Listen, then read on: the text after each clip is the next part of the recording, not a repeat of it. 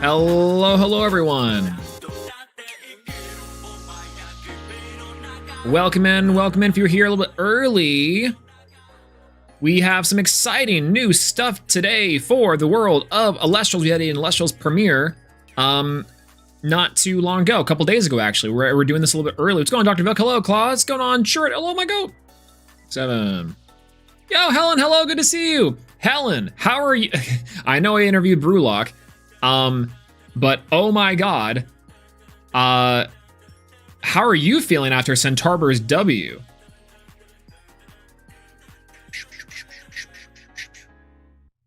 You know what I miss most about yelling? Yeah, that's right, Tom Brady shenanigans. So I keep on forgetting I need to just re-up my ad blocker on everything, by the by. I know it messes up views for stuff. Not really the point. Screaming as words of my witness. Let's go. That's awesome. Like the cat, thank you so much. Going round trip trading. Hello, good to see you. Yeah, this shenanigan, I pulled it out because a little bit of a secret. I was recording something earlier and my hair was atrocious. Now I had two options.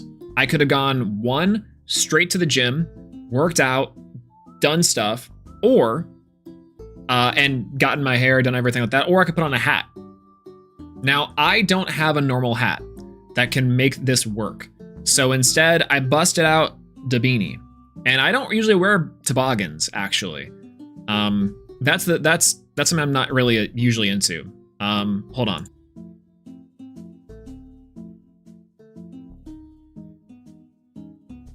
I had to check my audio real quick.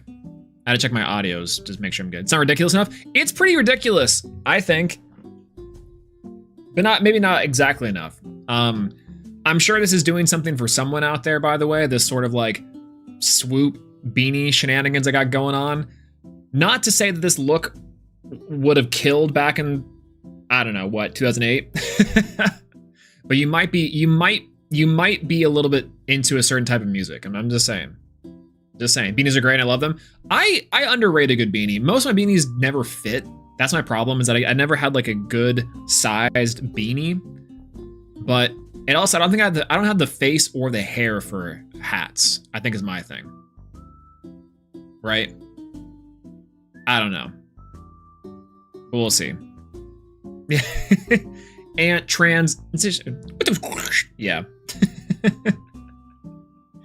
Terrible. He's still live, right? He's still chilling. I know Raylan Johnson like had some drama a little bit ago, but it's funny because like I know for a long time I was like, did he end up not like he pivoted to Facebook and then started doing the TikTok things and being like, and then this person shoved this girl into a box, and then you won't believe what happened next, shipped her all the way to Alaska. Shouts to Alaska, I guess. And it's like, could we not cover this? Like, this is sort of the shenanigans for true crime that I'm just not a fan of.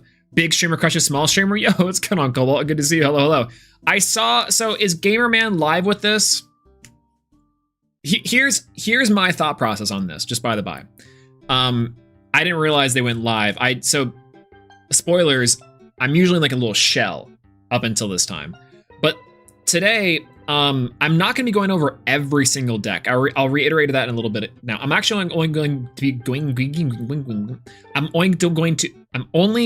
be going over the top 32 and going a little more in detail into that. Not that I think the other decks aren't valuable and aren't like good data to go off of and seeing what people are cooking or messing with or give pointers on things. But I'm not Trish, right? I'm not Trish. I'm not going to sit here for 5 hours and be like, yeah, I like this, or I didn't like this, because I feel like at a certain point, it's just being mean. And maybe it's not true. Again, it's all constructive when you really take it at heart. But the thing is that like, I like some of the lists I was seeing from the casters. So only around a third of the decks, pretty much for this time around. Sometimes the top 32 because it's half, but for this time around, I think it's better for like actual quote unquote meta analysis. But overall, I think that some people have some good cooks, right? Yeah, is you like everything at least a little bit. Also true. Okay, here's what I mean. Because everyone say hi, Kevin, by the way, good to see you. And also Ninja, hello, good to see you. A front man from an early 2010s shoegaze band. Listen, count me in, Maria. I'm good to go. All right, so let me show y'all exactly what I mean. I know for a fact I can go to Elestrals DB, by the way. I can go to Elestrals DB. Elestrals DB. Yeah, here we go. Yeah, it drops. Okay, we have the ability to do the Swiss decks. Hold on. We want to see the 0-7 Andes keep even though they were losing. Do y'all actually want to go over every single deck? I mean, we can. I was trying to avoid it for us to go like. Okay, let me go all the way back. This is the deck I really like. Unironically, I unironically love this list. It's from Frosty P. So this is on Elestrals database. They have, I can check all the lists and they're in this nice little like format that we can go over. And this list does cook. This list does cook. Yo, what's going on, Maple Wizard? Hello. He said in yesterday's stream that he wanted to focus on the lower ranked decks to help them understand what they could improve. See, and that I think is perfectly valid. I like that sort of like idea. And I thought the same thing. I'm like, I think that's a different conversation versus like, let me turn this down a little bit because I think it might be a little too loud. I think it's a different conversation than going into like, oh, I'm going to go over the top 32 list because I think this is where the actual meat and potatoes is sometimes. Not to say that these decks are sans theory or that these decks are sans material or sans meat or potatoes. But my big thing with lists that are not the top 32, and again, Frosty P was 42nd, so it wasn't that he was like too far off or anything, too far frost or anything.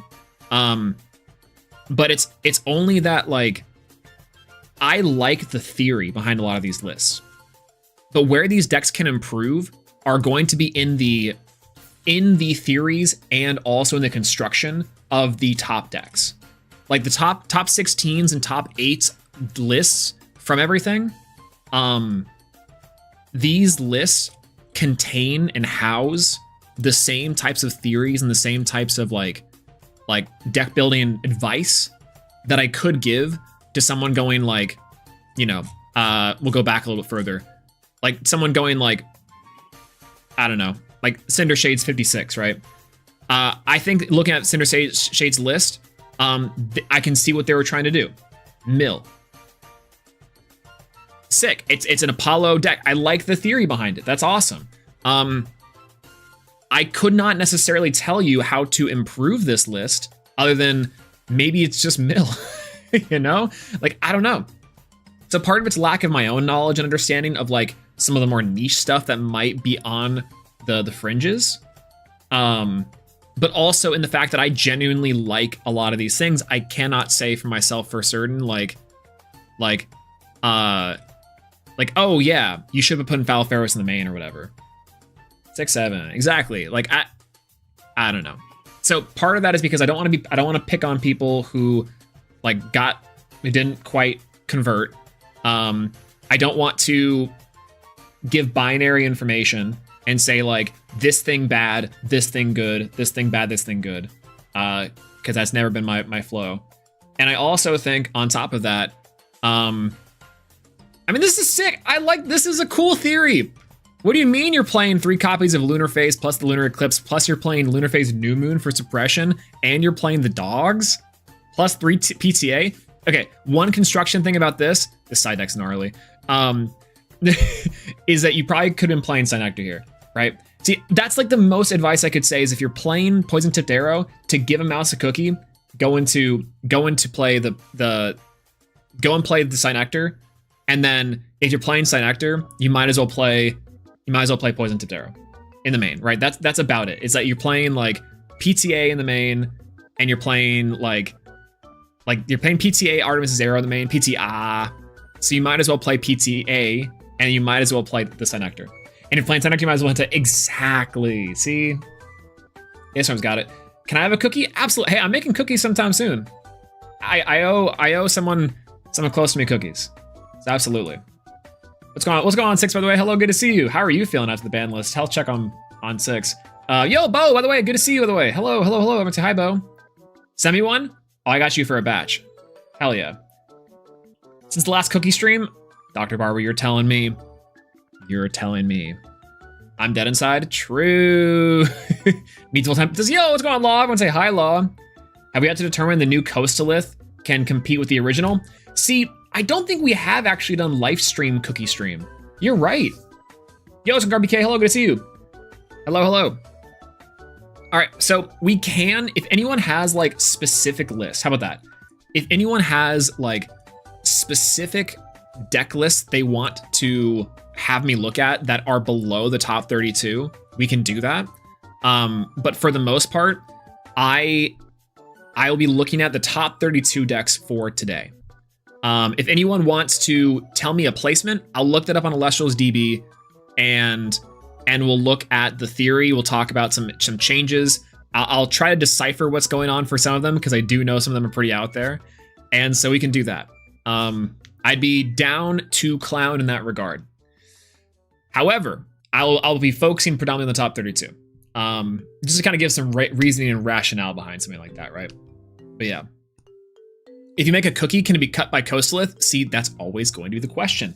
Unironically, in my last premiere that I played in, before commentary, Sans Undertale, I played one copy of Coastalith in the side, and it almost came up. I also played a copy of Kuribus, to be fair, and this card can come up. So we'll see. But hi everyone, good to see you. Hello. A little bit of preamble before we got into our shenanigans. Good to see everyone. 1, apologies for the hat. 2, hopefully everyone's doing well and keeping warm. How is everyone? Quick check on the snow. And yeah, exactly. Kill Hermes, pick heal 6. I'm sane. Yeah, how's everyone doing? We've been snowed out here. As most of y'all know, I'm in Dallas. And so in Dallas, we had about Actually, I don't even know how many inches of snow we had, but the really fun part about it is it's been like shut down in terms of weather. The entirety of the central coast, if you will, has been like, are we going to keep power? Are we going to have stuff to do? The answer is yes, and the answer is no. Everything's shut down, but we still have power in terms of that, in terms of the internet, in terms of general electricity, which has been nice. In theory, we should have, that should clear here in a couple days, but maybe it's like a day or two. I made some bomb chili. I made the greatest chili of my life yesterday. It was awesome, unintentionally. Yo, what's going, Lazy Lee? How's it going, my goat? Good to see you. Hello, hello. How's it going? Need your thoughts on this list? All right, word. I'll pop this one out to the side. Actually, move chat over here.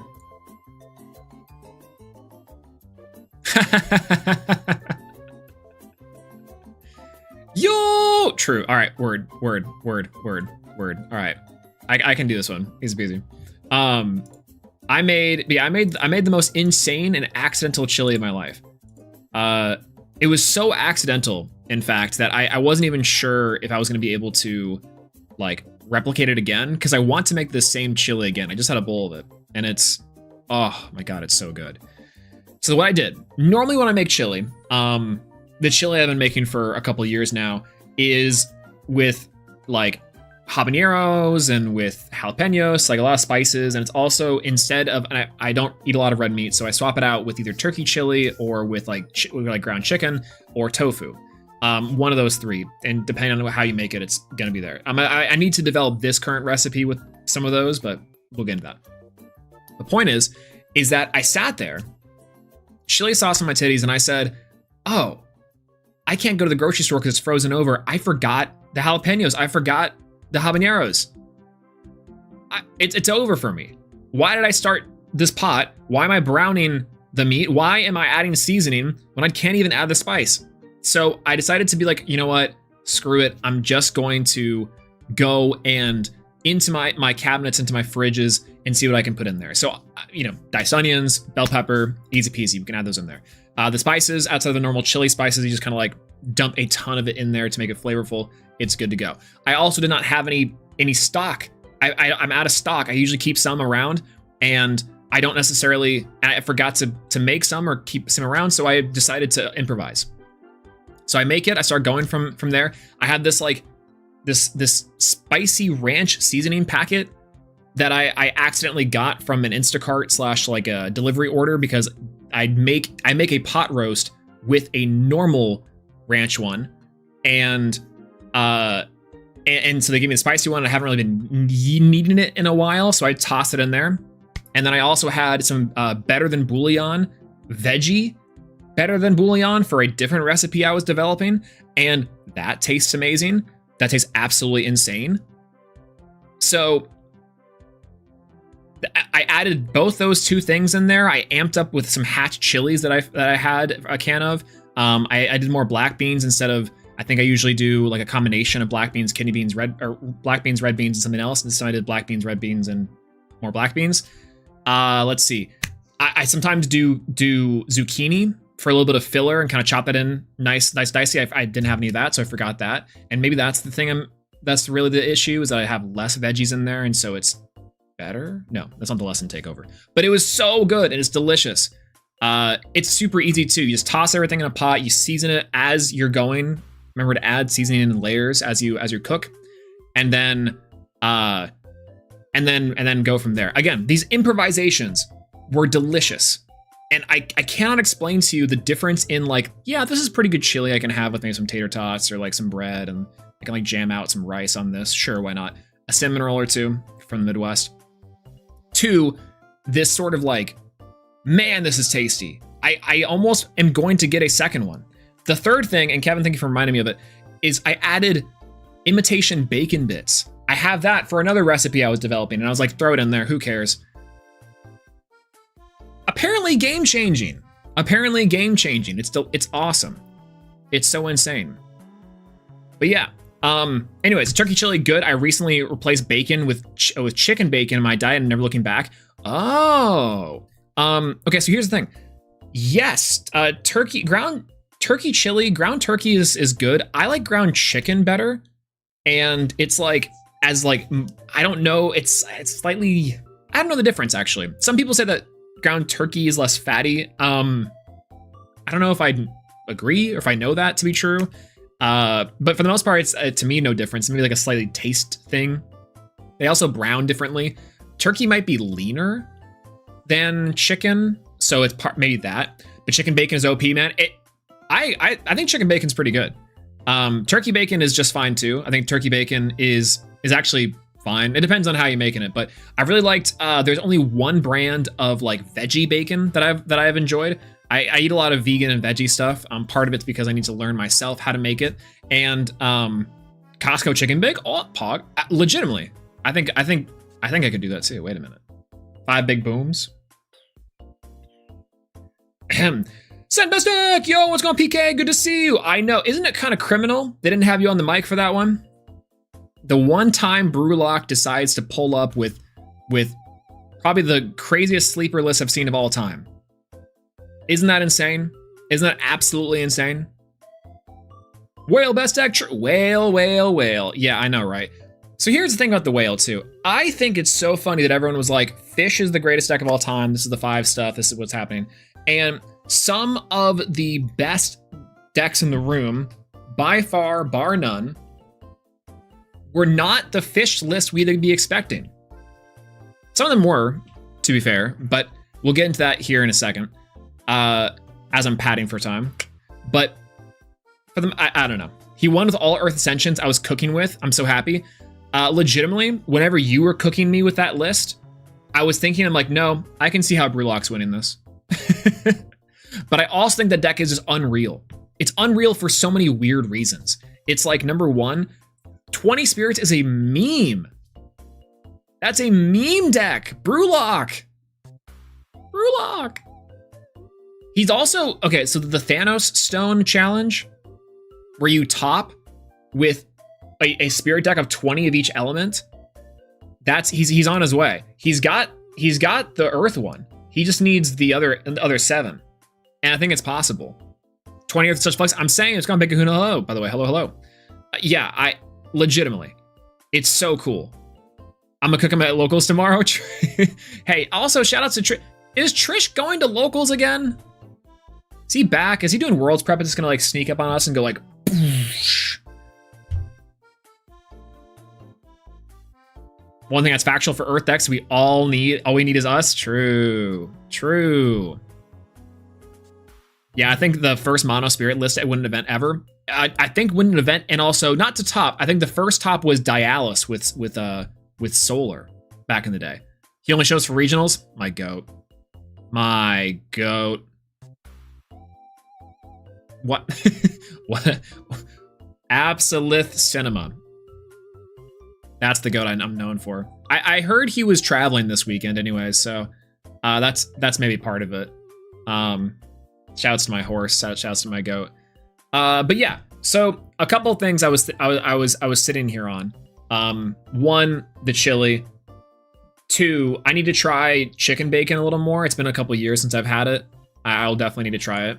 3rd, I also want to say this too, to Kevin who's sitting here. I hopped into your stream earlier, your silent streams, as I know you've been going through your voice stuff, which everyone, big, keep your inner thoughts and your wishes for Kevin's voice. Your silent library streams have been legitimately still really good, despite the fact that you can't like outwardly mauled on stream, right? You can't, like, you interact in the chat a lot. The numbers have been pretty good still too, right? It's a different vibe, which I think is insane, but I'm glad you found a way to make it work, because obviously that's huge. Yeah, trying. I can tell it's working too. Like, people are enjoying it. I feel like a DJ a little bit. Yeah, you could be like one of those like DJ streamers where you're just like, you pop on the headphones and wherever my headphones are at, and just like be jamming. That's what you could do. A Yu-Gi-Oh DJ. Be kind of hilarious. But legitimately, it was a good time. Despite the fact that, you're going through stuff, but oh well. What if you come back and your voice is different? What do you have a different voice? Zephrock! Yo, what's going on, Primary Artemis? Hello, good to see you. Primary Artemis Elestrals. I almost called you Primary Elestrals. But real question is, can any other element do a 20 spirit challenge with meta? Yes. I think Frost and Thunder definitely can. Fire can too. I think Fire, Frost, Thunder can. I don't know if any other deck comes to mind. Water, maybe? Yeah, water can. I think water could. But 20 Frost, more Frosties. He's going Perky, good to see you. Hey, congrats, Perky's on your top too, by the way. Hello, hello. Hermes and Titan, diff the Brewlock, dude. The Antitan Hermes thing was crazy. Oh, that actually reminds me. Log. I recorded a video with Justin for the profile. I heard you were making a thumbnail. I heard you were making a thumbnail. That should be up sometime soon, but I haven't quite, we just shot it today, actually. So to go into a little more depth of detail on it, it's awesome. We're actually going to cover that deck today too. We're going to cover the cool Justin list. I've already seen it in its entirety. I talked to Justin maybe like a couple hours ago on it, and it was sweet. It was so cool. It was cooler than you guys imagine. I'll tell you that. And we'll have a deck profile up on the channel tomorrow, going over the like in-depth detail. So, yeah.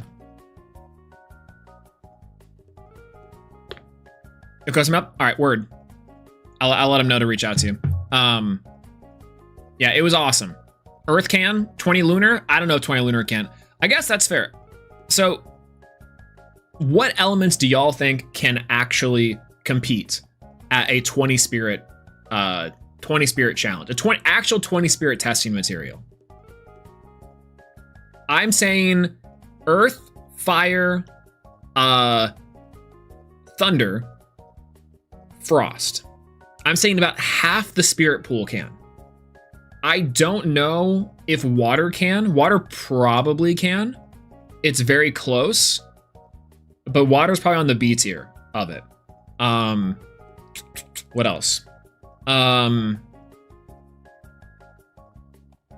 Hestia Fire might as well play. I mean, you legitimately can. I think there was a version where you were just playing 20 Fire for the locals, and I think there's a world where you do it. Water using Magneros does matter, but yeah, I can for sure. I think you just forego the Magneros, right? But absolutely, you should. Solar probably up next. Solar close. Oh, it's going. Hello, MG1, by the way. Hello, hello. Solar already plays close to 20 Solar. Not since Dialis. Hestia Fire. It's going to Tractor. Everyone's a high Tractor. Mono Fire, Hestia Bestia. See? Fire, Earth. I think you can still play EQ without playing the Earth Spirits, right? Funky Dex at the top. Look at top for ladies. Look at the 51st. Absolutely. Let's take a look at 51. 51. So Cinder Shade was 53. Frosty P was 41. We got some stuff to go over Frosty P. 51st was Xenoshin. Oh, cool. All right, yeah, let me take a look. So if y'all don't know, if y'all are just popping in a little bit early, what we're going to be doing predominantly is looking at the top 32 decks. But if you have any lists that you would like me to go over that are below top 32, I can review them by request. My kind of thing I want to do is not necessarily look at them with any sort of like extra critical eye, because I'm not trying to be like to pick on them too much or to say like, oh, blah, blah, blah, blah, blah. So we'll go from there. The King of the Cali Coastalist, is that their name? The team name? Let's go. Solar doesn't even need Earth to play E. True. To play Earthquake. Let's go. On it, by the way. On it. All right, so let's check out the 51st deck. The 51st State of Elestrals. Triple Great Summon. Chocobo Parade. Chocobo Parade! Yay! Boop, boop, boop, boop, boop, boop, boop, boop, boop, boop. Let's check this out. All right, the Chocobo Parade. Cockatoodle, both cocks, both Dracos, which is just its own Drary shipment and a half, by the way. I'm just going to point that out there. Put 2 Dracos and 2 cocks together. That's just to be called Drary theory. Anyways. Carry on, Aviolith, Nabi. That joke was for like 2 people in the audience, I'm sure. Fulgorix and Doppelgator and the Carry-Off with the Spect. Side deck of the Titan package. Let's go! See, that's smart. That's so smart. Like, This is so funny because like Ardbud, Ardvarm, and Titan at the 3-1-1, the 3-1-1 is a little hilarious because I think that that's a correct package, by the way. This is a really I think Titan was very well positioned for this format, as will be shown later very briefly. And a Titan the side is really cool. I think that your main thing here to do with Cockatoodle, both Cox and Draco Ray, is hilarious. What does Draco Doodle do? Hey, what that Draco Doodle do? So when this Cockatoodle sent from the underworld to special cast this Draco Doodle from your underworld with Wind, you may only play one Draco Doodle turn each way. Plays +2 for each suppressed card on the field. Oh, okay. Interesting. And then the new Cockatoodle does when this Cockatoodle sent from the field, special suppressed card field. Oh, okay. Cool. So what's the idea here? The idea is that you can spend when Cockatoodle sent to the underworld with, I'm assuming, your Hermes. Your Hermes sends Cock, and then you already had a loaded up one in the underworld for it. To cast out, which is kind of neat. So you gotta stop saying package. What, the Cock package? This is what's there, right? Am I wrong? Am I wrong? Xeno goes to my locals, and they've tried it a few times now. The deck does one of two things: cooks or moles 4 times and loses instantly. Okay, it's really I laugh, and this is kind of the point of like I love the theory. Here's what I would say about this list. I think this list is trying to do a lot, right? It's trying to do Nobbies, it's trying to do Spect, it's trying to say I can suppress while also not playing a lot of suppression cards.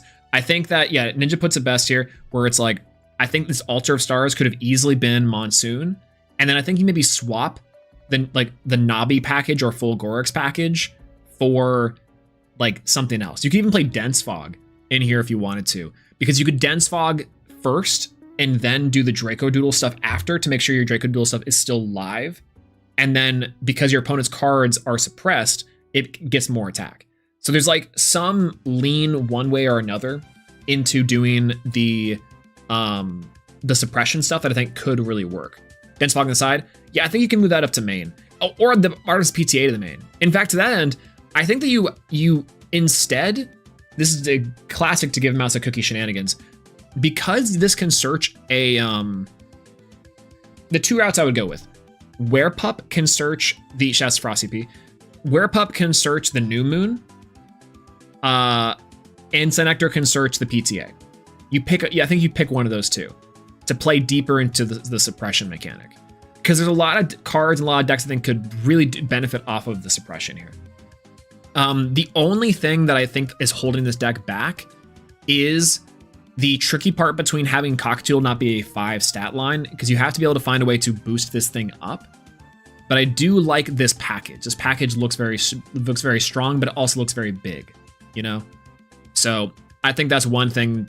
When I'm looking at this Cock, I have to say that's the truth. Anyways. After a Cerebral deck, let's go! Dimax, hello, good to see you! Dimax, I miss you! I'm sane! Quite legitimately. After a Cerebral, I would love for Cerebral to be good. After a Cerebral champ. Cerebral champ, PogChamp, Cerebral champ, PogChamp. Please check the 36 deck. All right, we can. So yeah, my only 2 things on this, I think it either needs to go deeper into the suppression. It needs to go deeper into the suppression, or it needs to go into the, it needs to go more into like maybe wind, or more into like the earth side to get to the suppression stuff that way. That's the only thing I would say on this one. What a cool, handsome website. Legitimately doing an amazing job on Elestrals DB. Because yes, I love top Elestrals, and we'll get into the top 32 a little more in depth, but it is extremely helpful to have the repository 10 billion times out of 10.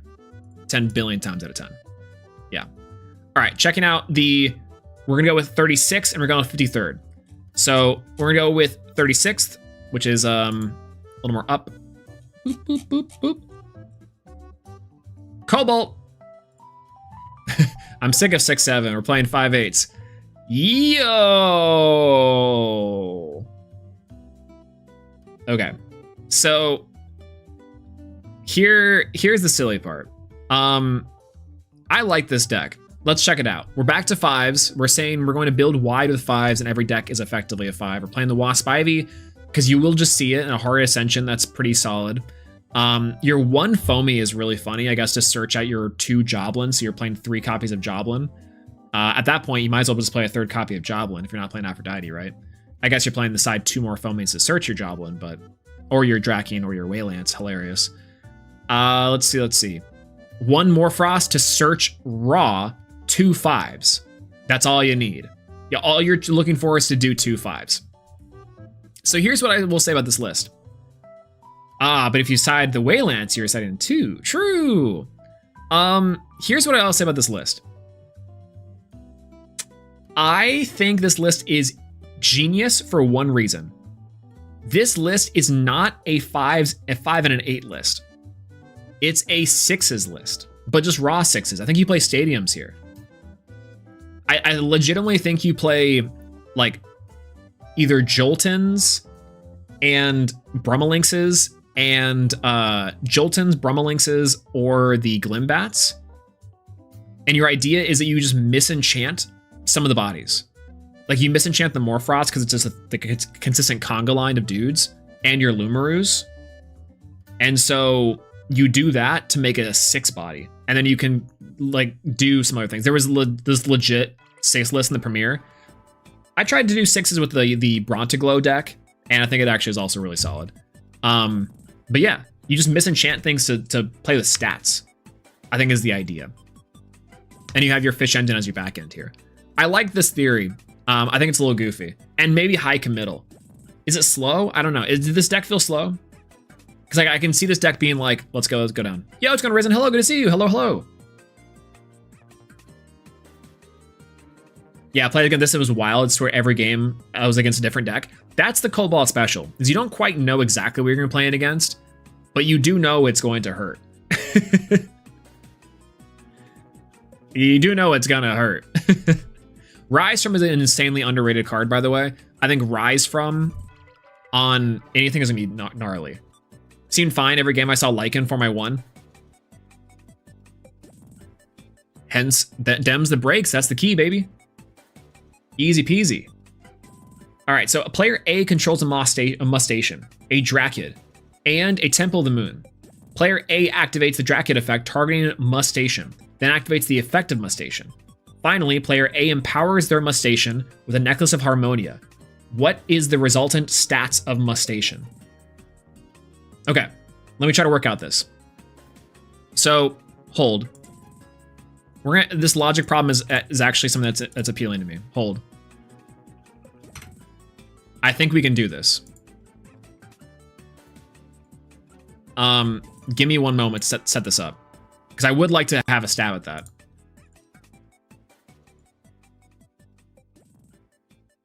Okay, so you're telling me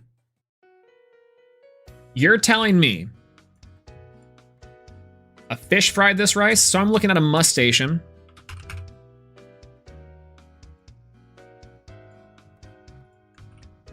I'm looking at a Drakid. I'm looking at a, what'd you say, Temple of the Moon? Temple of the Moon. Necklace. Okay.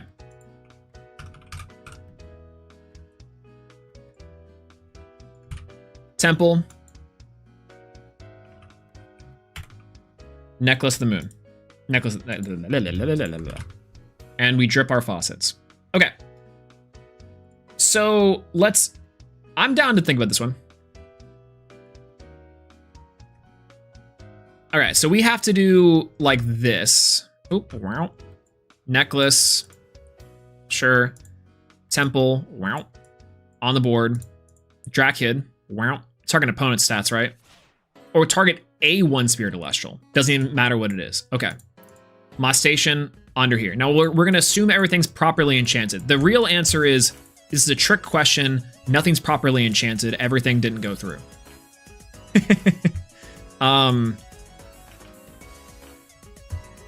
Okay, so let's do this, and I'm gonna do a mnemonic device. That way we can stay silly. All right. So the mnemonic device, I think everyone should remember as we're trying to do stats and Elestrals, is safe. I'm stealing this one from Joseph, and that's set, add or subtract, flip or swap, and Elestrals. E. Boop, boop, boop, boop. Okay, so step 1. Everything is correctly enchanted. Okay, cool. So player A controls Mustache and Drakid Temple of Moon. Player A activates the effect of Drakid, targeting the Mustache. Then activates the effect of Mustache. So this card says you can target one spirit Celestial. I'm gonna zoom in a little bit. Exchange its base attack with Drakid's base attack until the end phase. All right. So activate the effect of Drakid, swapping these two. Becomes a 1, this becomes a 2. Okay.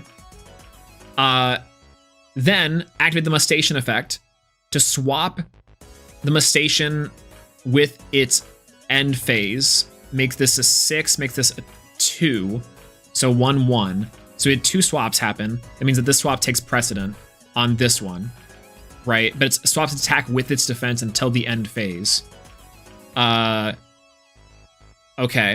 I'm just kind of putting some actions out here, then I'll go over it all after that. And then empowers Mustache with Necklace. What are the stats of the Mustache? So this one also then would get +5 at some point in time. So this swap supersedes this swap, right? Is what I understand about this swap. So everything's set at 2 and 1. Okay. Then they get swapped. So this gets 1, this gets 2. Okay. No, that's not right. You add 5 to the necklace. You add 5 to the Mustache. So it's so then it's a 7. Oh, it's 6, 7.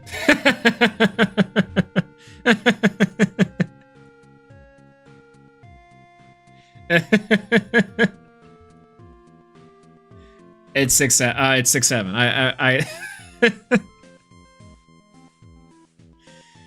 6, 7. Oh my god. Here I was trying to do this whole thing like, oh wait, yeah, we can figure this thing out. How many different ways can we get 6, 7? It's like getting dabbed on. Jesus. Incredible.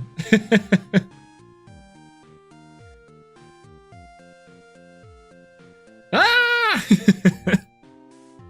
6, 7.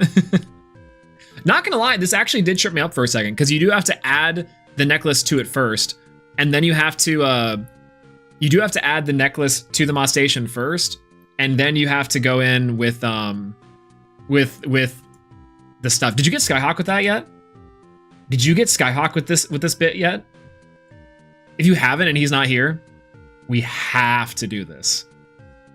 We gotta get Skyhawk with this one. We did?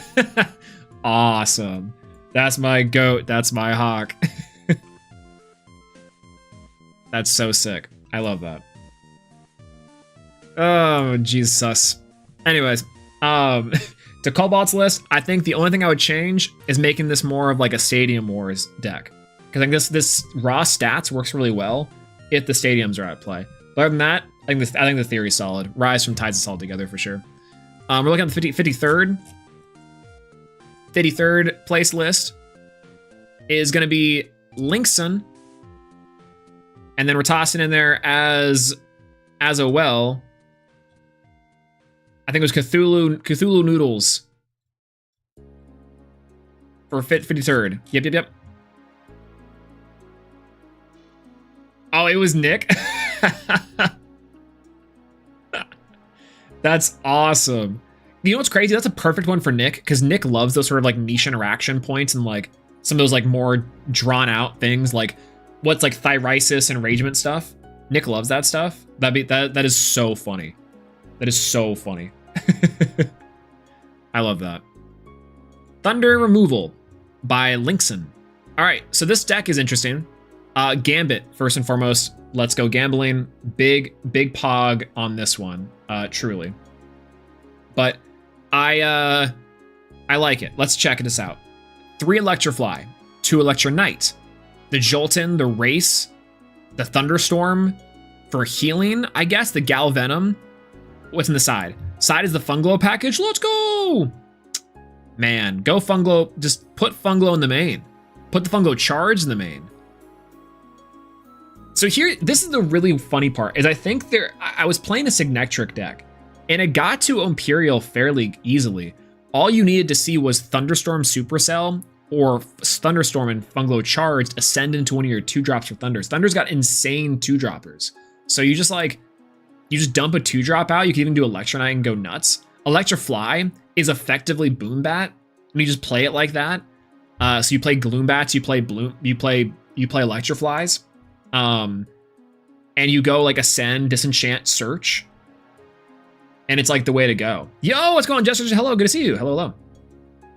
Smokescreen, the Thunderstorm package, I think is really smart in some ways. I've, as myself, someone who does do and has taken 2 tournaments down with that same idea.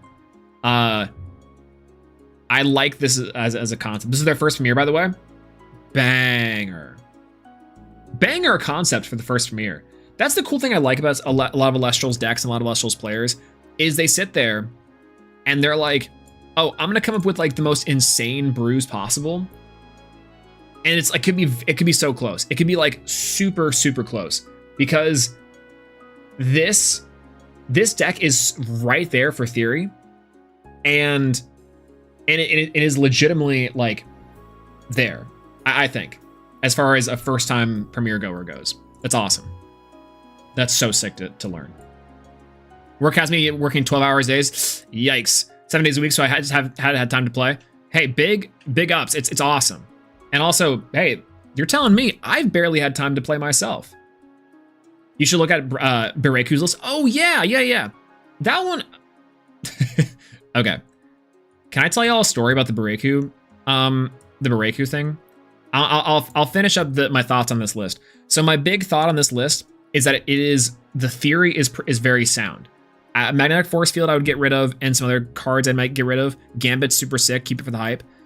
I would bring in the Funglow charged as a way to maximize your ascensions. That's clearly what we're kind of going for. But Electrifly is super clutch for getting into your things. I think Electrifly Ascend, Boombat Ascension is the way to go.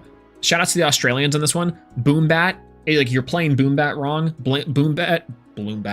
Boombat is the greatest Ascension card of all time. You go Gloombat, go Boombat, and then you can like go nuts, right? Anything that Boombat can do as like a free Earthquake is always going to be scary. Reenchant Boombat, put pressure. Reenchant Gloombat, put pressure. Reenchant Gloombat, put pressure. So I think it's super nice. It's super nice. But yeah, funny story about Bereku. Do y'all want to hear a funny story about Bereku? So on the desk, I'm doing like a bit because I'm casting there. We get the judge call and we're going to like a quick, like just the camera view. And it's me and Kay, and we're trying to, talk and have some time while the judges are doing stuff and overlooking some of the like the results and the plays, yada yada. And so we're sitting there, Elestral sauce, and we're trying to like come up with something. We go into the mat, the Gambit mat that Kay has, and it's a championship mat from the regional that she ended up winning, which congratulations, by the way, the biggest congratulations. And it's super sick. We love to see it. I love that she gets to flex it off too. Ain't no problem, ain't nothing wrong with that. But I'm sitting here like, okay, I have to be prepared for this bit. So I'm gonna take out all the mats that I've gotten from the opens and from the store regional, or the set championships, and I'm going to do that as like a counter bit because I know it's gonna come up, and so I have to be ready. I had them sitting in my lap. And so we got to the point where the Gambit came up, and then I was like, oh, I'm gonna go try to transition this into talking about all the mats as like this like funny flex thing. I get to do that, and it is kind of sick, don't get me wrong. But then we get the judge call back that Breaku's been DQ'd. And it's like, you know, I'm sitting here and I'm like, and this match from this, and this is when I got second, and this is the third, and this one's from Dallas, and you know, that was an amazing finals, and it's like, blah, blah, blah. And it's like, we regret to inform you that Skyhawk has taken Breaku and has destroyed their deck in half. This will be the last time that we, and it's like, I'm sitting there with these mats on myself as like this thing. Breaku was not DQ'd. Oh yes, that's yeah, my bad. Breaku was not DQ'd, just the game loss on that to be the two, I think it was 2-0 at that point to Kryber, I think it was. Yeah, Breaku was actually playing really well too. That I was wanting to see how Breaku was gonna do with the Wasp Ivy list they brought. But yeah, it was just a game loss because of a game state error. I think not attacking with the Synectar that was enraged. I believe that was the final there. But there was a few other calls before that, I thought, that resulted in the game loss. Yeah, so Breaku gets a game loss, and I'm sitting there with these mats, and we have to report the fact that Breaku has lost because of this. And so I am like buried in mats, and I am like making this bit and having to then go back and be like, I'm so sorry. It was very unfortunate, but also really funny at the same time. Very unintentional, but a little bit hilarious. But yeah, I had gotten multiple GREs, hence the game loss. Yeah, that's it. First time premiere, it happens. First time premiere playing, that can definitely occur. That's also one thing to note about that specific instance is that like it feels bad. It happens legitimately to everyone. I've forgotten to turn like things tsunami, right? Like tsunami down. Inside of my third place against Ash, I didn't add a mandatory Office Less Sales effects. Like things occur. And things happen. It's very sad, and it sucked. It was on stream and sucked. It was in front of people. But you know, my main bit with that was to say that I made a little bit of an ass of myself. But yeah, your unique rulings and play procedures, I think, is the other big one. All right, we're gonna take a look at. Anyways, so I really liked this list from Linkson. This list is very sound in theory. I love this idea. I think you're cooking. And I think this is a solid list to describe a certain type of Thunder Ascension deck. I think is real. I don't know how competitively viable, but it is definitely real. We're going to look at the 82nd list. 82nd. 82nd. I think, or 83rd? 82nd. Ah, hello. All right, this deck was net decked from Kryber from the last premiere. Yeah, I would say this looks like close to the MG1 list too, right? Because you're playing like the Fin Dust, which I think is sick. Side deck, you're playing the mountains of the islands of Aeolia, Spectaris. I can dig it. What's funny is that like I the Cyprong and Dionysus I think are nice. Your Dionysus, right? But I think the really funny part about it is Hermes is particularly well positioned inside this meta. And it just kind of takes a little bit, one, to get used to it, but then two, I think this build is very rune heavy. It looks like it's missing a lot of like guys. I see 1, 2, 3, 4 normal guys with a Carry-On's kind of halfway there. And Fin Dust is like in itself a rune searcher. So I feel like that's the only thing with this deck list is I think it needs more dudes. Needs more dudes, I think. It's the only deck that won Brewlock. It's the 43rd. Oh, okay. I can check that out. Yeah, let's check that out, and then we'll get into the top 32 list. It'll probably be a nice transition point. Congratulations to us. All right, so the 43rd list from our DS. Oh, hey, this looks very similar. This looks very similar to even the winning deck from Brewlock. It's really funny. Again, I love the Poison Tipped Arrow in the main with the Synectar Champ. I think that's solid. I like this card a lot. Big fan of it. This looks like PK's list. It kind of does look like PK's list. This kind of does look like the PK deck. You're playing like the Septembers, you're playing the Centarbers, your Moss Champs are in there too. I like this deck a lot. This looks very like as we would build an Earth Centarber deck. This is about right. The side deck too, the Cryoblast, very good heads up call. I like the Poison Tunic in here too. I think if you're playing Poison Tunic, you should probably play the Wasp Ivy package. I guess you can search it with the Synectar, so it's maybe a little bit different. That's partially why I think I like it there. Viscerus in the side versus the main, I think is probably fine. I would have done the same thing. I was not a big believer of Viscerus going into this tournament. I'll say that. I was not a big believer in Viscerus. Viscerus did not Viscare me enough. And so I thought that Viscerus was not adversarial enough to include the main deck. But I do think that it is... Spect is a weird one too. I like Spect. I have not been liking Spect because of Fish. For some reason, Spectaris feels bad because everyone's on like Tsunami or because they're on Argo. And I think that Spect being a single drop body to not even play around those things means that Argo is much more of a juicier target. And that's particularly why I haven't been loving this, even like an Antitan list, which is mainly my frame of reference for a lot of the stuff. But yeah, I think Cryoblast, good. Spoiled Fruit, interesting. I'm curious to know why Spoiled Fruit. I think Spoiled Fruit is good into Lock. Do we see a lot of Lock? Yeah, Fish can just sit there with Fish unironically. Right, it can sit there until you hit the Whale, even. Which I think for Trevor's deck too, the Whale on Whale violence is killer. Yeah, I thought that Spect was great into my list as a pure Fish counter, and got mega punished by Argo over time. Exactly, right? Yeah, Lock. This side deck seems targeted for Lock a lot too, which is nice. Argo good, Argo crazy. Well, Argo beep beep. Argo room actually.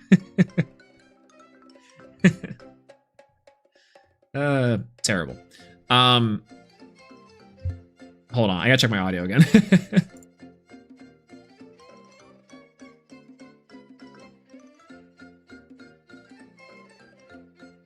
No, this is appropriate. Yeah, that's the music's appropriate for this this bit.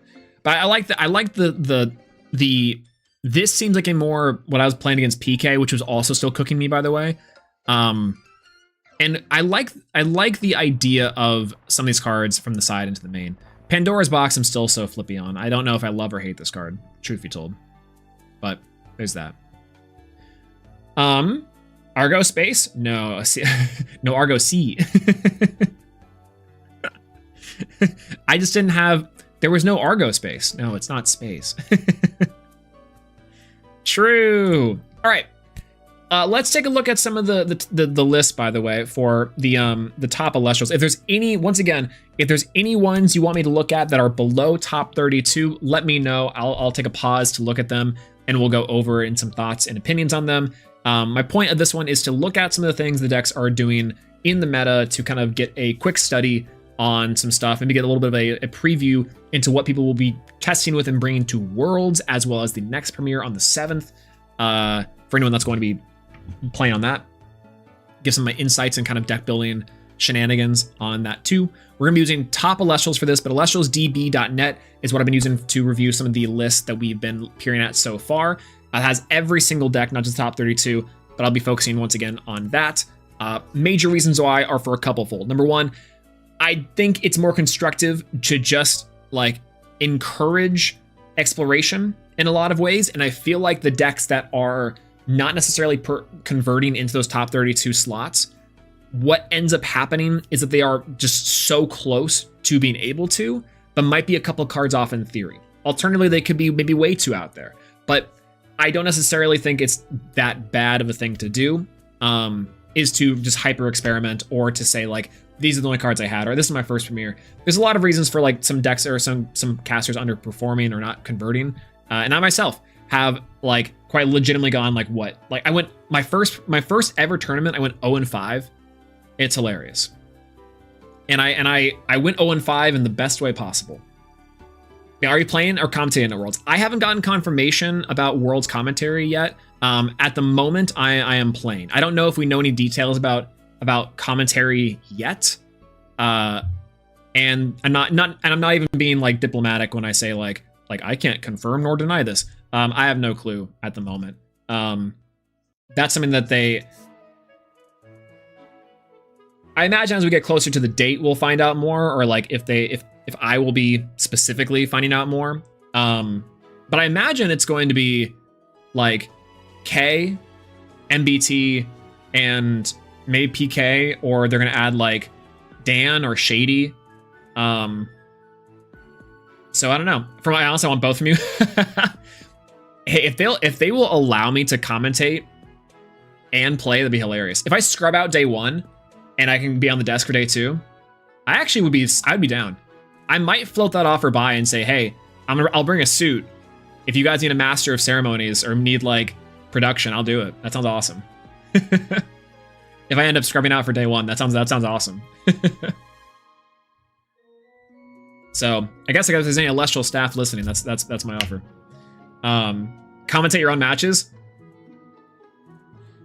That would, per bad commentary, I cannot be biased. And I would just be like, man, my opponent's so sick. God, look, I'm making this really dumb play right now by casting Coastalith. And they're going to have, yep, that's the PTA. Masterful PTA done. And that's like, this Coastalith had no chance. What was Swolax thinking? It's true. Lose your round immediately, just walk up to the commentary table. Be like, all right. We're ready. You're like, what?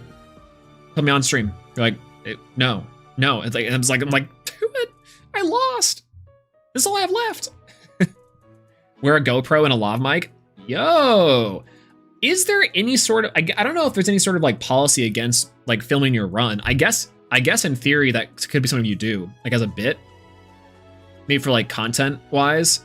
I did think about doing that for Kissimmee, is doing some sort of like vlog or some sort of like filming and an analysis of things, but I don't know what the I guess it would be just get the consent from your opponent and the judge staff if that's okay. But I'm not quite sure. When in doubt.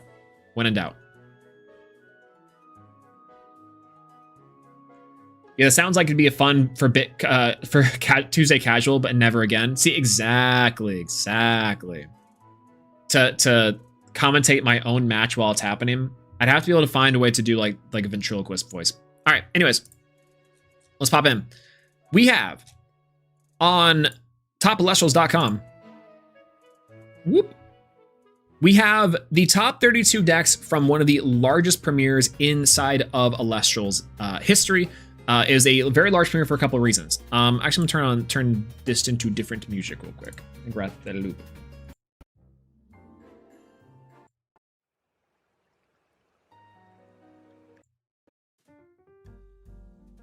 This works.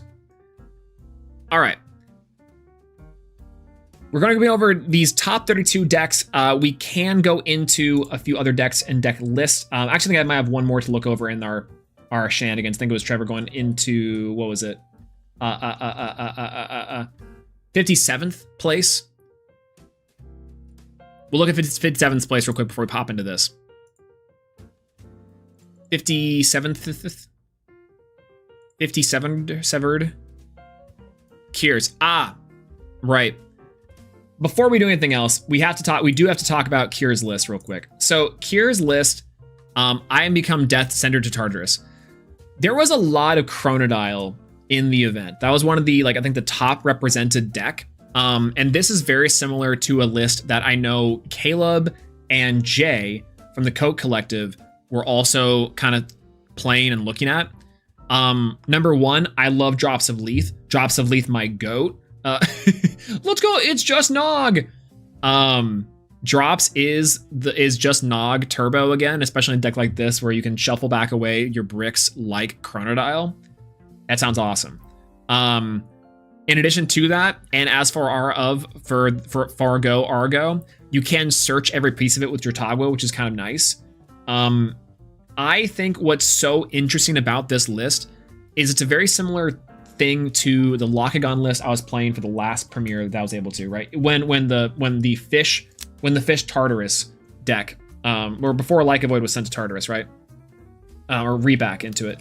The thing I found about this list, about Locka Void and Lockagon, was that the best thing to be doing in this deck was the fish. The fish was the greatest thing to be doing at all times.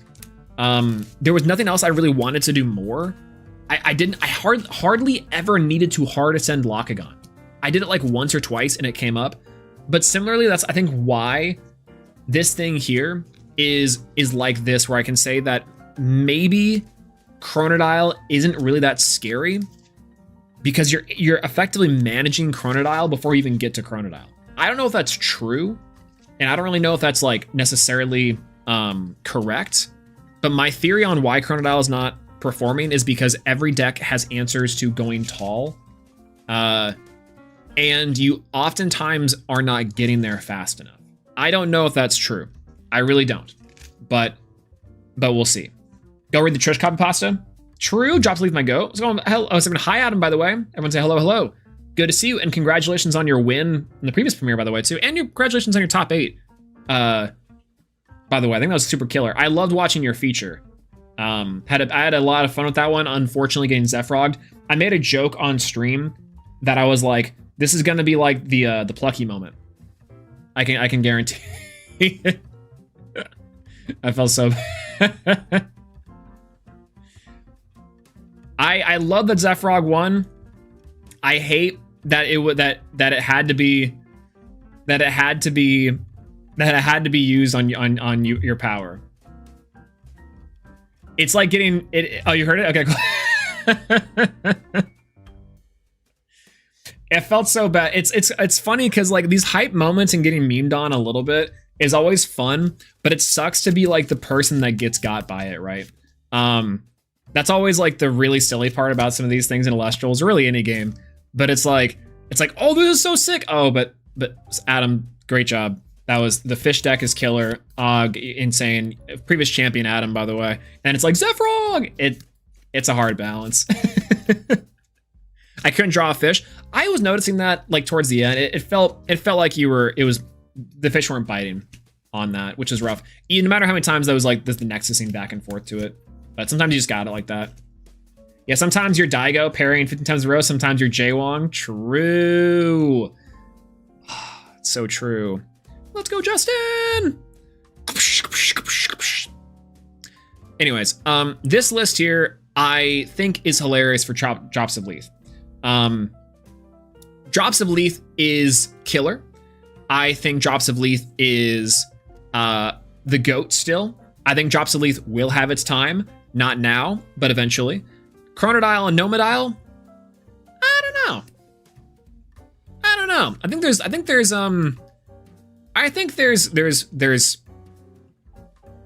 this holds a little bit of water, but we'll see. It's still Wayland of Zephyrog. Wayland was awesome. Wayland was a good choice. I'll say that. Yeah, when Drops of Leaf is good, it's not doing anything healthy. Absolutely. That's the Nog theory too. 10 times out of 10. But yeah, Drops of Leaf, my goat. Drops of Leaf, Drops of Leaf, Drops of Leaf, Drops of Leaf. All right. Without further ado, let's go ahead and look over the top 32 deck list from the most recent Elestrals premiere, get a scope of the meta, and kind of the first look into what we'll be seeing potentially for the next couple premieres and even maybe for Worlds. This is like one of the things now is we're kind of in this Worlds prep time period. It's only happening in a couple months from the date that we're doing this. And this is going to be our first look outside of the new ban list, the biggest Elestrals ban list of all time.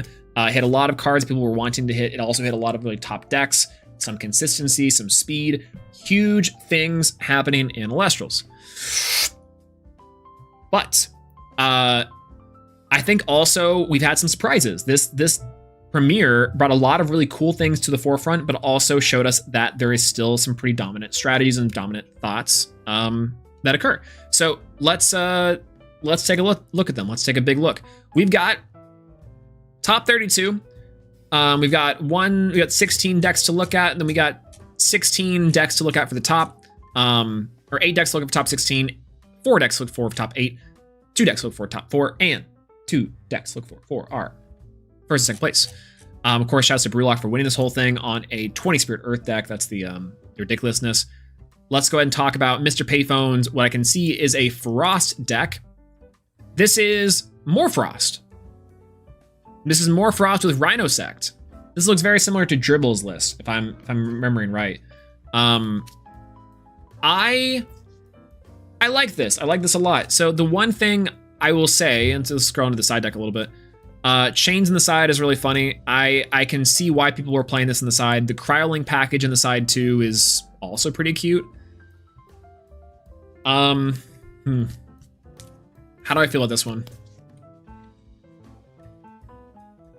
So 2 things. I think if you're running the Morfrost package and you're running Kione, and you're also running a third Frost guy to bring in, I think you might want to find space for the third Kione instead of the third Enfrostics, right? Because you're running Narpoon to search it. This is your revival of anything. What I would probably do experimenting with is that, because that also would get you a slightly higher chances of having to get back your Morfrost loops, right? While Enfrostics I think is great on a one-time use, I think repeated use, I don't know if it's really that good in a deck that's low to the ground like this. I think it's really good in a deck like Blizztrix, or was really good in a deck like Catarant, because you could get back those heavy combo starters, but nothing in here is a combo starter that you want to special cast back. I'd rather be adding it back to hand. The only thing I would say that's difference for is Rhinoth. Rhinoth getting cast back and doing it again to get back your Rhino Sect does play around a lot of things, which means that if you want to do that route, I think you go into you go 3 copies of the Enfrostics, right? I think a deck like this wants to play more into its win condition. And if Rhino Sect is the win condition, then that I would say is the way to go. Does that make sense? 2 Ambrosia is nice because this deck is pretty spirit intensive. I think Rhino Sect's also very well positioned inside this meta. I think that Rhino Sect is a card that has really nice stat lines. It becomes like a 10 under the stadium, which is hilarious. If you water enchant it too, it's still a 9, or it's just a big body 8, similar to what we saw Cobalt rocking with, that can just hit over a bunch of things, which is super sick. Love that. In the side deck too, we have the Cryovern package. I think that in a weird way, I like the Cryovern package, because if a Cryovern just gets shielded, you drop down the other Cryoling and you get Cryovern back. But I would almost have maybe said cut it if it's a 2-1 ratio, or main deck this if it's a 2-1 ratio, right? Like what would you get rid of here? And I think maybe it's like Whiteout. I don't know. I've been liking Whiteout less and less the more I've been seeing Hermes and Solar. And I think a lot of times too, this is a card that says I lose combat, which I'm not super comfortable with. So like the one time it comes up and the one time it's really good, I like it a lot. But in other times, I think that Whiteout at 3 seems very risky. Very, very risky. Very, very risky. Yo, what's going on, Skylar? Hello, good to see you. Hello, hello, welcome in. All right. I saw that. Whiteout's power is directly proportional to how unfair your plays are going. Also fair. Very mid for Morfrost, right? I think especially now, because Morfrost, because this deck isn't running Terror and it's running Scorpio, which is the only thing you're wanting to Blizzard Whiteout protect. Maybe your Cryo, your Rhino Sect, maybe it's your Rhiniv, right? Like if you're playing 3 Blizzard, I think that you're leaning into your Rhiniv package, and I think at that point you might as well run 3 Enfrostrix. Right, you're leaning more heavily into the Rhiniv side of things, versus I think a card like Whiteout in this deck is protecting Rhiniv, maybe Scorpio, maybe Rhino Sect, maybe. Other than that, though, because of the meta, right, with the fish and things going on, I think it's like Whiteout isn't quite doing enough against decks like that are playing low to the ground. It's a very similar thing to Pandora's Box. Pandora's Box is really good against like your high-end strategies or you're taking one turn to stop things, but it's not incredible into low to the ground strategies. So that's pretty much what I feel about Blizzard Whiteout, where it's like you can search it. This card could have been third shield. It could have been third PTA. It could have been tsunamis. It could have been other slots that I think could have gone really well. Yeah, third shield, third tip, I think could be in the main, or Cryoblast. Cryoblast, I think would have been very, I think still very heads up. Frost is not super prominent anymore. So all I came to say is Frog. True. Yeah, shout out to Cinder Shade, by the way. I was thinking that it was Cinder on the Frog list this past weekend. Unfortunate, but still really strong. Insane. But yeah, it's a card that only really is great to protect Ascensions or cards that want to generate value from multiple terms, Frigid Cub, I guess, or insulate on third parries. Exactly. I think that's the one thing I can say about this list. I like the theory. I think it needs to lean heavier into one side or another, lean heavier into the Rhynymph or lean heavier into the Morfrost.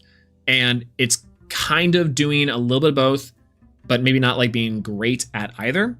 But the 3 Blizzard, I think, is maybe where that comes together on it for me is it would help if you did that. It's also hard, I think, in a deck like this to facilitate both engines in a way that feels good, because yes, you can use Kione to add back the Rhynymph to do stuff, but at the same time, I feel like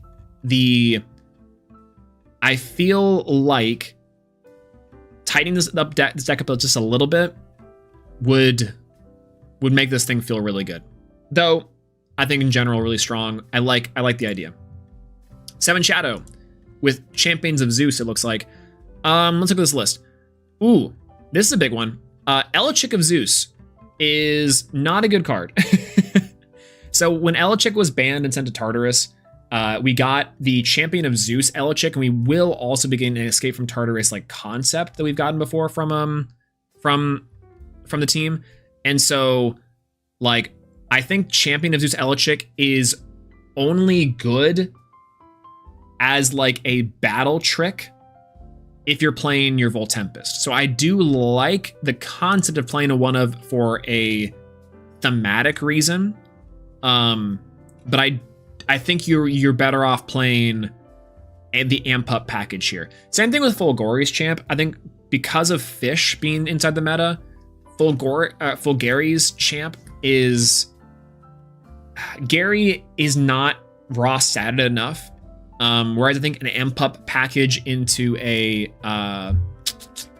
Lycavoid or Lycavolt is probably the more preferred way to go. I personally. Everything else looks pretty sound. 1 Unk, correct, and that seems great. Griffuse. 3 of Griffuse is really interesting. Maybe to help play around PTAs or to help play around like something. It feels a little spirit intensive. To also have multiple Griffuse and multiple Voltempest, to where you're like casting, ascending over, swinging. So it's a little bit goofy. Fulgaris won't get its buff if your opponent changes the rune effect. Ooh, yeah, see that's also part of it. I think that's kind of scary if it's a Tsunami or Dio or something. Yeah, side deck wise, Boom Bats can maybe go to the main.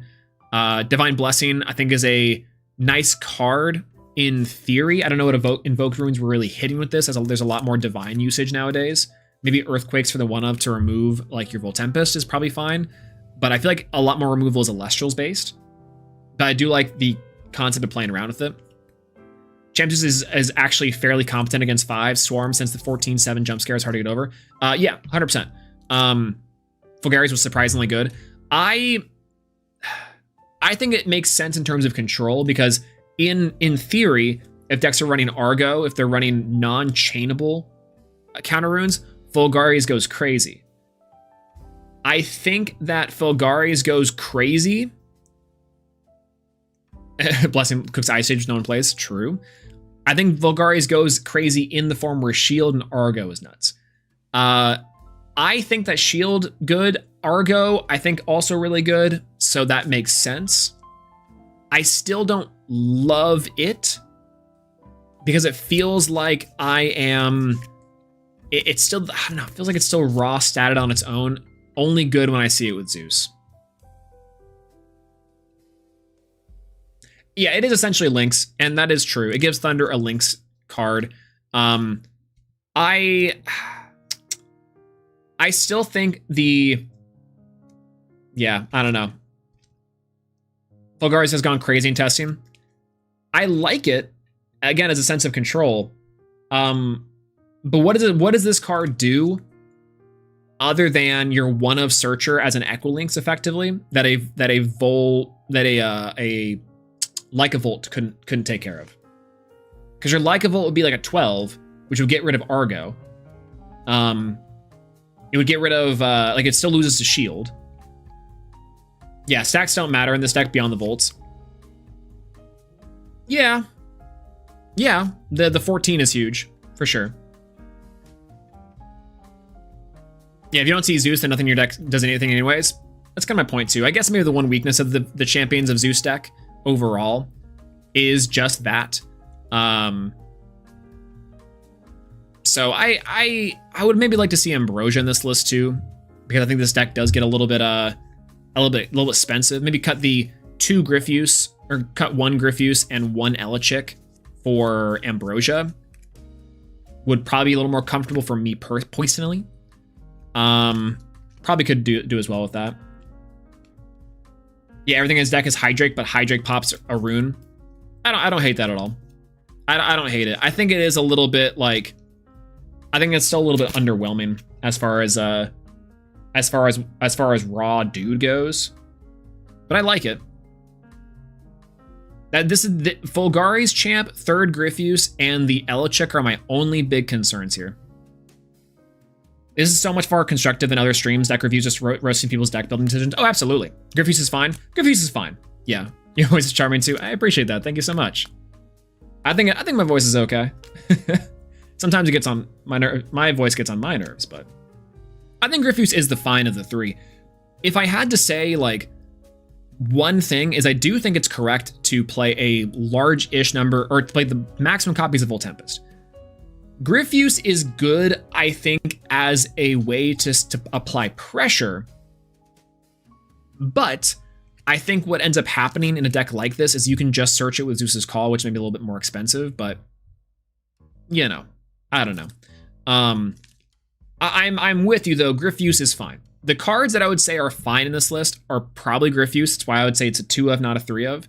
And maybe Fulgaris, cut that down to a 2 of. I think it's still probably okay with me. Or a 1 of for me. I don't know. Because we have 1, 2, 3 starters. We maybe can add like another starter in here some way. Maybe. But this deck I think is sick. I like the Champ Zeus deck. It seems solid. I think this deck seems solid. So I like the concept. I think there's another one that's a little bit above. That's really nice. 86 Sevilla. On a, Eddie with Rock in a Hard Place, Schnark, and Draking to the side. I like this theory. I was talking about this a little bit when it comes to the Kuribus shenanigans, is I do think there's a way that you can make effectively interaction bait like Eddie into a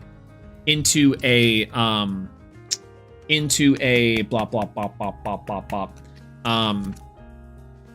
into a like Cryovern adjacent. Because if the concept is that Drakeray and Cockray can maybe perform on a level, I think the Water Engine has much more. So Eddie into Kuribus, the Kuribusy, and Rock in a Hard Place can go nuts. High Tide's been a little bit too high concept, but I like this. I like this side deck package a lot. It's Fish with Chronodile. Same weaknesses, but no Leaf, right? No Leaf on this one. I think that Leaf would have improved this deck quite a bit. Or Argo. because you have the necklace already, I think playing Argo would be good. Because other than that, looking at this list, maybe only playing one Soulmates. The Soulmates does go crazy. I think Soulmates is a really strong card inside the meta right now. I think maybe you only need one Nomadial, but maybe it's the comfort secondary pick. Nomadial is fine. Yeah, I think I would have played Argo. I don't love the copy of Earthquake here. I know this is kind of a meme for me to say, like, I don't really love the copy of Earthquake, but I think removal is strong, removal is good. But in a deck that's already winning combat, it's already trying to establish like a big guy that's gonna pop everything. Does it really matter if you have Earthquake or not if you're spending 2 spirits to get rid of like a fish? I don't know. Because you already have Galaxy to win combat, and like that's removal.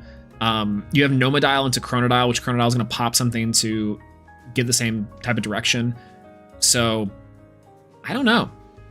It's very small things like this, but it's like, I think you can forego some cards for a like Argo package if you're playing Necklace. Otherwise, you can cut these 2 cards for something else. And this looks about right.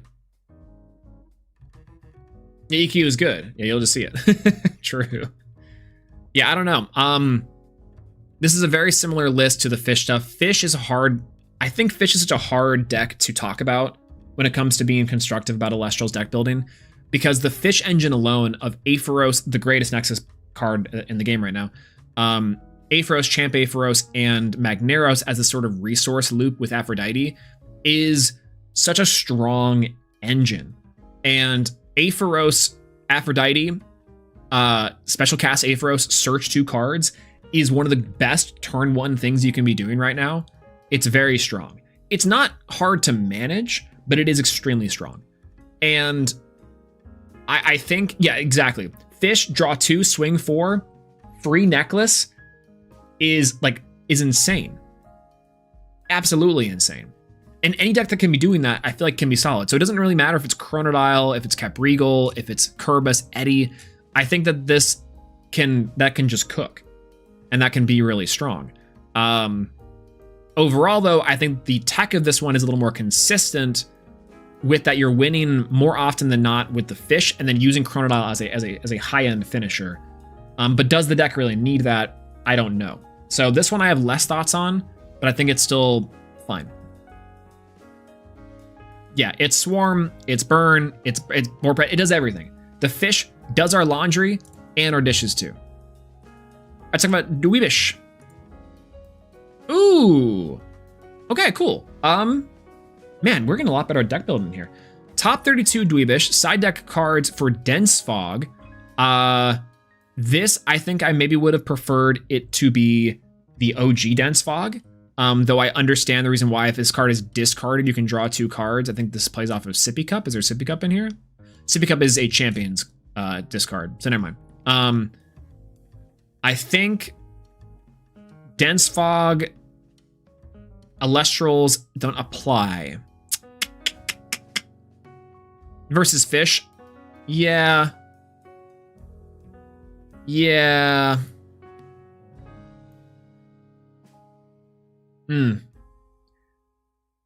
I drop Night Venom. True. And Whale and Argo. I guess that's fine. I think I would have rather just like said screw it on the Galaxy Champ, and if it's normal Galaxy Whale, or if it's Fish, like your golden. But I get the theory. It won a game against Hestia. Fair. I like the theory. I think it's has more utility with the OG, but I like the idea of this one. I like the idea for the use cases for sure. Hestia is a really sick one though. I like that. Yeah, Cryoblast. I think Cryoblast is perfectly no Warmite Fruit. True. RIP Warmite. Cryoblast I think is a very well positioned card right now.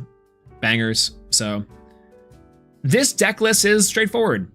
I like it. It's playing the stat swaps for 5s in the form of the Galaxy and the Sprouter, which we'll see, of course, inside of Rabbits of the OG classic El Clasico with Rabbit shenanigans. Sideprong, take care of Fish 5s. Equilinks are one of. I'm not a big fan of Equilinks inside this meta, just because it's like, yes, when it's 6, it's good, but I want cards to be independently strong, and I think that you can just replace this for sure. I don't know. If you could pick a deck or meta, or make a deck meta, what would it be? If I could pick a deck or make it meta. Like, right now, if I could pick a strategy and it becomes instantaneously one of the best decks, is actually, you know what? It's Night Venom. I think it's Night Venom. I think Night Venom Toxiri is one of these things that we will get a champion for in the future, and it'll be super cool. It'll be super annoying to deal with. The idea is that you need to be able to have a Toxiri that can get itself into Night Venom. Like when you cast, when a player casts Dense Fog, a special Ascend or a special cast this card into Night Venom. And then, like, then you go turn 2, you go Toxiri, search Dense Fog, Night Venom, discard, pop 2 cards. And I think that would be really strong, because you would still sit on like a 1/4 body or a 1/5 body on that other Toxiri. And then it would force you to play multiple Dense Fogs, which then you could start getting like effects off with. I think that would be my dream Toxiri, is Toxiri that ascends into Night Venom. And then Night Venom can start popping stuff and doing things, because it's so close to being a good card. It's so close. If not that, Glaubby and the Glaubby champ stuff, I think Gone Fishing Rise from the Depths deck is really cool and very fun. That's what I could go for. Casually leaking set 9 info. It's so fun. Like, it's interesting because I think a lot of this stuff is not necessarily that's known, but I think it's telegraphed, right? Like, you look at these decks and you say, what do they need? And you look at it that way. It's very funny. I like it though.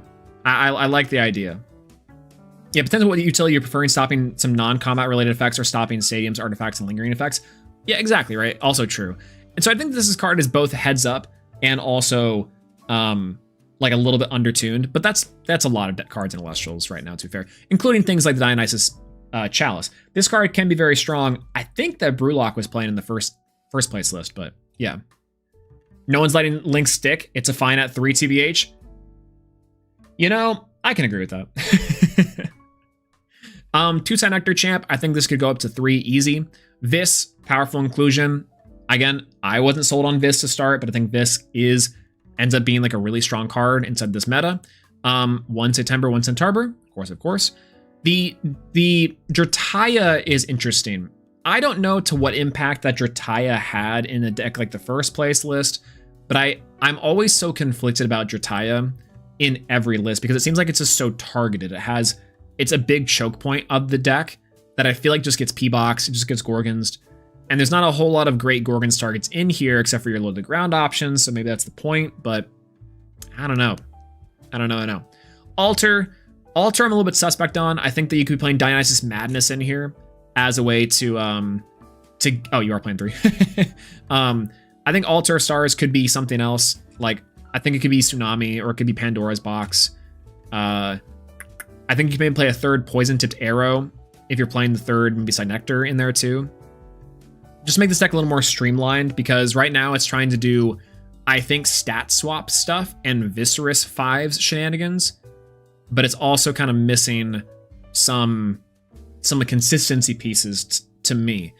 Altar is also really cute, but I would like a card that does on the 1. Give me Champ Antitan or Volclipse line. Champ Volclipse line when? True. Champ Antitan also pretty sick. I'm killer. I could sidetrack you? Absolutely not. I love being sidetracked. Are you kidding me?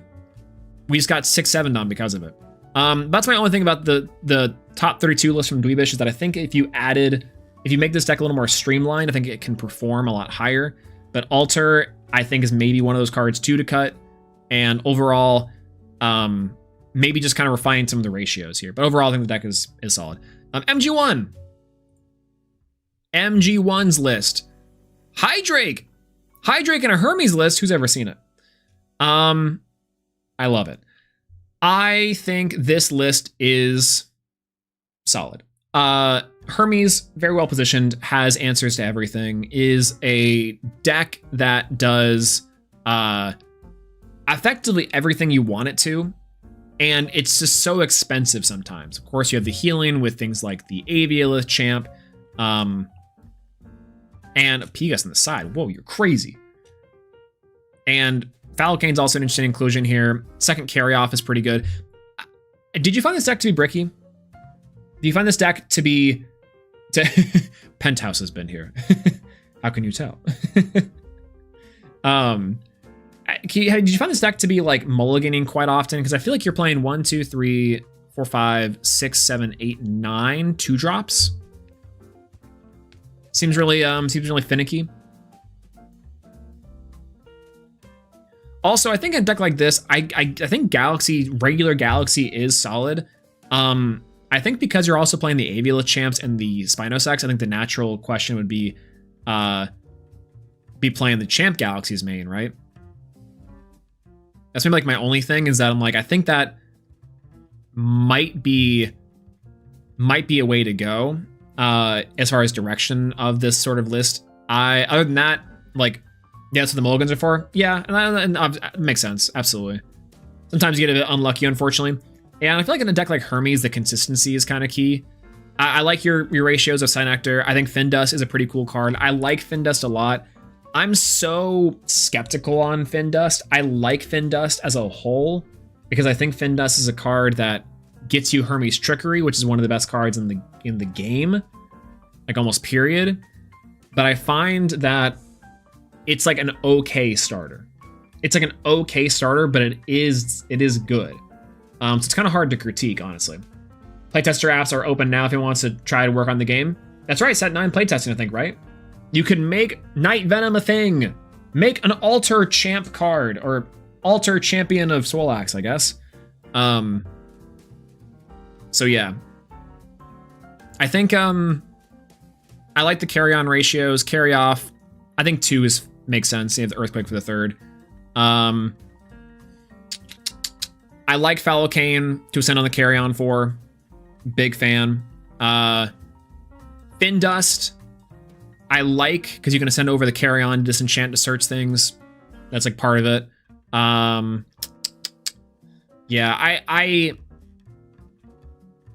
I like the utility. I'll say that. It's a pretty risky play, right? I think that's maybe part of my only consideration here. Side deck wise, I love the side deck. Hydrake, incredible. I think Hydrake is like such a good heads up call here, and also Penthouse staple. Let's go. Pigas is cool. I like seeing Pigas for back row removal because this deck, I think, not necessarily struggles with that because everything is kind of like back row removal when you think about the cards that demand responses. But Pigust is a card that I think helps when you're sitting on like a big defensive body. You cast Pigust, you start breaking away things.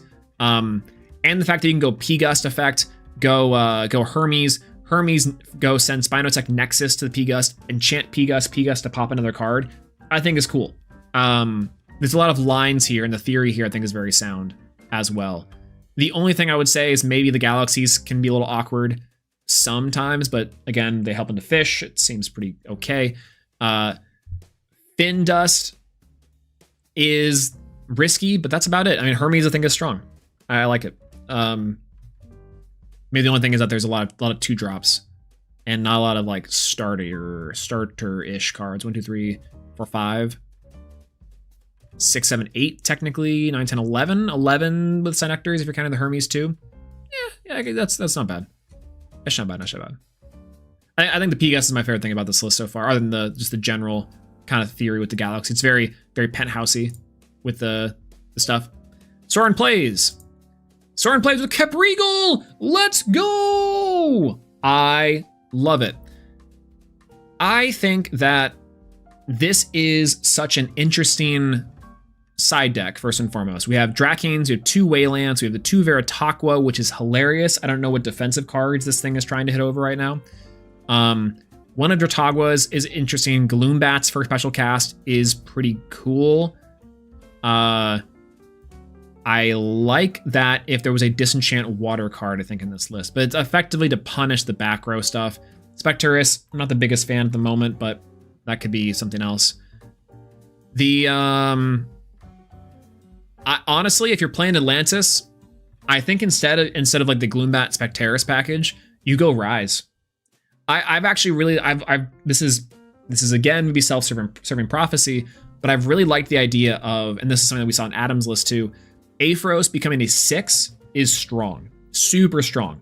Especially if you're not playing Argo, I think you could lean heavier into that and then go into the Rise from the Depths as just like your high end, like I'm going to special cast a whale, or I'm going to special cast like, or I'm going to special Aphros from hand, special cast from the underworld another Aphros. You have to do it that way because of Aphros' condition. You can't do special cast Aphros, special cast Aphros. You can't do that. Sometimes it's the only play you can make, but it's whatever.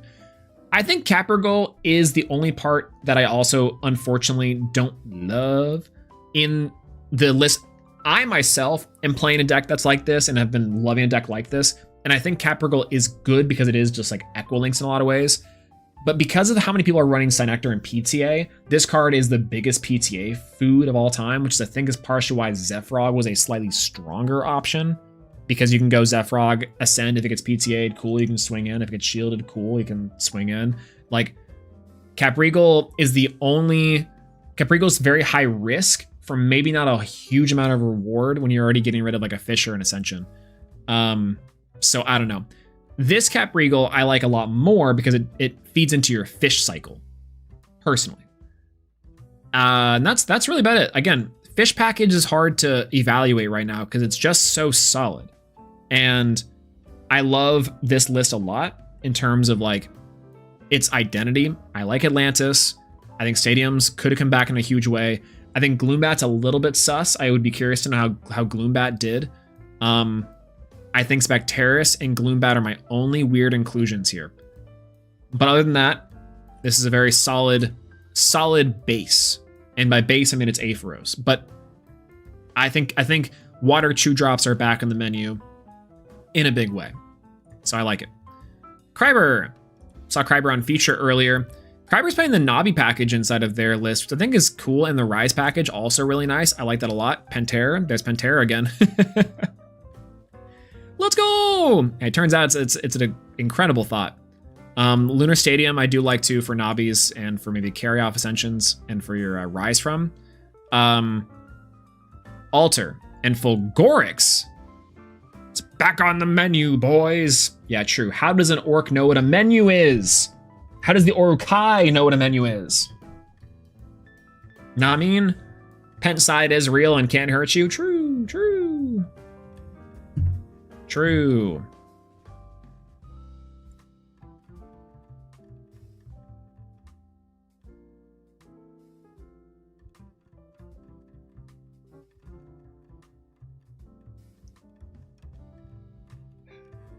Got back blown up by Pantera Navi in the last round. Ooh. Yeah, exactly. See, winning combat's important. And I think that Nabi's a good package for it. I like Nabi. I think the Spirit investment is kind of high, but I think that Nabi is great at handling the Fish package. I think Nabi is good at handling a lot of the wide boards. It kind of always has been. And so I think inside the strategy is also playing Rise. I like it. One thing about Rise in this list, I remember watching this on stream too, is that like I feel like this list is not playing as many counter runes that are like stopping your opponent. This is a pure counter rune list that is just doing things for yourself, which is fine. I think that's like not bad to do, especially when you're trying to go high variance on like keeping bodies around to ascend or do some cool things. But yeah, it's a big if back row is fake. Right, I think Nabi is a good closer or to help bait out back row. And that's maybe part of it, is I think that the Hermes deck has no problem doing that. But this deck, I think, doesn't have enough like defensive options to where you can reliably go Nabi Doppelganger all the time. And again, here's Altar. I think Altar and Fulgorix, I think you could maybe nix those things. Not saying nix Amara those things. You could just cut them for more counter runes. More defensive counter runes in this case, because I think you go Gorgon's Gaze makes sense, PTA makes sense, Rise is cool. I like Rise Trickery as far as like cool disruptions you can do. Like they're very cool things, right? Like once upon a time I said to the Knots, hey, Altar of Stars I think needs to get banned.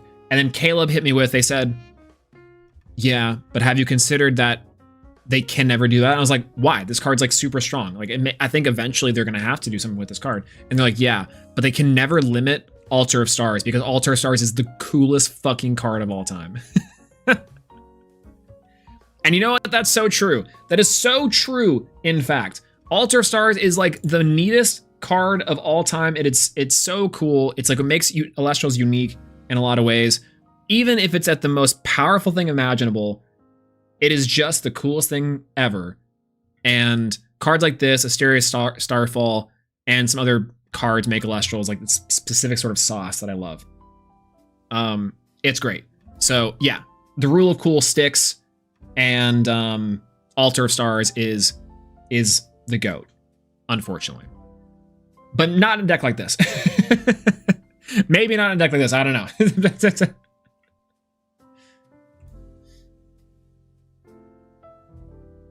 So yeah, I think the biggest failure of Elestrals is that the cards like Altar aren't stronger.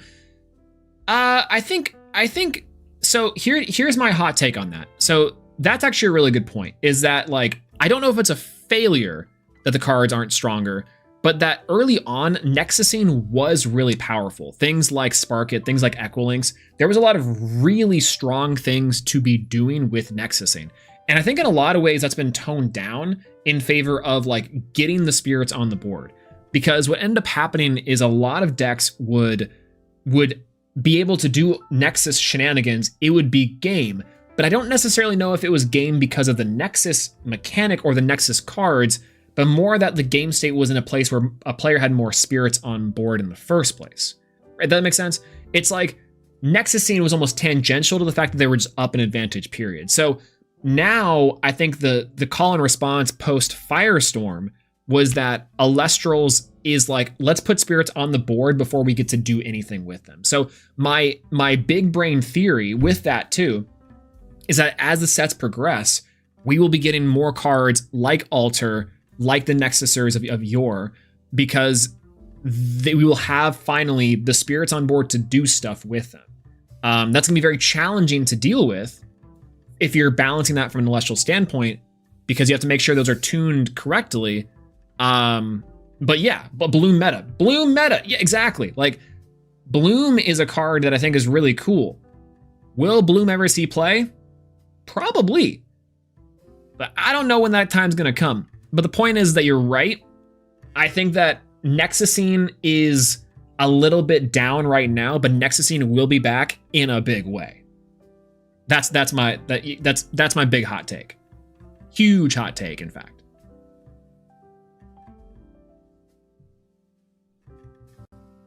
And Bloom might become just the greatest card in existence. Yeah, for sure. Shout outs to PK. PK cannot keep on getting away with it. Yeah, when we have Bloom meta, there'll be Panzer meta. True. MBM, baby, make Bloom meta. No way. No way. Yeah, so I think for this list, for Kryber's list, I like the Navi inclusion the best. Findus, again, is very high variant, and my only other thing is that more counter runes, please, would be nice. Also, complete your side decks might be just an import problem, but yeah. The more Earth Receive effects, the Bloom gets better. Also true, we don't really have that many. Mudlet and Clovey, I think, are two, right? And you know what? They're enough. They're enough. They've done enough. They've done just the most enough, I think. Personally. But other than that.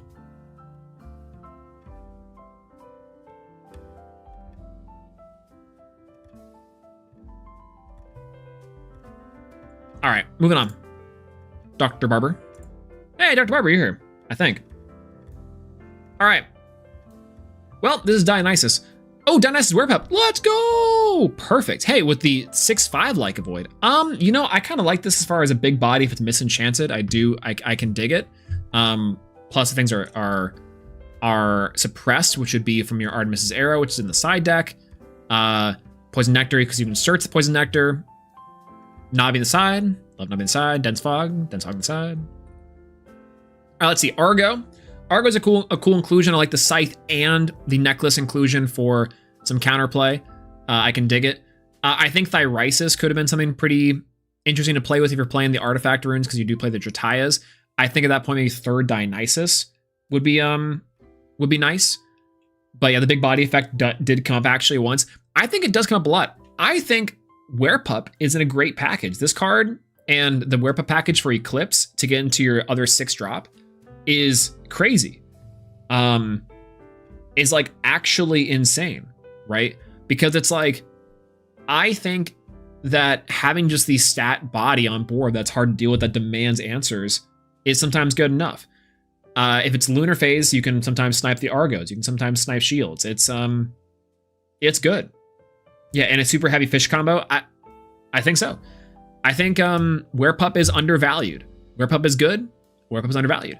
Spectaris, similarly, I think Spectaris is maybe the other inclusion inside this list I don't necessarily love, but I understand the idea is that you can like suppress things on the board as part of what this deck wants to do. But I would probably swap out Spectaris for maybe even Viscerus, even in this list, which I love saying, but if you're playing the Echolinks for Nexus targets, Hopperoo can then add it to your hand as well off the Hopperoo. Alternatively, you can go like maybe cut this down to 1 to 2 and go third Synector Champ.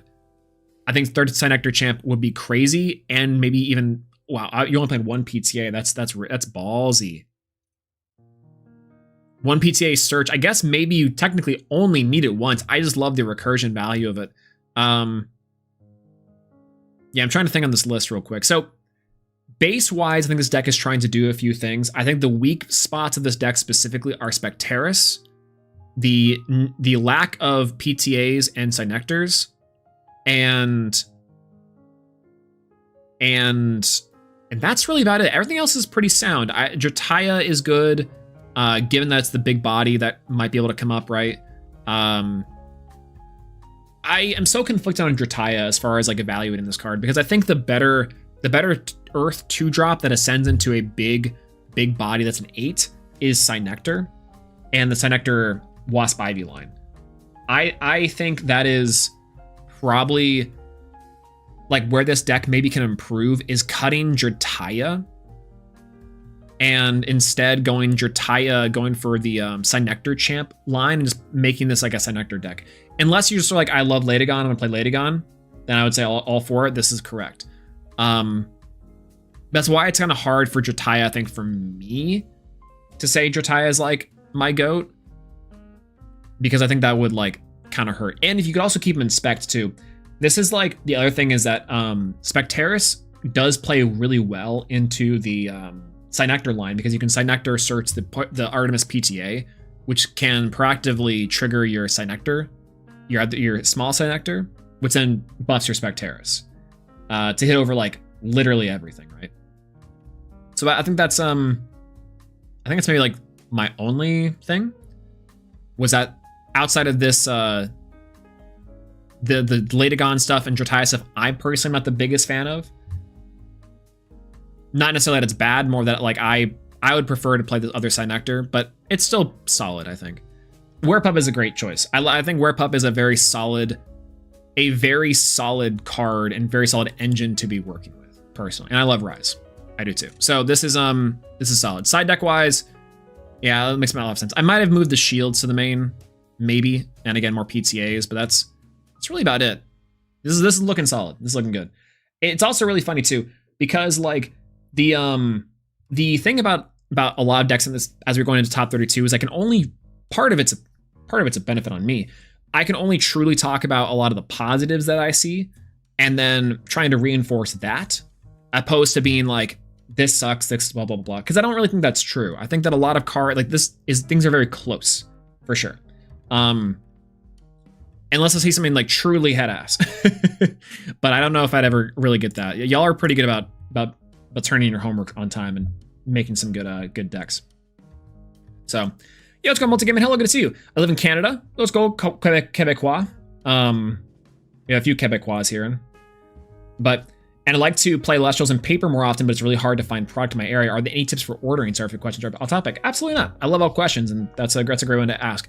For ordering product, if it's hard to get cards in paper, the biggest ones I would say to go for are the starter decks. Like the starter decks are like from the Elestrals website, or if you can find them from like sellers, They are the best bang for your buck value that's going to get you, at least the past couple ones, high value meta staples and sometimes full decks, honestly. And I think that's one thing that's like that I can appreciate about especially that Lifestream is that a lot of times you can get full constructed decks by just buying like 2 things, right? The other thing is that if you're looking for older cards, that's going to be a little bit trickier. That I will say is a lot trickier, right? Is that they have a really good reprint policy and sort of getting cards out there. But if you're looking for like where to get them at like a reasonable price, it's definitely just got to be from TCG Player as far as singles goes, and or the like from like niche cards.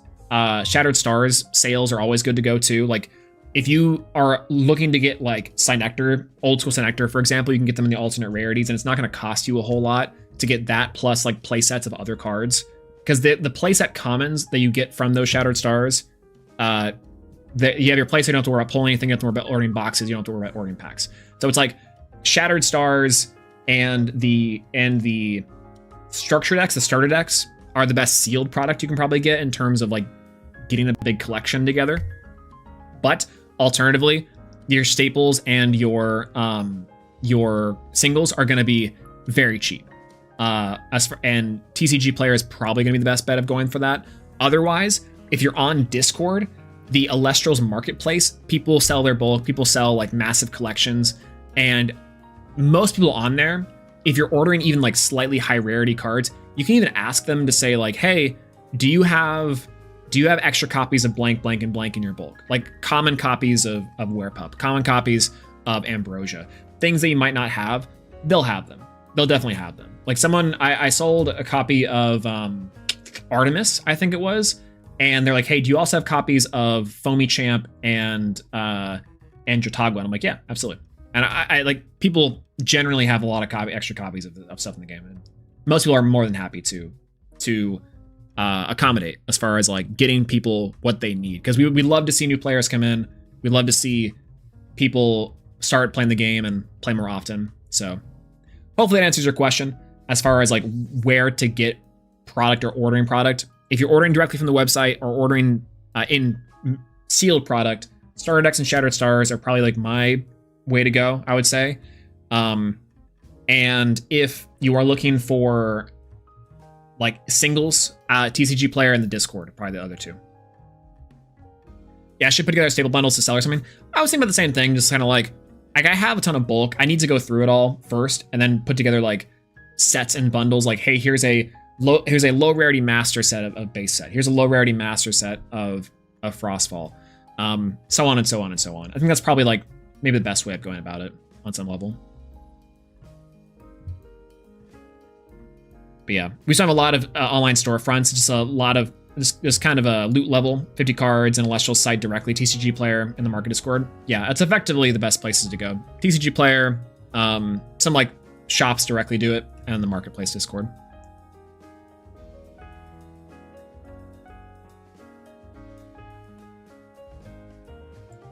But yeah,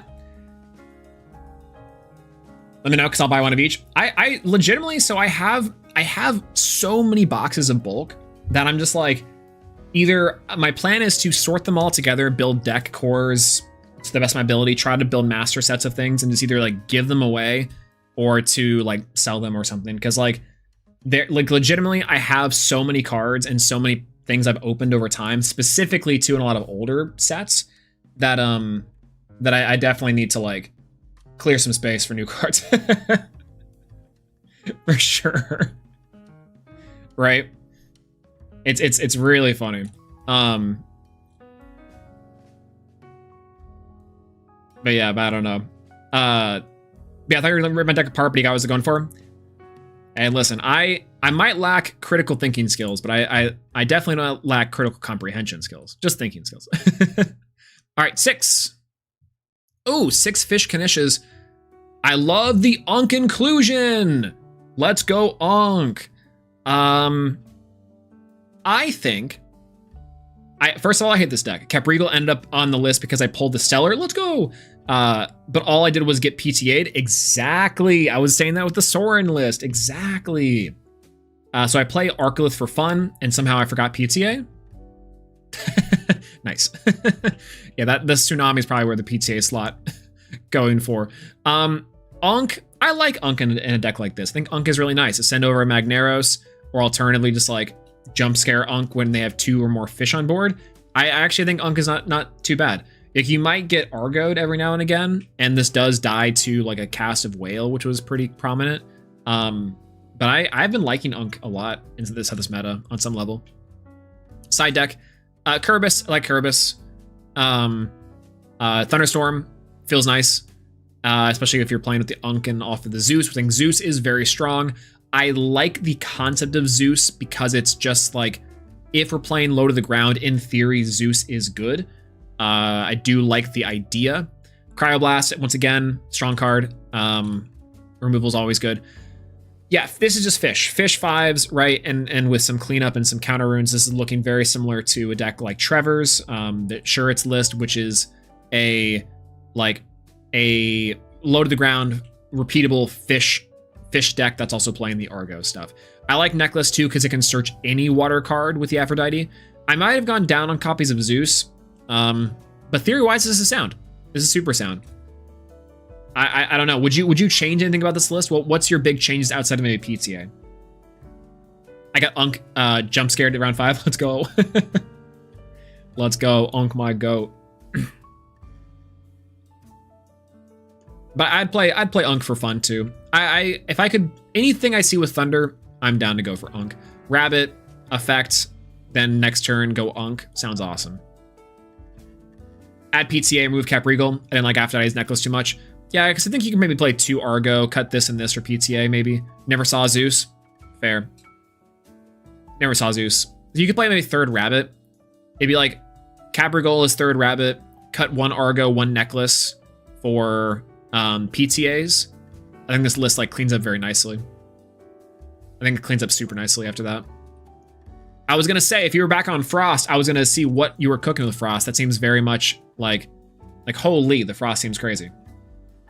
But yeah, it's in like round 5's opponent went fish, set 2, and he responded with T-Storm Unk for swing for 4. Let's go. See, that's why I love Unk. I think Unk is insane in this format and can't come back, unfortunately. It has won a bunch of games, unironically.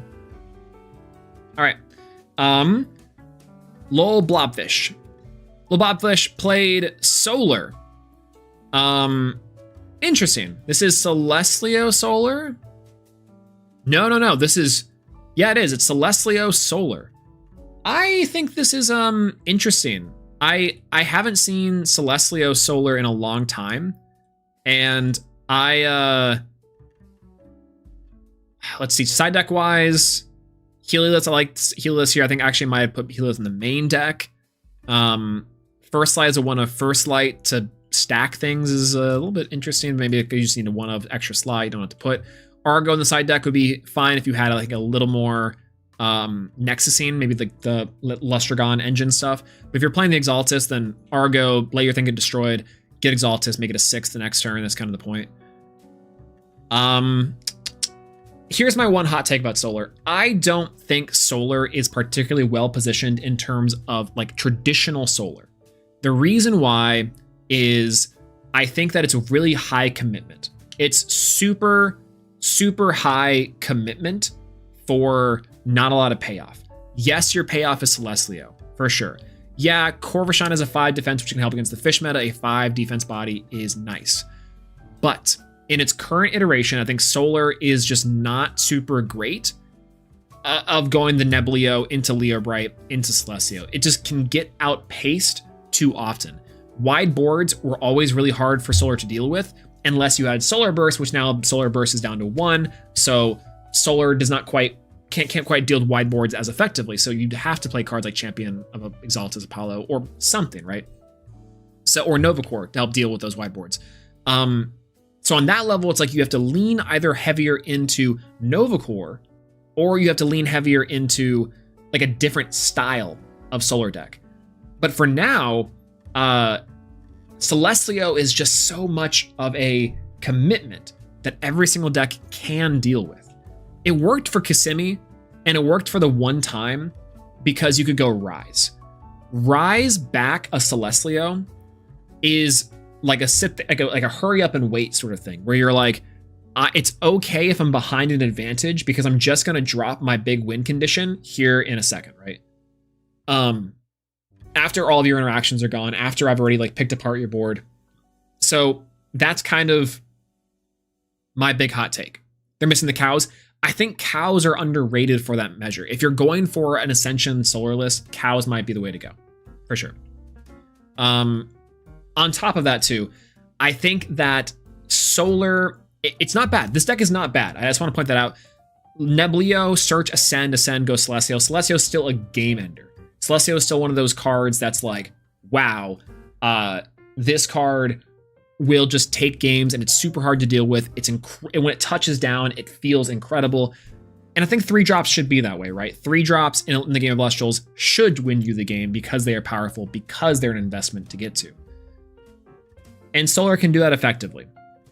But I think that this version of Solar doesn't quite work out as well because it's a little slower and can't deal with wide boards, which I think right now the meta is particularly fond of.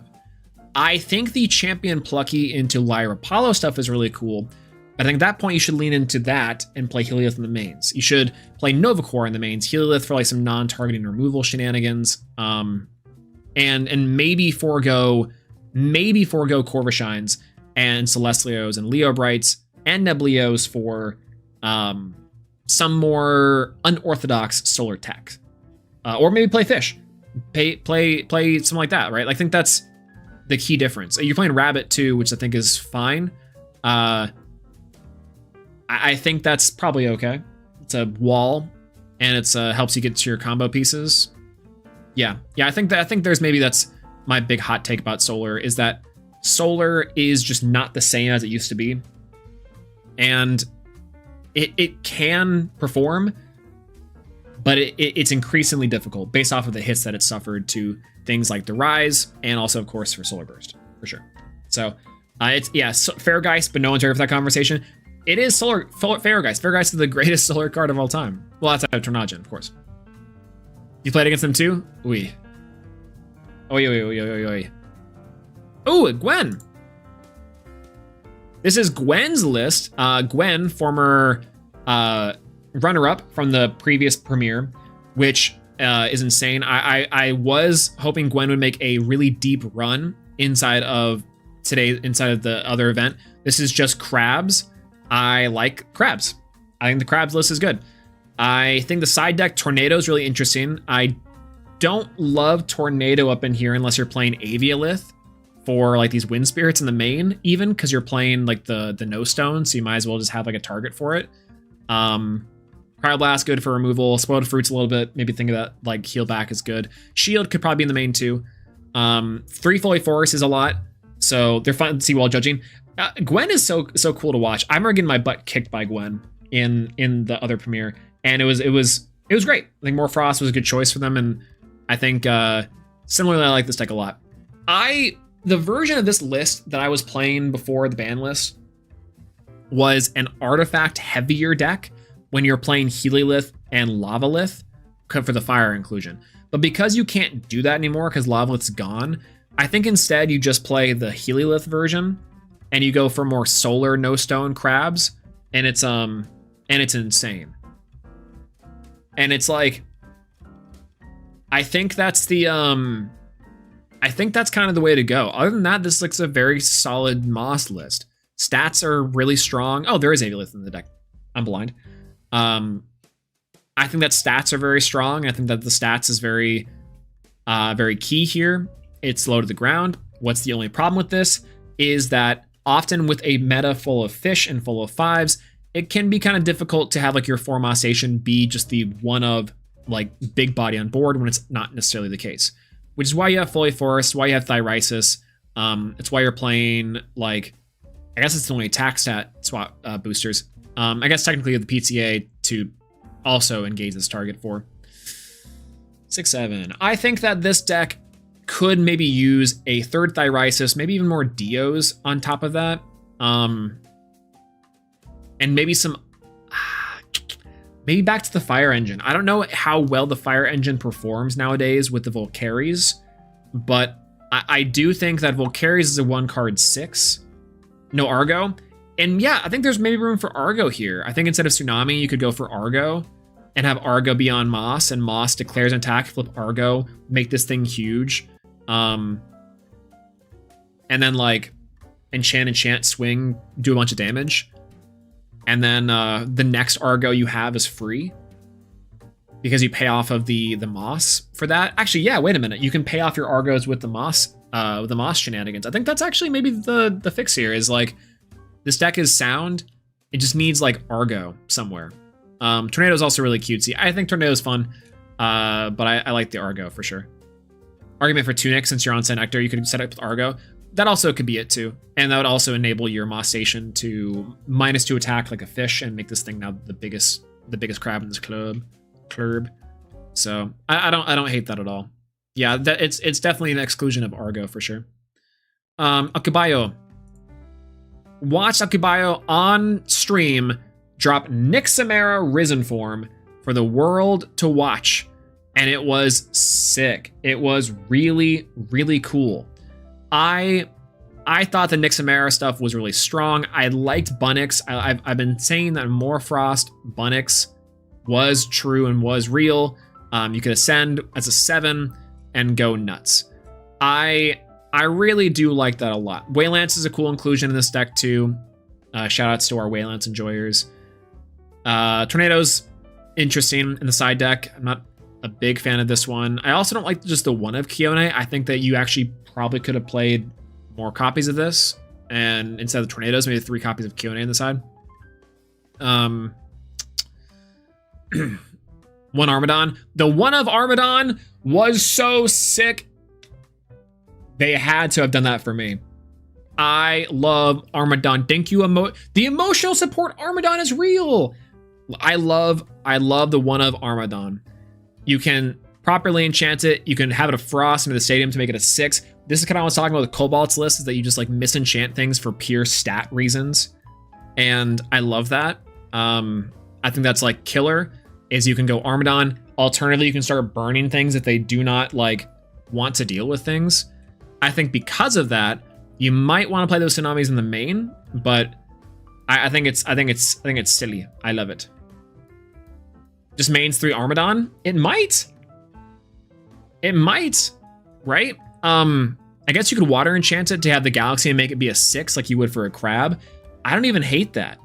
That's like the really funny part, is I don't even really hate that, right? What form? True! Shouts to Risen. Let's go! Let's go! The Fallen form came up too. I think this is like a really strange thing, but this deck, as far as tech options go, could play stuff like Rise from the Shadows even. Could play a Lunar package for Rise from the Shadows to bring back like your Nixamera Fallen forms or your Risen forms if they get outed on some level. Because that also is something that happens. Yes, you have your Blizzard, which I think this is where Blizzard shines. I think Blizzard protecting things like your Risen and your Fallen form are great choices. Absolutely big cinema. This is where I think it goes down well. Is the Blizzard whiteout protecting your big bodies like this when they touch down. This list might need to play 3 Blizzard whiteout, right? I think that's definitely true, because if you're going Bunnix gets outed on some level, Blizzard for the backup. Bunnix, Ascend for the Nixamera Risen form, whiteout for the protection. This is a list that cooks. I have only really positive things to say here about this list because I think it's very close in theory. My negatives about this list, one Cryoblast, I think you could play multiple if you cut the Cryoling package. And Cryoling package is a little bit rough. And instead maybe lean heavier into the Morfrost stuff and Kione to get back like your Bunnixes and like your bodies to do things. I like Whale. Whale's kind of cool. I guess if you water enchant like the Nixamera Fallen form, it becomes a 7, which is kind of fun. I like that concept and idea. Keep the Armadon, it's perfect. But that's like where I think this deck could shine, is less tech one-ofs and more like build into the theory. More build theory into it, right? Which is like multiple Blizzards, maybe even multiple Nixamaras. I'm not quite sure, but that is my first stepping point with a deck like this. This type of list inspires me, and I love that. Big fan, big fan. So Alcubio, I like this in terms of like what's presenting. We tighten up some ratios, and we overall get rid of some of, I think, we trim a little bit of like these Cryoverns, maybe up the Cryoblasts, maybe up the Morfrost package. Those are like where the first steps I could see like this list really cooking. Really cooking. And of course, 3 Blizzard Whiteout. This is a deck that would love 3 Blizzard Whiteout for sure. Absolutely. Viper. Viper is playing Please Attack Me, I'm Scared. Is I think the list I will say this is what it is, because you're playing the Dionysus Madness with the Like a Volt to Hand Rip, and then Quackle for heals. I like it. The heals interesting. The chains is nice for like the Amp Up and Like a Volt package.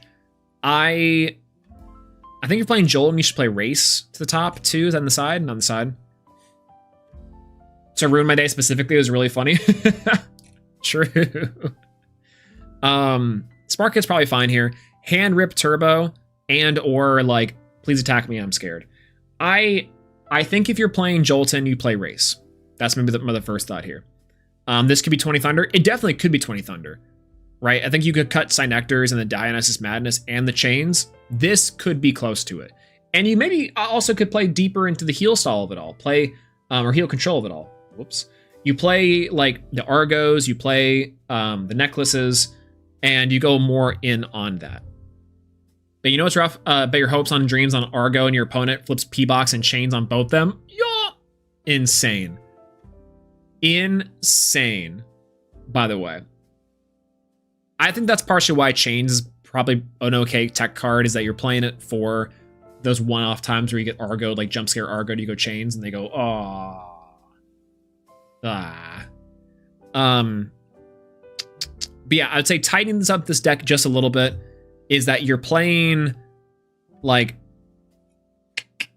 you like leaning a little heavier into the heal side of things, playing Argo in the package, or you're leaning heavier into Hand Rip with like third Spark It, right?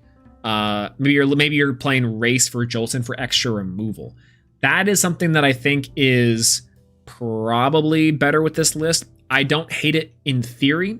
There's nothing that I can see particularly like wrong. Maybe like the Amp Up line with the 2 Like a Volt versus maybe just 1/1 of Champ and regular, or maybe just 1 because this card really should only be touching down 1 time anyways. So I don't know. Is the Madrasa package still been playing in Friar Frost decks, or is Hestia the best deck now? I think Hestia is a very strong deck. I think Hestia is probably underrated as far as things goes. I think Hestia probably takes over the Fire slot because it's a little bit more low to the ground. It has a little more of a severe game plan that doesn't just lose to P-Box. Bears is really strong. It just kind of loses to P-Box in a lot of ways. But people still played Bears. A lot of Bears entered this tournament. I saw from the lower end, and it is strong. I think Bears can cook a little bit, you know. So I think it's pretty right. But yeah, as far as this list goes, I would say race the top just because you're playing the Joltons anyways, or go into like the more heal package side. I think that's probably the way to go, honestly. Ari.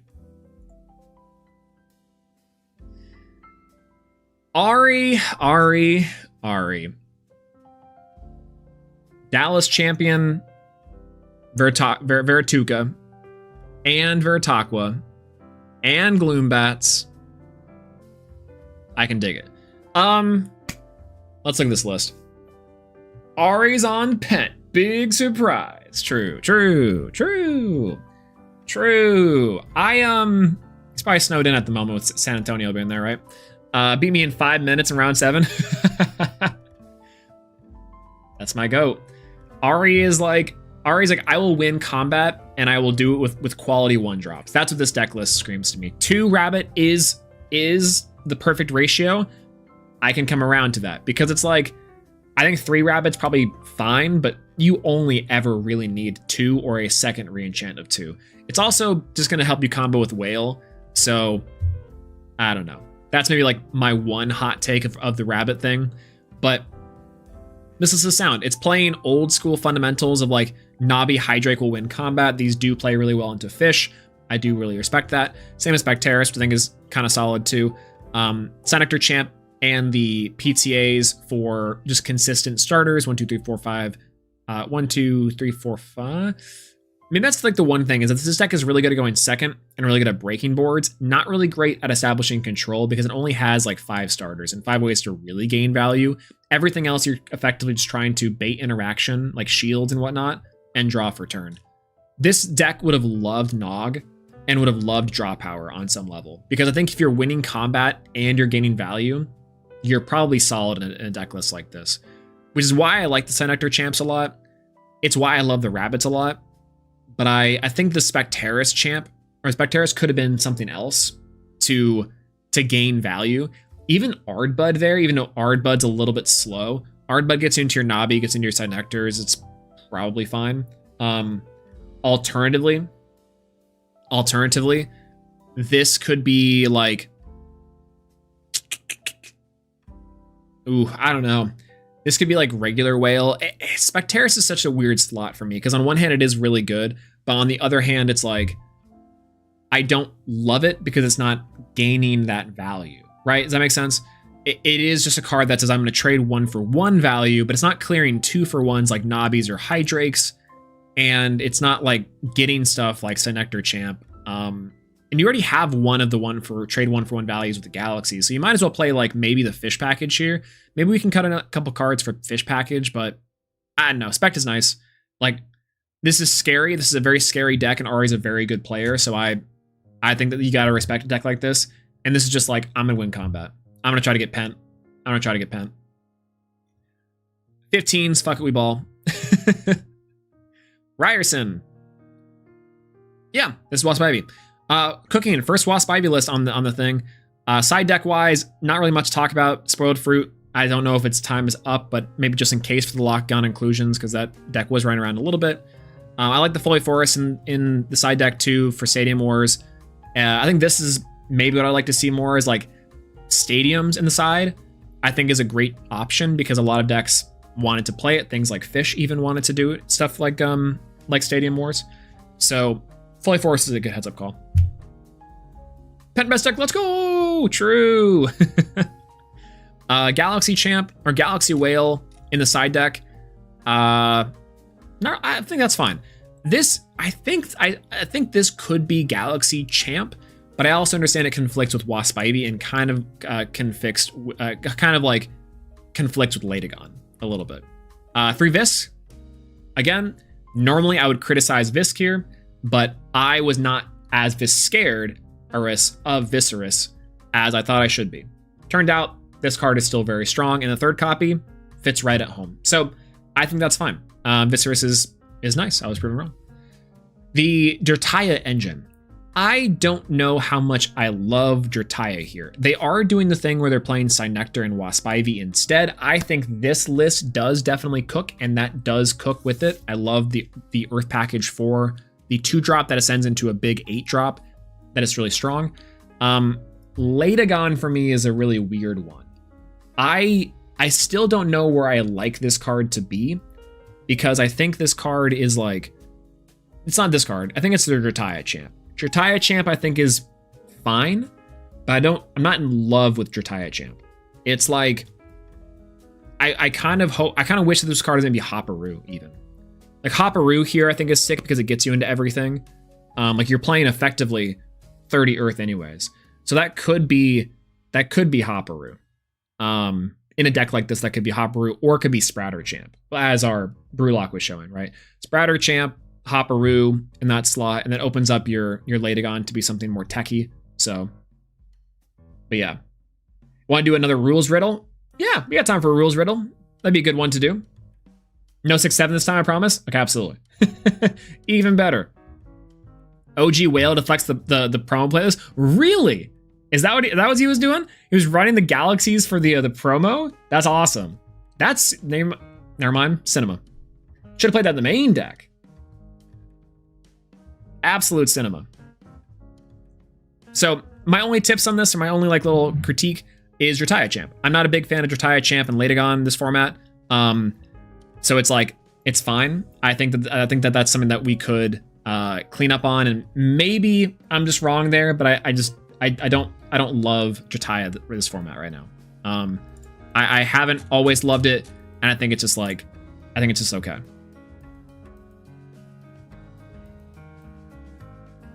Ooh. Okay.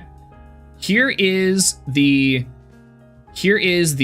Elestrals rule, the Elestrals ruling question, all right? Elestrals rule 6.4.8.5 states that if you declare a direct attack against an opponent who controls no Elestrals, so not using something like Hopperoo or Zephrog, and then during the attack step an Elestral is placed on the opponent's board, that attack becomes illegal. Come up with a game state where this rule is relevant. Ooh. Interesting. Okay, let's think about that. I appreciate the feedback on the Nyx list, brother. Built in deck, it was like 1 AM the night before. Hey, it was sick. I love seeing it pop off on stream, and also, legitimately, I think it kind of cooks. And I'm happy to hear it was a 1 AM brew, because like that means if there's time to cook with it, it could be even better. It was super sick. Wait, rules question? Yeah. It's not necessarily a rules question. It's you declare a direct attack. So one of the Elestrals rules states that if you declare an attack against an opponent who controls no Elestrals, not like Hopperoo or Zephrog where you're getting around an Elestral, and then during the attack step, if an Elestral is placed on the opponent's field, the attack becomes illegal. So come up with a game state where that rule is relevant. Like what would be the game scenario in which there is no Elestrals on board when the attack is declared, but when the attack step initially, but in the attack step, before it gets to the battle step, an Elestral is placed back onto the board. This would mean that there is a time there is an Elestral out there that comes back during the attack step, or it would be that is cast on the attack step before it gets to the battle step. If I'm reading this correctly. So for example, I have like, let's say a Viscerus on board and my opponent has no boards and has no Elestrals on board. You swing on the opponent, and then then your opponent has a card that comes back in the attack step.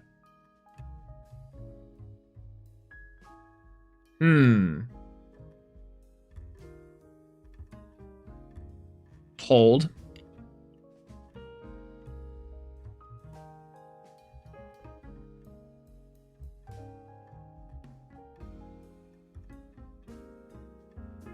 Hold.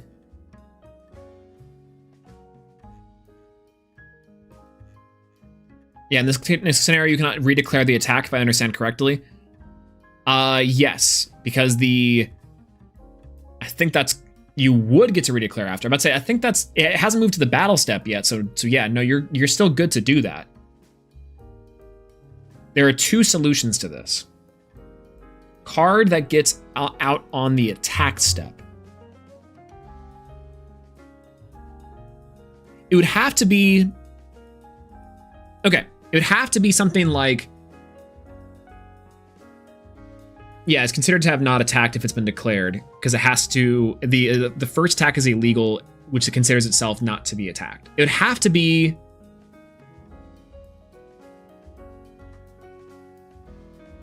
Is there a card that says take control of an Elestral?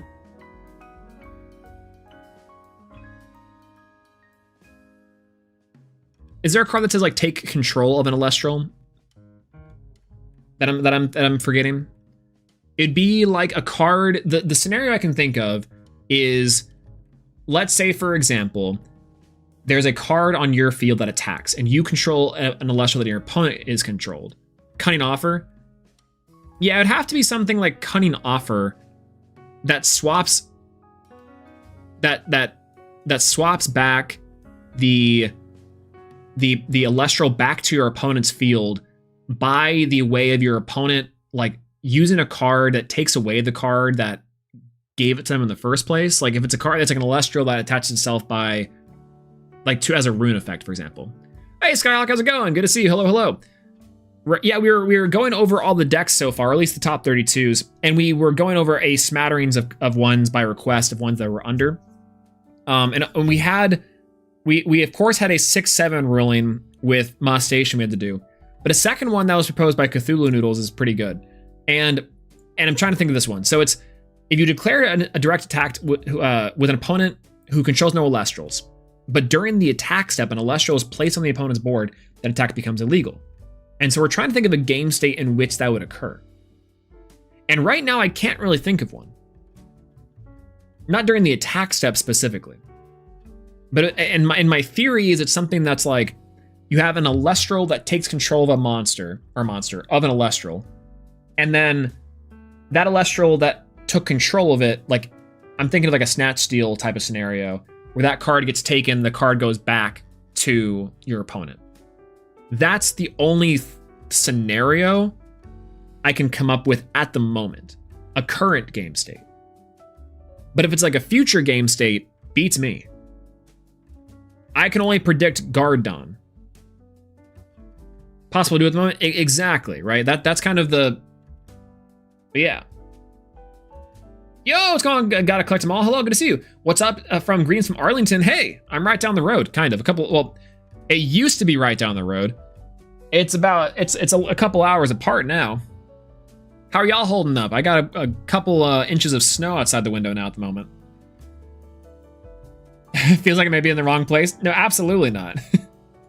Good to see you. Hello, hello. Welcome in, welcome in. Always welcome. If you want the solutions, I'm fond of them. Yeah, go for it, go for it. I can't think of one at the moment. I thought I saw Pokemon on a thumbnail. Oh, hey, I mean, not too far off, I guess. Elestrals being a monster collector in that way. And, you know, we all at one point in time, I'm sure, played Pokemon while we're here. But good to see you. Hello. Hello, hello. Hang out for a bit? Hey, appreciate it. Welcome in, welcome in. We're going over deck lists from our most recent tournament. We had one of the largest Elestrals Premier tournaments, which is our webcam events for the Elestrals trading card game happen. So we're going over some of the topping lists and some of the best decks inside of the game at the moment. Yeah, solution 1, go Argo, P-Box, Mill, Cedarsaur. Oh. Sleeted says iced in. Hey, me too. I was trying to go, I'm missing some things for this chili I made, and I couldn't go to HEB to get it. And that's speaking a little bit Texas right now, but actually that card is banned. Smile. True. And that's what maybe I was trying to think. I'm like, does Cedarsaur work there? It does, but I was like, when would Cedarsaur come up right now? Being banned. Wait a minute. Now I see why that card was banned. It's for rulings implications. The judge staff strikes again. The judge staff strikes again. It's just so we don't have to get as many judge calls. This is the true mafia. If you want to know the true Elestranati, actions in Elestrals are not controlled by big A drive. They're not controlled by big content creator. They're controlled by big Skyhawk, by giant Skyhawk, to not make more trouble for the ruling staff. Why do you think Farrageist is at 1? Because it's a game ender? How many times have you heard, how does this card work? I had to ask that during the Elestriad. I was like, actually, yeah, how does this card actually work?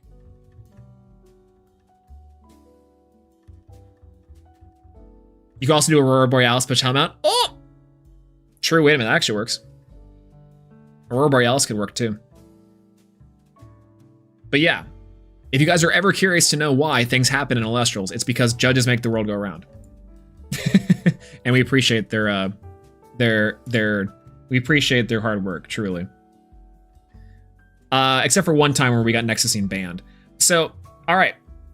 This is Ryerson's list. The only thing I will say about this one in terms of like critique-ish is that I think that Drataya is the one thing I don't particularly love, but I think this list is solid. I like Synectar. I think Wasp Ivy is very heads up.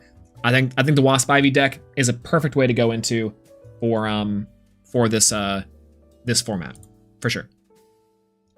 Spicy sausage hammer, spicy. Old school champion, by the way, too. Just by the way. Playing back on fishes, fish kish kanishes. It's funny because I think the one of Eddie is really funny too, by the way. This is almost cards on my deck.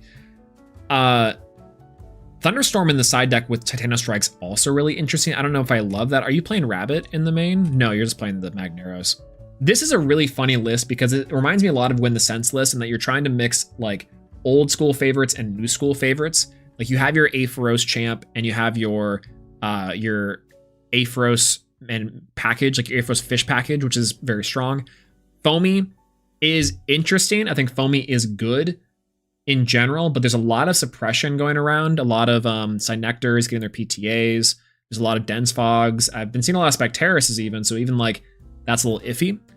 I don't hate Foamy though. I like Foamy because you can go Foamy, Aphrodite, search Foamy champ, and now you're off to your engines, your races.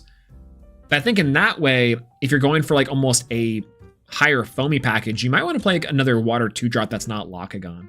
I think Lockagon's really nice. Lockagon's is kind of committal for what it's worth, to be honest.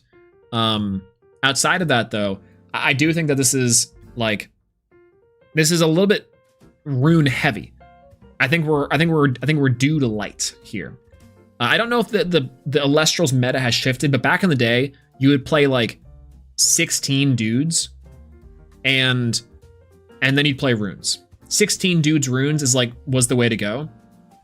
But now I think you want a little more Elestrals, like almost 20 Elestrals. I think is like good, honestly. Kerbis is the second water here, goes Dummy Heart. I think Kerbis could be really nice here. Like your low end here, this goes into low end, high end theory. Shout out to Tribe. But I think your low end theory here is that you have your fish. Fish, it's hard to complain with. It's classic, it works, it's big bodies, it's spam, it's there. Well, it's fish, not spam. But the rest of it comes in the form of what your top end is. And your top end's your Lockagon plays, which I think Lockagon is good still, don't get me wrong. But I think you're better off playing maybe Kerbis. Maybe you're playing, because you have the Eddie here, maybe you Tyken Rock in a hard place. 2 Necklace seems excessive, but I don't hate it, especially because you're playing Aephros as like a refresh target. If you're playing Foamy, play Schnark. Foamy, Schnark, search, Foamy, search, Foamy, ladies. Foamy, search Schnark, get the Rock in a Hard Place on your Eddie, and then go into Kerbis. I think if you're playing Foamy, this is a classic case of if you give a mouse a cookie. Like if you're playing this deck, you're playing this card, you could be playing this other card, and you could play this other card. It's like, I don't think there's anything wrong with this list. And like the biggest theory that we can talk about with a lot of these similar cards and a lot of these similar lists is that there's nothing wrong with them particularly. They're top 32s, they're getting worlds points, they're getting they're getting eyes on them for sure. But I think it's just like tightening up some of these interactions where it's like, why is there a third Earth Spirit in here for the 2 Earthquake? That's one. 2, like what's like the other payoff to Foamy outside of Foamy is a card that might be able to get you into another fish and or another Foamy. 2 Closelith champs and Aphrodite's kind of nice for draw power. Hey, you're telling me. I heard Coastalith. Let's go. Coastalith, my goat. I'm saying. I kept a Coastalith in my side deck for the last one. Keep that thing on me. But legitimately, I do think that Coastalith is the way to go. Coastalith will have its day in the sun. Not now, but eventually, for sure. But yeah, I think that's like the one thing about this list compared to the other fish lists is I think I have a lot more to say about it because of some unorthodox picks like Foamy. Foamy's not bad, it's just really susceptible to suppression, which is around a lot right now. So things like Spectaris, things like the PTAs. It's also like question of like, what is Foamy getting you in terms of value? And right now it's like another Foamy. I think you could maybe push that concept a little further, play Schnarks, play Drakings, play play like eddies, play rock in a hard place. I think push the concept a little more. Like in art or in like music, a lot of times you have like these things where you're making something or you have a vision for it and you're there, but sometimes you need to stretch it out. You need to stretch it out and see how far you can really go. You know, that's how I would place this deck for the moment. Is that it's going there, but it could go further, even further beyond. All right, and that's top 32. We have 8 more decks to talk about in the top 16 before we get into our top 8s and top 4s and to our top 1 of the day. Let me get some water. We're going to move on to Jack Gam's list. 6-7.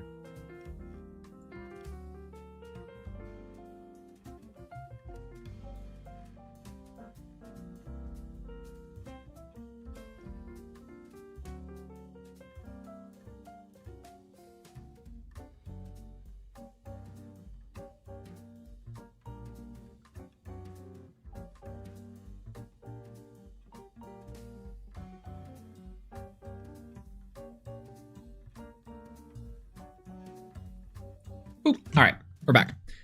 Okay, so this is checking on time and everything. Like, you know, it's funny. Again, we are effectively halfway done with everything, and we've been here for a couple hours.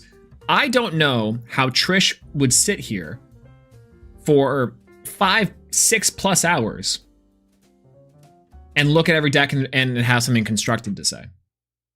I don't know how he did it. But you know what? I trust in my heart of hearts that he was constructive. Right.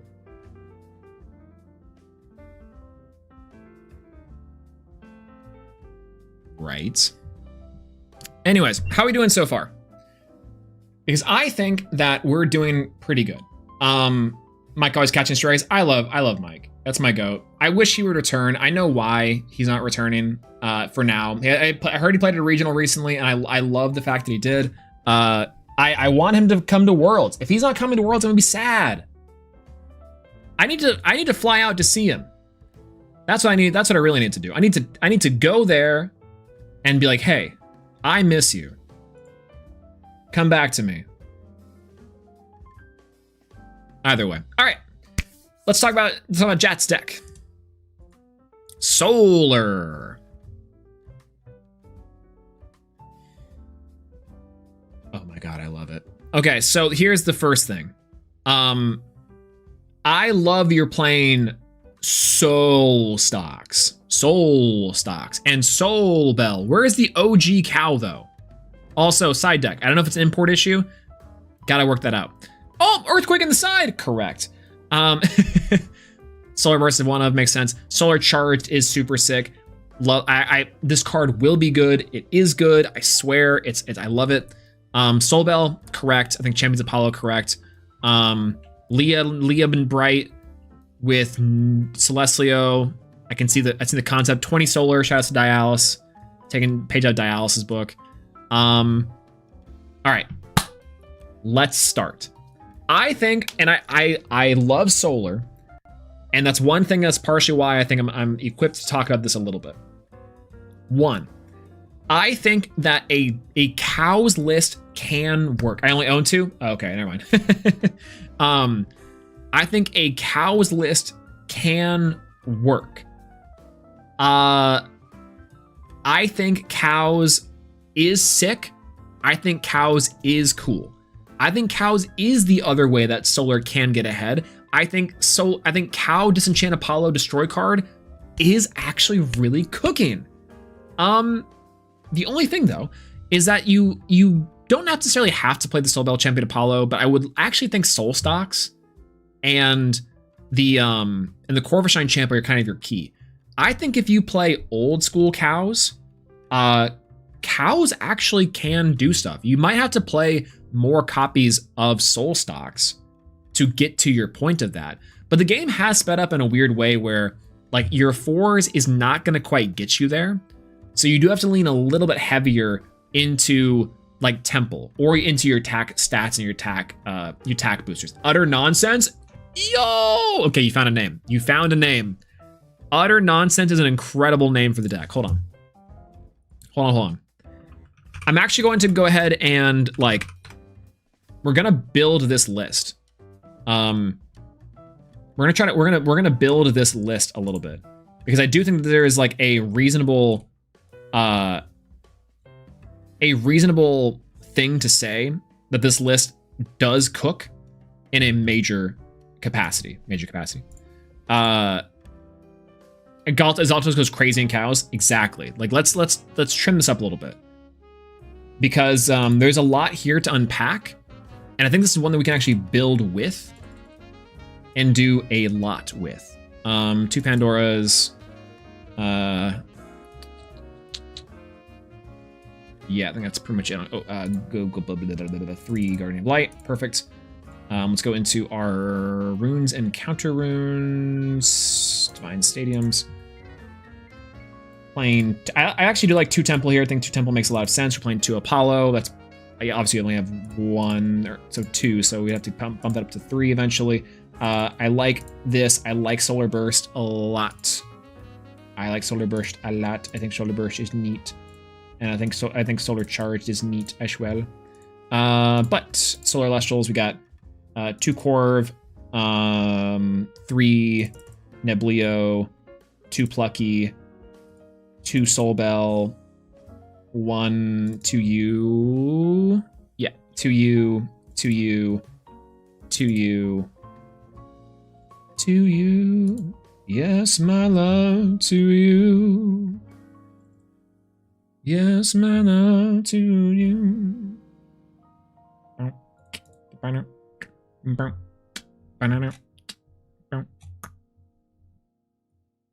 Watashi wa watashi. All right. This is the same solar deck. Hopefully I'm showing that right.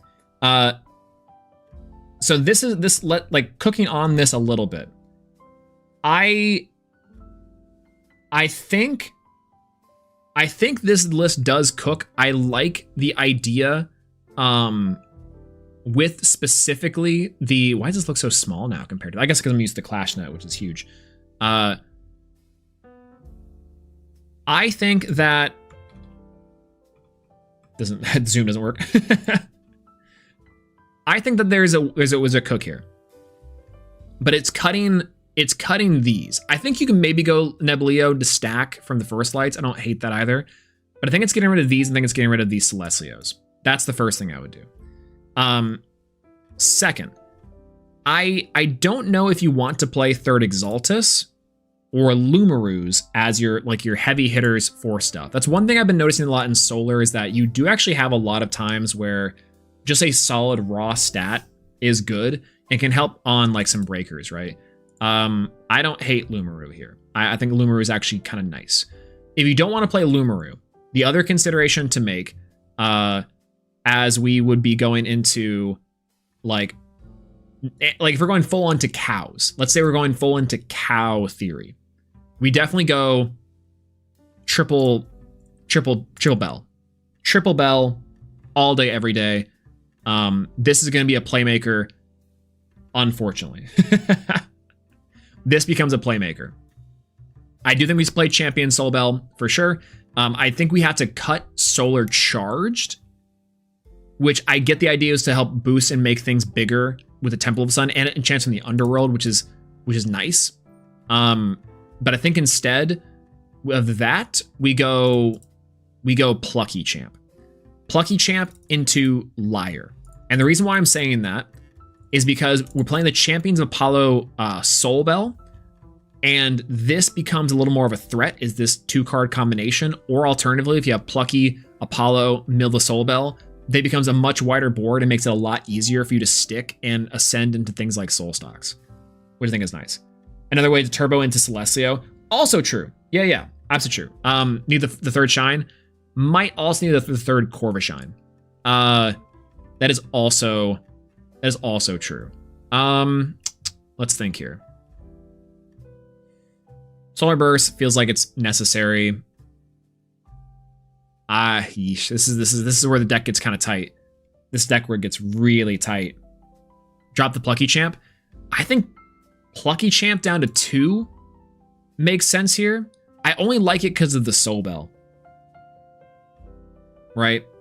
Because like I think you need it for the Soul Bell to make the Soul Bell champ more effective. But yeah, it is a slow normal. It's a ton of value. It's like it's to give Mouse a cookie theory where it's like, why don't we just do this because of this? Like, why don't we just play this because of this, right? We definitely need third Apollo in there, for sure. I think instead of third Neblio, instead we play either third Corv or first lights. Like third first light. To make sure we're stacking on top our soul stocks. I don't know. Yes, Champ Lumaru that searches for invoked. True. 2 Plucky, 2 Apollo. 2 Plucky, 2 Apollo. I think 2 Apollo because that's all I had. But if you can get a third, definitely I would say get a third. So this is kind of cooking already. If we're going pure 20 solar, if you're just saying I'm going 20 solar, this is probably close to what I would say is there.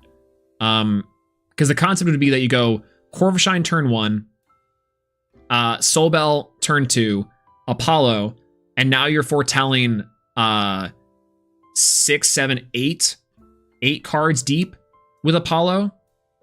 There's no way you won't see a Soul Stocks in there. Right? There's no way you won't see a Soul Stocks or even get a Soul Bell out, and now you have like a billion bodies to ascend and do things with. And I think to that end, maybe you do play a third Soul Stocks instead of like a first light.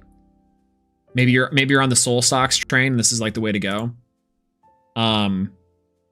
Like this is like that looks kind of clean. In addition to that, as for also, you could ascend over your Exaltus with Soul Stocks. If this is like, because this is a 6, so it's going to be offensive double duty, or alternatively Soul Stocks with your Apollo. Disenchant becomes like popping.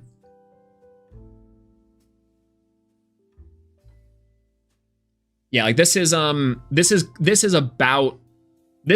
how I would probably start with cows, is something like this. Just full commit to it, right? You would have to say this is a little bit rough in that capacity. But here's the other tech that you could deploy if you don't want to run just lunars, just solars. And unfortunately, I love Solar Burst as removal, as the one of removal, but I don't love it. I also don't necessarily love the first lights. So I think if we cut these, which I know it's important to get the Soul Stocks on, we're playing 3 Soul Stocks. It's fine. It'll be fine. It'll be fine. It'll be fine. It'll be perfectly fine. It'll be perfectly fine. We're cutting the Neblios too. Instead of Neblios, we're playing, and this is I know, Galaxy Champ. 2 Galaxy Champ up in there, and 1, 2, 3, 4, 5, 6, 7, 8 counter runes. I think we're playing 2 shield, and we're playing the third Corv. And I'm playing third Corv. Where's Corv? Corv. Yeah, here we go. First Light is basically the most synergistic too many things. It means Cockray package is worth it. That's also part of it. Is like that's the weird part about the decks nowadays is like looking at in this thing to give a mouse a cookie is we're finally getting to the point where Elestrals has enough cards for deck considerations, like true deck considerations. Like, do I want to go for First Light to stack the Soul Stocks to get the combo off? Or am I playing Cockray because I'm playing First Light, right? Then I'm playing Neblio because Neblio searches or gets the First Light to my hand, which then synergizes with the Cockray. But the packages are starting to get a lot bigger. And so it's like, I completely agree. It's getting to that point where it matters. What I like, though, about this list so far is that we have our small hitters, and they're all pretty low defenses, right? But our stat swapping Elestrals in terms of galaxies and our liars should help contest with this and should help contend with this. I think best turn 1 is Corvashine, turn 2 Soul Bell, go Apollo. And then your opponent, they're gonna Gorgon's a Soul Bell? Cool. Cool. More food for the Nova Core. More food for the next turn Soul Stocks. 1, 2, 3, 4, 5, 6, 7, 8, 9, 10 counter runes. I keep on going back and forth for the casual Tuesdays if I want to play like play Justin's Hermes list or stuff like this, because this stuff makes me excited. Look at this. This looks like a very silly deck. And I think it's Galaxy that kind of ties it all together to swap the stats of our smaller dudes. 3 soul stocks is a little risky, but like, you know, what are we gonna do? Put it into attack and then have it get Gorgons and put under this for a 6? That could be possible. That could work. Disenchant from Apollo, destroy a card, and it enchants up to 2. It's just, it is, when you think about it, it is Ambrosia. The 1/6 and hardest and over it? You mean Armadon? I mean, listen. You're talking about a card that pairs well with, that pairs super well with Galaxy Champ. I'm all for the emotional support Armadon. That's my boy. That's my boy, emotional support Armadon. Let's go, Armadon. That's my dog. That's my goat. That's my little baby. Emotional. You know, you sold me. You sold me. Fine. Twist my arm. We're playing 1 emotional support Armadon. Fine. We gotta do it. Fine. I guess we have to. You know, I guess if we have to, we have to. I guess if we have to, we truly do have to. And you know, it's just absolutely. Absolutely.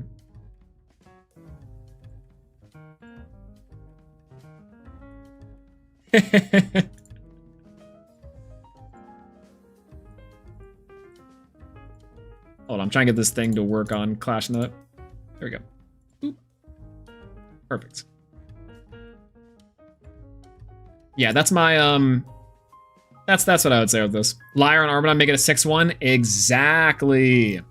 It's just my station. It's just my station. We're kind of cooking, actually. Wait a minute. I'm saving this one. Moo. Moo. And we're playing 20 Solars. I will be regrettably building this deck. Shout out to Jat. We will legitimately be building this deck. It'll be a deck that we legitimately build. Incredible. So that's it. That's the whole thing. I'll say this deck does cook and does cook well. I think that we can, once again, similar to the other list, we can push it further. We can push the concept further to try and mold a little bit more into like the deck's identity. I like the Celestials because of stuff, the Ascensions. I think it makes sense with the Solar Charts. I can see what you're trying to do with the list. That's kind of the big thing on like Lyra on the core of the 7. Exactly. I can see what you're trying to do with the list in terms of like the synergies represented here. I think the thing that gets me is always like the weaker part of the deck, which I think is the Nebuleo stuff. Not that this is like a particularly strong way to play the deck either. Like this is unproven. Like you got top 16, that's plenty proven to me, right? This is unproven. But for my immediate thought on cows is to lean into that for sure, 100%. So I think you're on the right track in terms of cows, and also congrats on the top 16 too. I think that's solid. And then for the foamy, yeah, enjoy the foamy. So that's it. That's particularly, and once again, you know, we keep on going over these lists. We keep on like talking about these things. That's one thing I always want to impart is that like, I think the rationale and the quote unquote proven nature of it is always there. The results are there. The big things are like present, and it's all just about like what the preference would be. If it's cows, you know, lean with it, rock with it. If it's Celestial, lean with it, rock with it. But if not, that's kind of the key. And in a lot of cases, players are sometimes just better than me. Like straight up, it's been a while since Unk's been on the top blocks.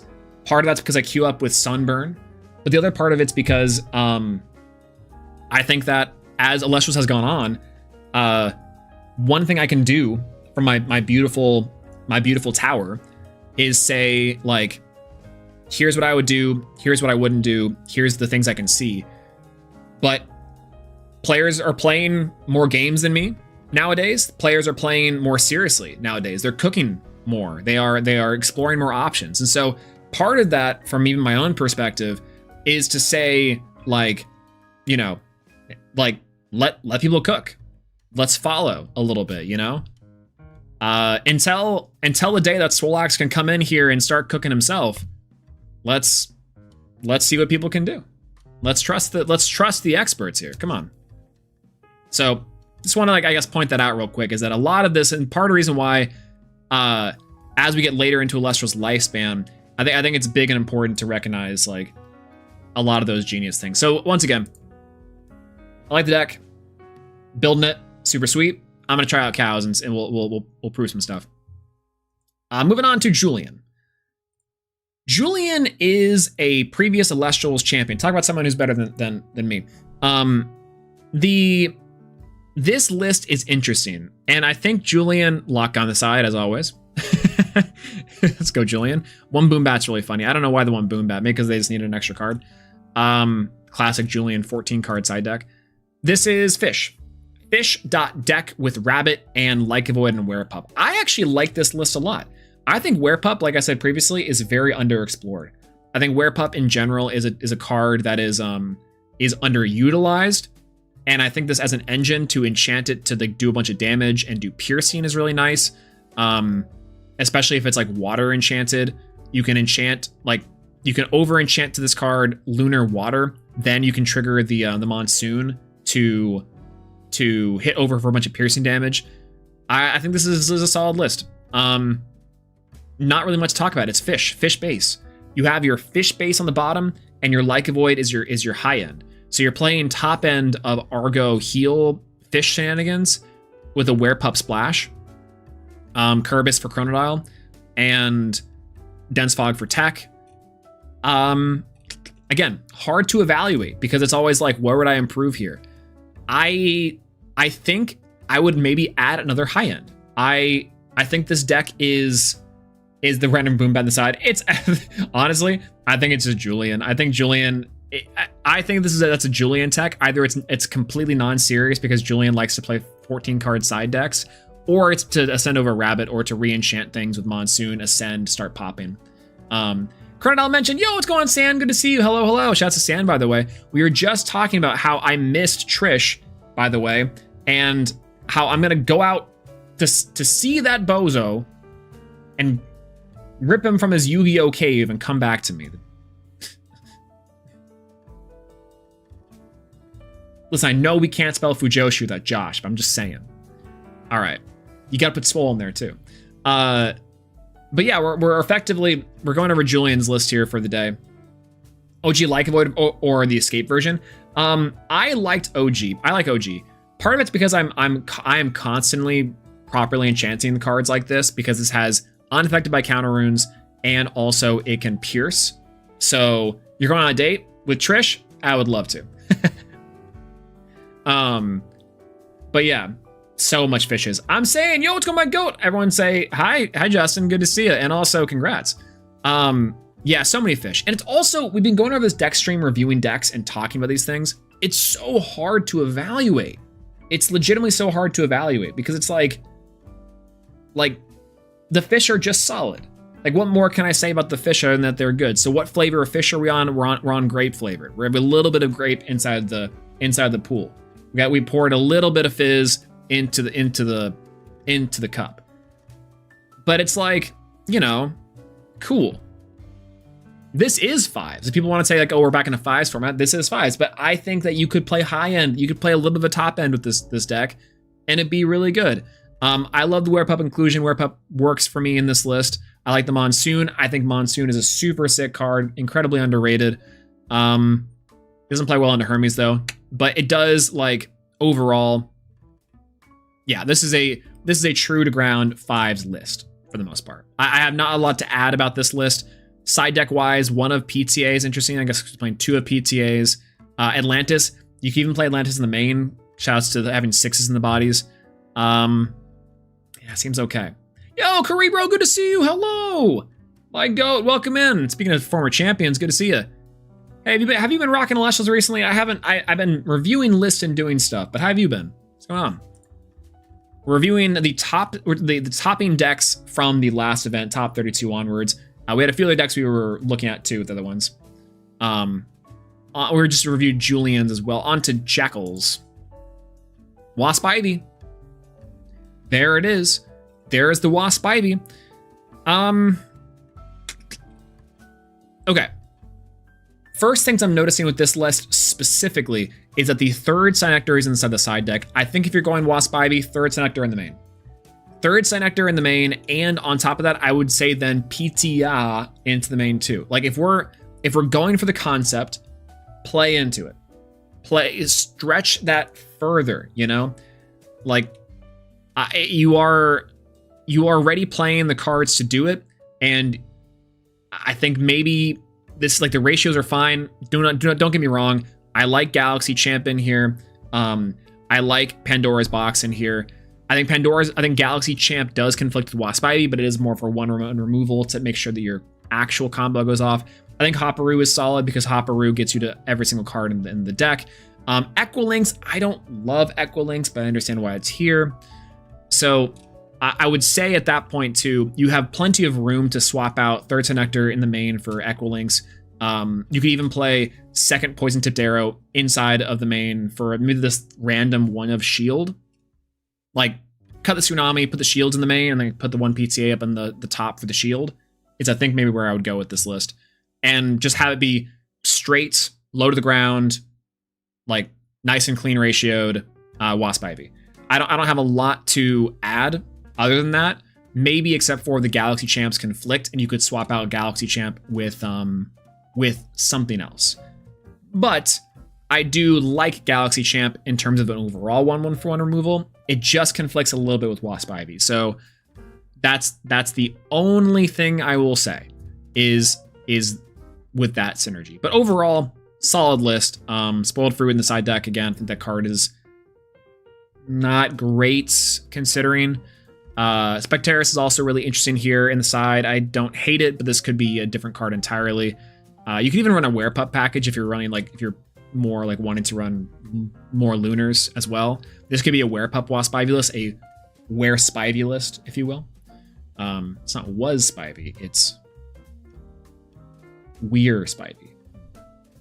Where was Spivey? Where was Spivey? There we go.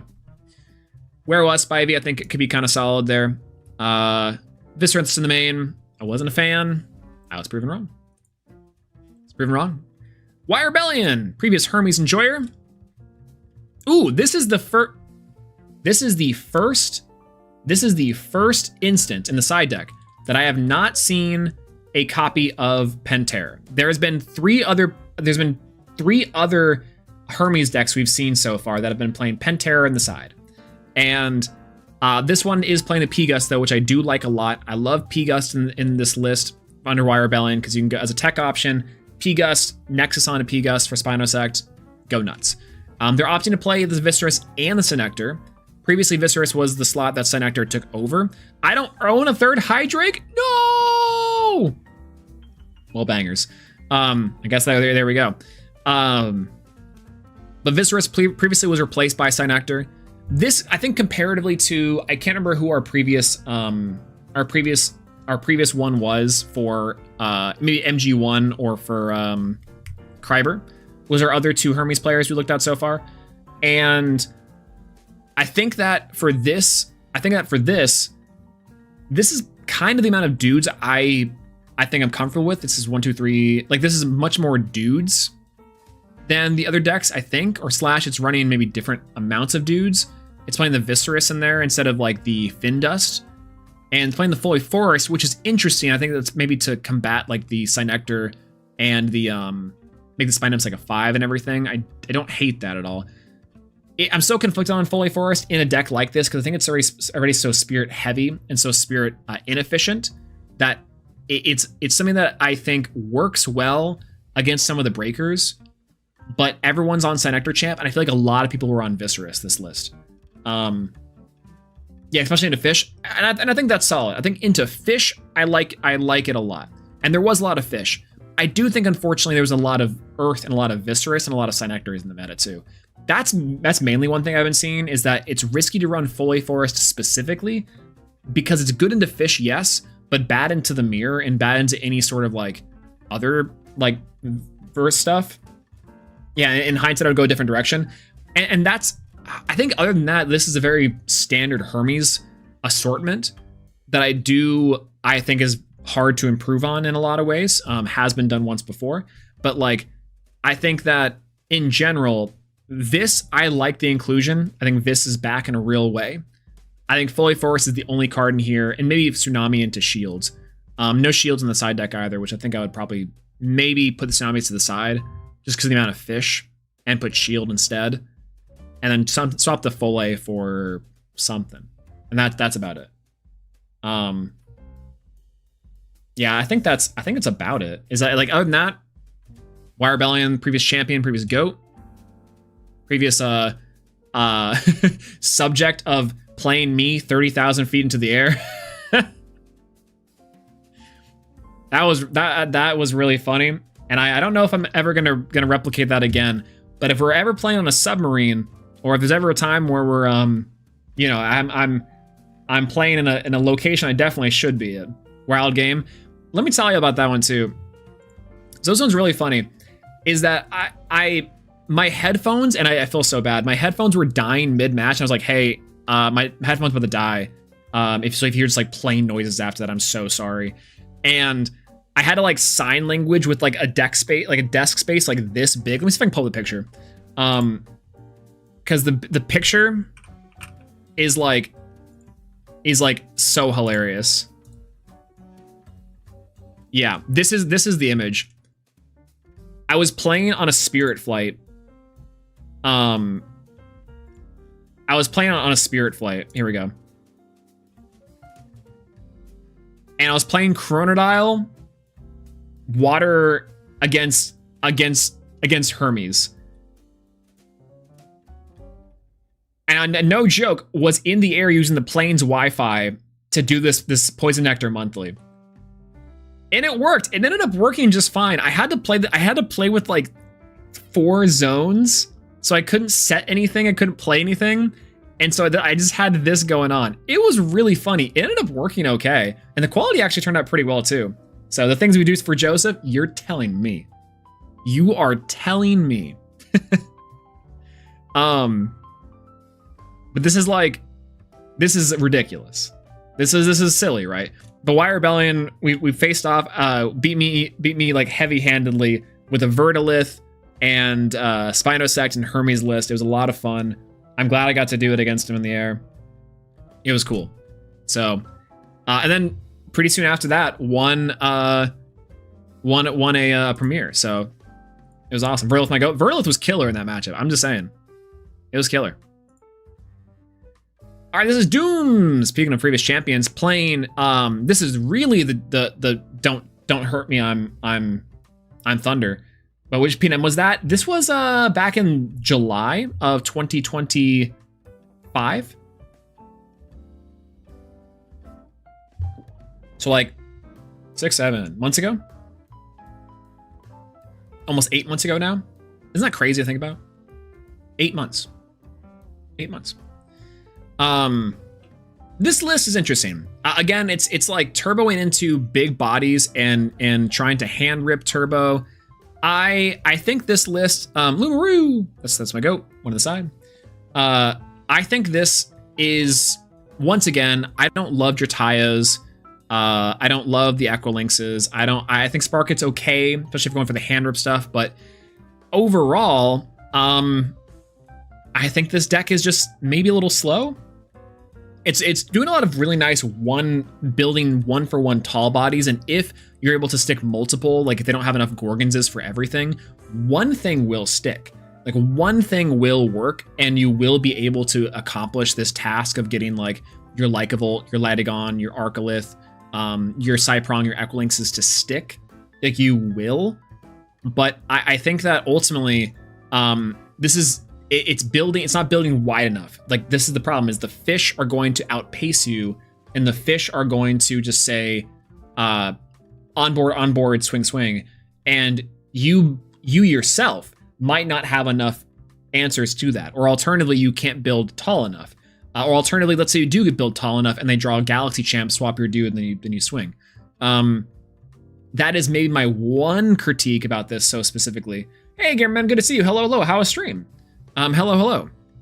I heard you were also reviewing some decks. We were reviewing the top 32. We didn't actually go over much of the below 32, but we're giving some analysis on some of these lists. But yeah, that's like the one thing I'll say specifically about Doom's list is that I think there is a world where this is valid. You know, this is a deck that's not low end. It's low end, high end, low end, high end, low end, high end, and so it's doing this little bounce back and forth. But eventually you will get outpaced by removal, and you will get outpaced by just decks that are able to build wider than you. And that's something that I think the deck like this can maybe struggle with just a little bit. But overall, I think this is solid. Again, it's solid enough to where I think it's top 16. Tornadoes on the side, that's an Australian thing, I'm assuming. I saw Gwen doing the same thing. PTA, I do like the PTA. I'm a big fan of PTA. And I think counter runes wise makes sense. Pandora's Box, a little iffy on this, could be shield, but shield's on the side, so that's good. Spark It, I like Spark It a lot. I think Spark It's a good card.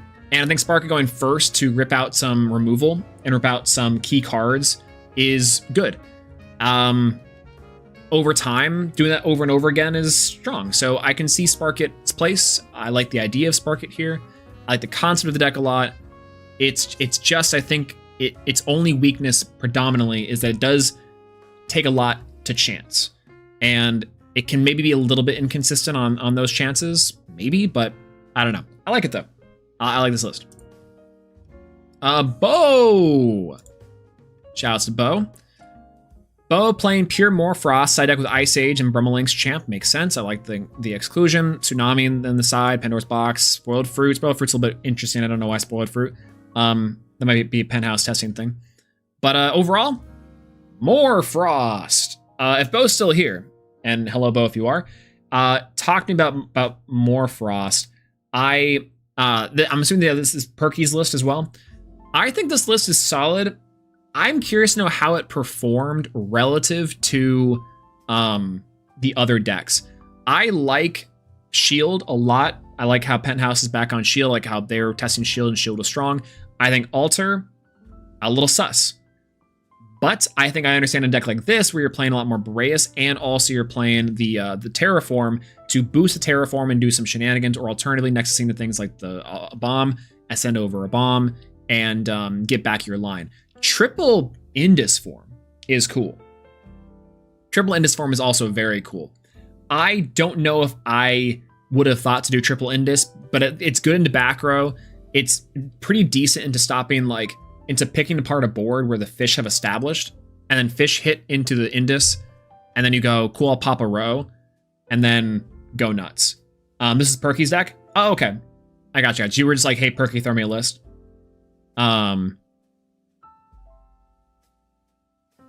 Yeah, Indus is to crash into Whale. True. Also true. Whale gets used, Indus to go into, pop a board, and then you start picking apart back row. I like Indus a lot, actually. I loved when like for the previous Morfrost list, you go start Indus, and it's a pretty strong start. It's pretty strong. I like it a lot, actually. Honestly.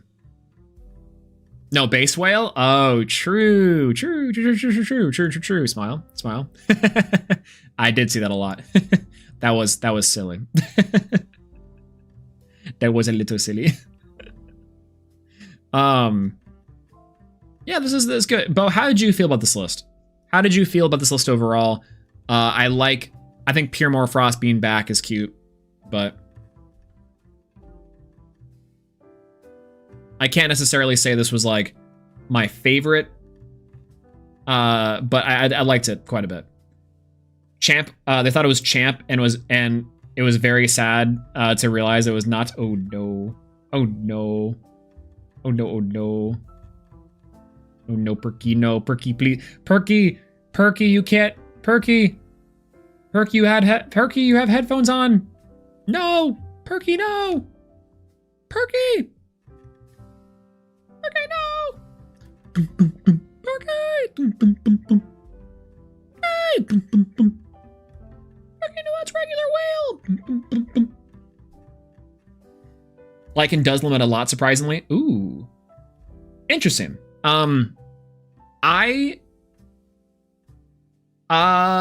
Good. It's competent, but feels bad to play from behind every game. That's the one thing that like the Morphrost Lycan form I think did really strength in a lot with this deck is that like when you were behind, you were like, okay, that's cool. I'll do my combo again. It's just the recursive nature of it, right? Where you can afford to be put back behind to then put yourself into a better position. I think that you are like overall, I can dig the strategy a lot more. I think Brummelinks may have been like an inclusion here, but I don't know. Because you're playing Alter, so Brummelinks pairs really well with Alter, but I don't know, Alter seems a little bit finicky. It's the only one. I guess because you're playing Kione, it's probably fine. But yeah, the Lycan hit is huge. I was thinking to myself, I'm like, well, Bat Form changes the play pattern of the Elestral stuff. And it's like, it does change the play pattern in the way that forces you to consider either adding Lycan or Bat. But in a weird way, I think Lycan Form is like the more impactful hit because it does just force an interaction versus saying Lycan Form, get back here. Like I don't have to think about what I'm adding back. It's usually always Lycan, but like I think that's solid. Wish I had Alter, Body Me Loud 1. Alter good. I'm not sold on Alter. I'm not sold on Alter, but if Alter was good, then you know what? I believe Alter was good. But yeah, I trust the deck building prowess. I don't know Morphrost well enough to know like how this deck wants to function now post bans. This is a very good start, and I think this is like honestly like really tight. The list is very tight. It functions really well. I don't know. I can dig it.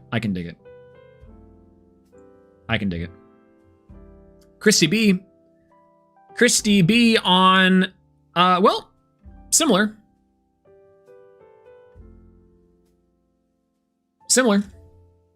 Almost the exact same as playing iWooling the side. This is the exact same list. Wait a minute. Is this a Penthouse person? This was like the exact same list.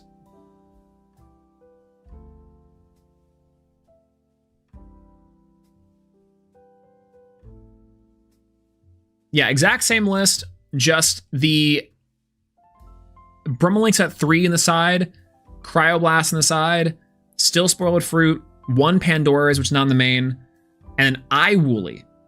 I like iWooly. Is this Rybots? Is this Rybots list? No. No, I don't think so. I want to know how often iWooly came up. iWooly seems like it could come up a lot. iWooly's cool. iWooly to clear board to like kill a bunch of wides. It's an 8, so it like helps contest certain like cards under Argo. Certain cards, not all cards, but certain cards. Maybe not enough cards, but I do like it. You like swing into a fish, expend, destroy. Seems strong. Yeah. Again, same list as last time. I would probably say the only thing is that Cryoblast. I like Cryoblast a lot. Maybe Cryoblast is in there. I help with this list a bit. This is I recognize this list quite a bit actually. This looks very similar to the bow list we just looked at just now. iWooly's cool inclusion. I like the iWooly in terms of tech options. But first, this was their first webcam event in top 16. Let's go, Christy. Okay. That's sick. Good to hear. And also on a deck like this is not an easy deck to pilot. This is a very hard list in terms of like things to do and things to look out for. Bo was just talking about how the big impact of Lycan was like a big driving force. So I like that. I like that a lot. Cool. That's awesome to hear. That's sick. I can dig it. I have no like big notes on this one. I think it looks very similar to the bow list. I think that Morphrost is very tight. And like, yeah, iWooly is cool. I would love to see iWooly, right? But yeah, played them around 7 or 6. Yeah, that went pretty all right. I mean, it's you already have experience against the Morfrost, for sure. Which, you know, RIP. By the way, all right. So Stellar Kristoff, top 16. Chat Stellar Kristoff. This would have been Stellar Kristoff's first ever top. Chris is one of these people who he is a good player. He's a good player. He knows what to do. He's been around for a while. And it's like, it will be amount of time. One of these days, Stellar Kristoff will like make a huge tournament run and like, and it'll be sweet. This was almost the tournament. He ended up losing to Adam in I think it was round 7. And I think that was like the big thing with his list. Dense Fog, the Achilles Mist. This was something that I think y'all put me onto as well. Turns off stadiums, turns off whale stuff, turns off whatever, fish. You know what?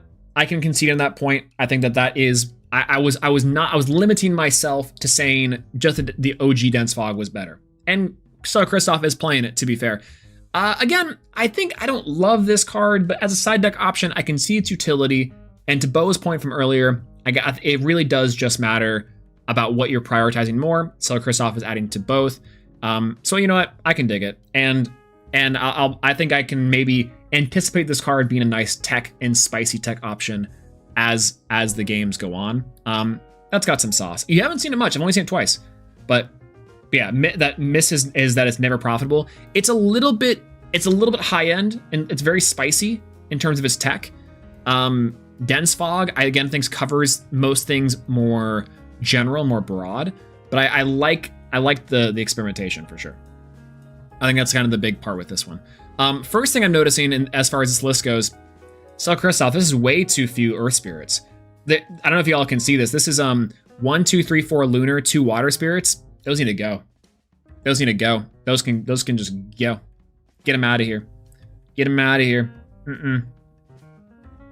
Play 20. 20's the new way to go. 20's absolutely the new way to go nowadays, you know.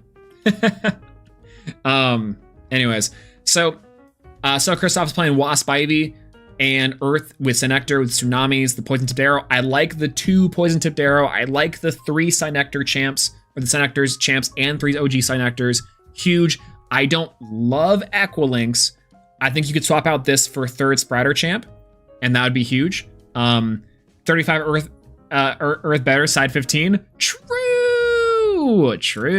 Wait a minute. True. Oh, there's the 3rd Sprouter champ in the side. Yeah, 3rd Sprouter on the side with 2 shield, by the way, on the other side. I think ultimately, get rid of Equilinks, put in the 3rd Sprouter champ, and then that searches your madness and then does everything for you. Earth doesn't win without 20 of them. 20 of them tangs. It'd be sick. But I think legitimately that this is, again, similar to the Ryerson list. I like this one a lot more in the way that it's using Hopperoo as a way to like pressure and gain card advantage. I think that's awesome. I love Hopperoo for that reason. I think that Synectar at 3 of, if this is what you're trying to do with the Wasp Ivy, at 3 is huge. Maybe Wasp Ivy could be down to 2 because we're playing 3 Wasp Ivy. I think that maybe it could be down to 2 and you could maybe play something else. You're kind of low on counter runes, so it's like 1, 2, 3, 4, 5, 6, 7. You could cut the Tsunamis in place of shield, take out 1 Wasp Ivy, and like, oh, it might be Foley Forest. I think maybe you do cut Foley Forest for counter runes. That's tough. That is really tough. That's the deck concessions that I think is kind of rough. Yes, you're playing Dynasty Madness as well, so I think 6, 7, 10. You're playing 10. Playing 10. Yeah, I think you might swap Tsunami for shield, cut 1 Wasp Ivy, and play like 3rd Dionysus, maybe? Maybe 3rd Dionysus. 10 is like 1 too few. I think it can work with cards like Hopperoo that gets you into your Dionysus Madness. And I think same thing with your Sprouter, which searches Madness, right? Like the little madness searchers that could ensures that you do have protection and counter runes often, and you're also searching them with Nectar, so it's not like the end of the world. You will see them quite often, and it is really consistent to see them. But this is such a hard deck to balance because it is so close to being like perfect. There's just like 1 or 2 card inclusions in here. But I do trust Stellar Kristoff in terms of like comfort level. I know Stellar Kristoff grinds and does look at this stuff. And so if this is the comfort for Stellar Kristoff, perfect. And if not, then tis the season. Equilinx is my biggest op. This thing can go. I don't love it in a deck. I just don't love it in a deck. It's okay. It's an okay card. It's just not amazing anymore. I don't know. I know. Yeah, Stellar Kristoff. All right, we have 8 more decks to go over before we get to our number 1 slot of course, our Brewlock. We have just passed our top 16s. Congratulations to everyone that got top 16 here. Again, the championship foamies look amazing, and I wish I could compete to get one. But in the meantime, 8 more lists to go over. We saw a lot of these on feature. I have one of them who I haven't seen in a long time. Win the Scent is a classic Elestrals player. Goat the Scent, if you will. We got Perky, we got Shirt, we got Ribble, we have Adam, we have Justin T, Astronite, and Brewlock. A lot of standouts, a lot of surprises. This was a very interesting top 8 for a lot of reasons. The first, we saw a lot of fish, but we also saw a lot of like weird tech option stuff, right? So I think out of the top 8, we had 1, 2, 3 fish, 4 fish.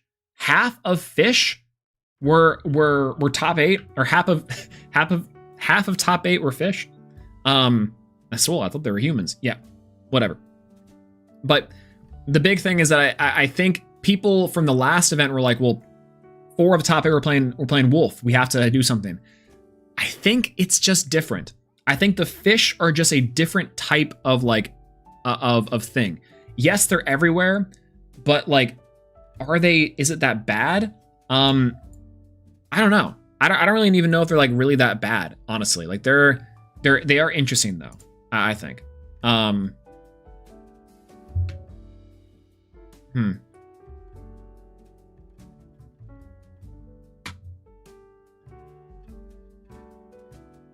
My hair is doing some silly things, and I got like, it's like not. I think it's because it hasn't worn a hat in a while, so it's like, what are you doing to me?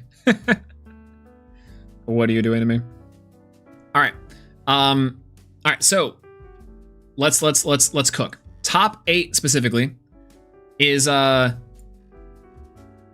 to be a doozy. We'll start with Ribble. Ribble is playing the Cryo Rhino list we saw from earlier.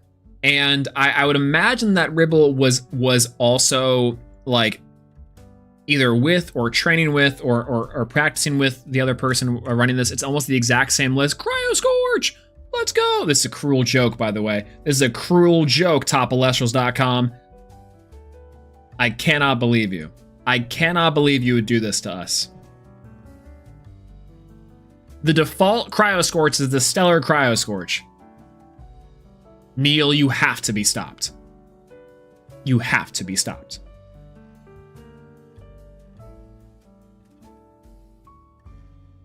Is base set Aephros? You probably don't need to, though. Yeah, base set Aephros is arguably the strongest card in the deck by far. Anyways, so the difference I think here is like Waylance tech in the side, 2 third Cryoblast in the side, as well as 3 Pandoras, 2 Boom Bats is also not that bad. Did you see Insane's Proxy Pull? I did. That was a really cool video. That's a good meme. That's a good one. That's a really good bit. I love that one. I think he could. Alex is not like this. He's not one to be like whoa, but you give that to like a real Hungry Box type. That clip is like insane. But that was a really good clip. I love that one from Alex. It was awesome. Shields. I think shields to the main. I think it's Tsunamis. That's the classic thing. There was so many fish. I think that Tsunami's better in the side. Boom Bats. I think Boom Bat's probably fine. It's a nice little tech. I wonder how often that came up. No Brummelinks, even though you're playing Boreas. I think you could maybe... Oh, no, Brummelinks here. Never mind. I was about to say you could probably play Brummelinks in here too. Yeah, I think this is okay. my same critiques on the last list are the same with this one, as I think they have cut the Kiones for just the Cryoling package in the main, which I think is fine. Cryoling gives this deck like a little more of like a push-pull with both the Rhinosex or the Cryoverns. Personally, I think that you lean heavier into Triple Blizzard and you lean heavier into like, maybe that's why this works so well, is because you're leaning into the Triple Blizzard whiteout to go into your Cryolings and the Cryovern main as like your one of. I don't hate that. I just feel like maybe these 3 cards could be something else to get you more into your Cryo Rhino. I don't hate Leaf. I don't even hate like consistency pieces on some level, or even just Kione to add back your Rhino after it's gotten hit or after it's gotten like got, because you're only going to take like a couple damage anyway. So you go Kione, add back Rhino, and then you're good to go. Alternatively too, you could lean heavier into the Morphrost package with like the Bat forms and Scorpios. I think that's probably fine. And alternatively, this could be 3 Kione, right? And then like adding a 3rd Blizzard, and that's probably fine. Or Leaf. But yeah, this list is cool. I like seeing Cryo Rhino back in a big way. So big ups to Ribble. Win the Scent. My goat. My goat. My goat. Now, some of you might be asking yourselves, Swole, why are you saying my goat to Win the Scent? What's with Win the Scent? Win the Scent is a classic Elestrals player. Back in my day, when I was still going 0-5 at tournaments, Win the Scent was going 5-0 at tournaments. Win the Scent was playing Krakatuga Burn and waxing fools for rounds on end over and over again. And so it's really cool to see them come back for Lifestream. They were on a big hiatus, didn't have a lot of cards, and wasn't really able to play a lot. It's really cool to see, and it's also really cool to see Win the Scent top again. That's also really cool. Love seeing that. I love seeing players come back into the game, do well, and compete and share in the joy of Elestrals. Always awesome to see. Yeah, wild to see Win the Scent back a lot. It's like hearing. I'm trying to think of other names that I can drop that would be like, oh yeah, I recognize that name. That aren't still consistently playing, because I think a lot of people that were playing back in the day still play now. But Win the Scent was one that just like played, was never seen again, and then was back. Yeah, top of the Clash Ladder at one point. They've been cooking. I actually did see that. I saw that they were playing Clash Ladder for a long time. It's really funny you mentioned that, actually, because I did see that. Every time I get top into Clash, he'd be on there playing like Burn still, or playing like Krakatuga. It was awesome. It was super sick. All right, let's check out this list. Typhlant. Oh, cool. Typhlant's cool. I like that. Hand Rip, and then Ivory for the shouts to Cerebro. Is this a Cerebro drop? I like Typhlant as like a side option. I don't really know why, other than like I have cards at mydesk.org, but I think that's cool. Pandora's in the main. Chains. I like Chains as a we need history back. True. I think with Chains in the main deck, I like Chains when I saw it. It's always a hype thing to get Chains, yeah, wherever they may be. I think it's hype to get changed and to get changed. I don't love Chains because sometimes Chains is a big do nothing card into a board. Like, let's say you set Aphrodite Soulmates, Chains of Prometheus as your openers, and you're like, okay, and then you don't end up seeing counter runes for the rest of the game. Like, this will come up when you drop your Draken, when you drop your Lockagons. This is really cool. Again, Fish. The best thing to be doing in Fish is Fish. I actually played against Win the Scent and played a deck very similar to this against them when they were playing. I think they were also playing Lockdown at that same tournament. And so Aviolith is cool. It's kind of a neat one. Like, if you're already playing the Wind Spirits or things like the Monsoon on the side, then yeah, one of Aviolith to drop and draw cards is kind of neat. And it got top, which so I love an Ava top. That's killer. I love that. Yeah, I got to see Aviolith and Typhlant in this deck when I was getting the mid-game Waylance deck profile. Had double yeah, imagine going Waylance over a Fish and you're like, Win the Scent, what is this? What are you doing? But please, For the love of God, don't drop that on me right now. That's crazy. I love that. I like Aviolith. Aviolith is so funny.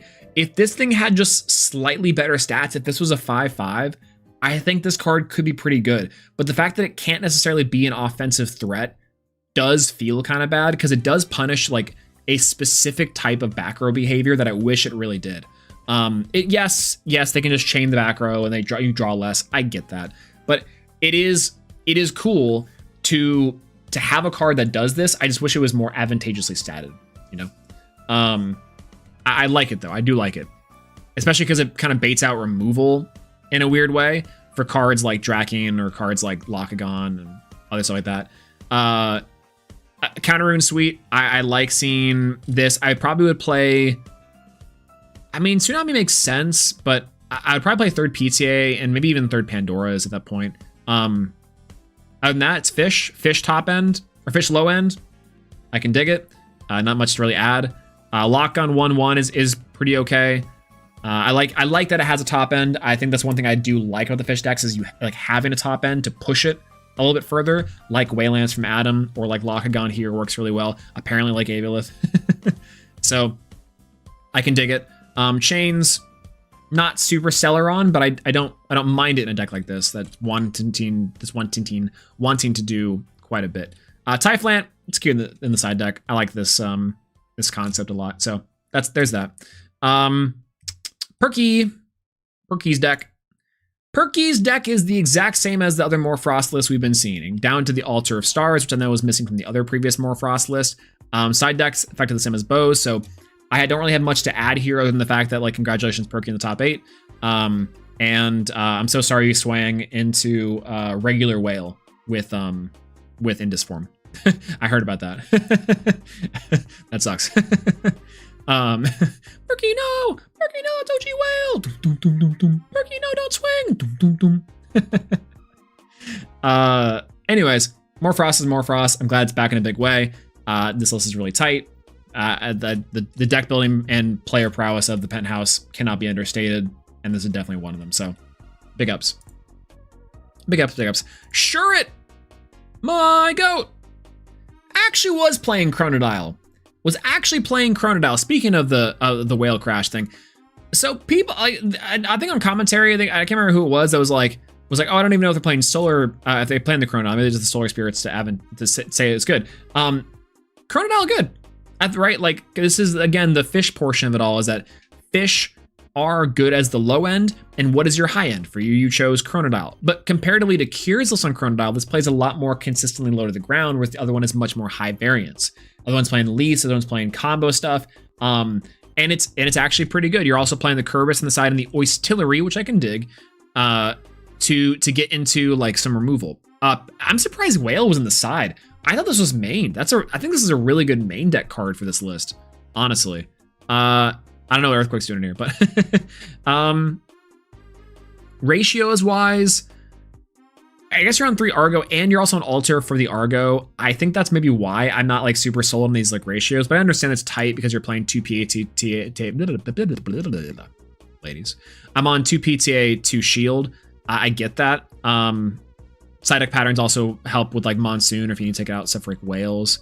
Pandora's Box for 3 of, kind of insane. Fish is Fish, good. I can't say much about Fish. The Galaxy Champ in the main, Aphrodite's Necklace in the main is also really solid because it does search you like your Chronodile and your Nomodile on top of anything else that you need, and pairs really well, I think, with the Galaxy Champ, which is partially, or Galaxy and Galaxy Champ, which is partially why I think that this would work really well on the main deck, is because you're already playing the Aphrodite. I like the theory though, like this is as low to the ground as it gets, and it's playing the rabbits to then turn into 5s. That's the part that I think ties this deck a little bit differently than the Cure list, right? Well, the Cure list is playing things like the Drops of Leaf, like it was playing the Chronodile stuff a little more on the high end.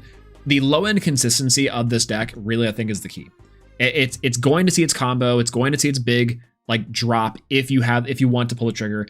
And if you don't want to pull a trigger on that, then cool. You can just go fish stuff. You can just do fish things, and that's usually going to be good enough. Oistillery, Target Destroy, Kerberos for a mirror or for any sort of like thing. I can dig it. Monsoon, big fan. Galaxy Domain, maybe. But 5'8" rabbit will hurt you. True, legitimately 5'8" rabbit is killer. That's so funny. So funny. I love it. Yeah, congratulations on the top 8. Been a long time, but I love it. Top 4. We're on to the top 4 decks now. We have Adam, Adum, Adam, and Justin T, Astronite, and Brewlock, by the way. All previous champions except for Astronite. This is their first top 8. I think they got top 16 previously, and maybe did top 8 at Premier once before. I think it was maybe the thing. So maybe a top 8 before and like a top 16. So before that, though, 3 champions staring down, which is crazy, absolutely crazy.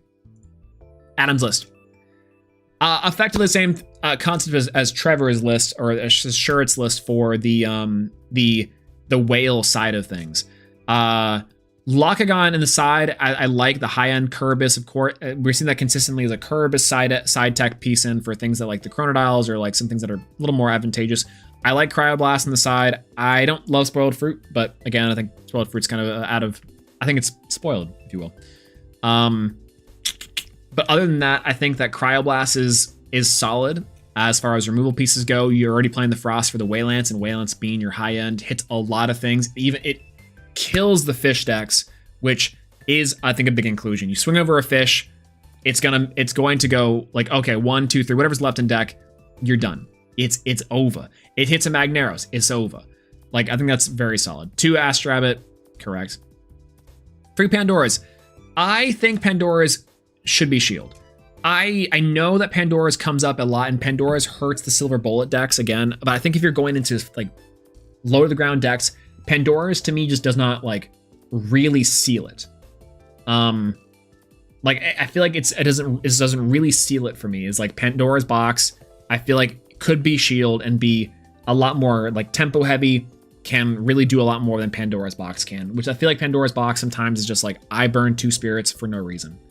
Other than that though, I like Atlantis in the main here. I think Atlantis is really strong, especially with like with this sort of list, as it's you're not only playing your Argo targets, by the way, to make these fish huge, but also Atlantis doubles down on that and adds more offensive pressure. So I really did like the inclusion of the Atlantis. On top of that, too, makes Waylance a 9, which is huge for the 8 breakers because people are playing 8s. So solid. I think this is a solid list. Again, it all makes sense. The galaxies and the whales. Yeah, like I said, 2 shield moving forward. Absolutely. Won me so many games, 6-5. Legitimately, Atlantis is killer. I think fish with Atlantis is great. If you're playing, I was talking about this with the Cobalt list, is that I think if you're playing, oh, it's actually right here. Yeah, if you're playing the Cobalt list of like the 5-sided like bruisers, I think play stadiums here. I think you play stadium searchers, you play like Glimbats, or you play like Joltons, and you end up misenchanting some of these Elestrals to have a consistent like spew of 6s and 5s, 5s and 6s, right? Yeah, Bubloon Champ goated. Legitimately, I think maybe there's an idea to go Bubloon Champ or Monsoons, even to maybe capitalize off the Atlantis here. But yeah, I think it's awesome. Maybe Sweat so often. It's so nice. It's so nice. Stadium Wars are huge, and I love seeing that. So yeah, congrats on top 4. Speaking of top 4s, we have Justin's list. Justin T's Hermes and Titan list. This list is super cool. Oh my god, this list like gives me life. I think it's so sick. The incidental synergies are tight. I'm only going to be showing this for a little bit. I know you can kind of only half see it because of the chat's covering things, but we have a deck profile from this coming out tomorrow from Justin. We recorded that earlier, and we're going to be uploading that tomorrow. So just kind of go over a little more in depth of everything. It's so interesting. I was talking about it previously with the other Hermes lists. I think there's not a lot of innovation Hermes really has, but Justin kind of said, all right, hold my beer, and really took it to town. There's a lot of optimizations here. There's a lot of things I know Justin would kind of change or kind of talks about a little bit more in depth again in the video.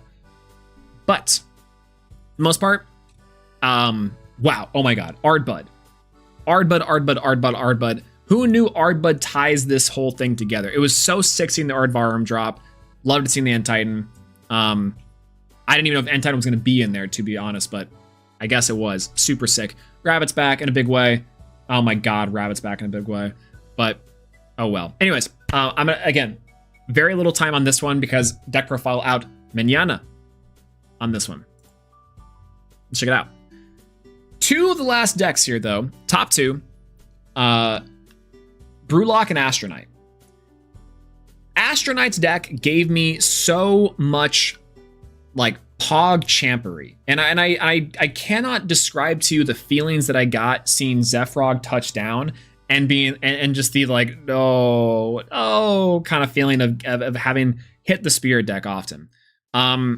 This is a very solid theory. Now, I was spoiled on this a little bit early because I hate Zephyrog. No, Adam, no. Is that like I got a DM that said, you know, here's this deck I've been testing and it seems really solid. It's been performing really well. And it was very similar to this list. I thought that was that same player. I'm not going to spoil who it is just in case they want to play this certain deck later. But alternatively,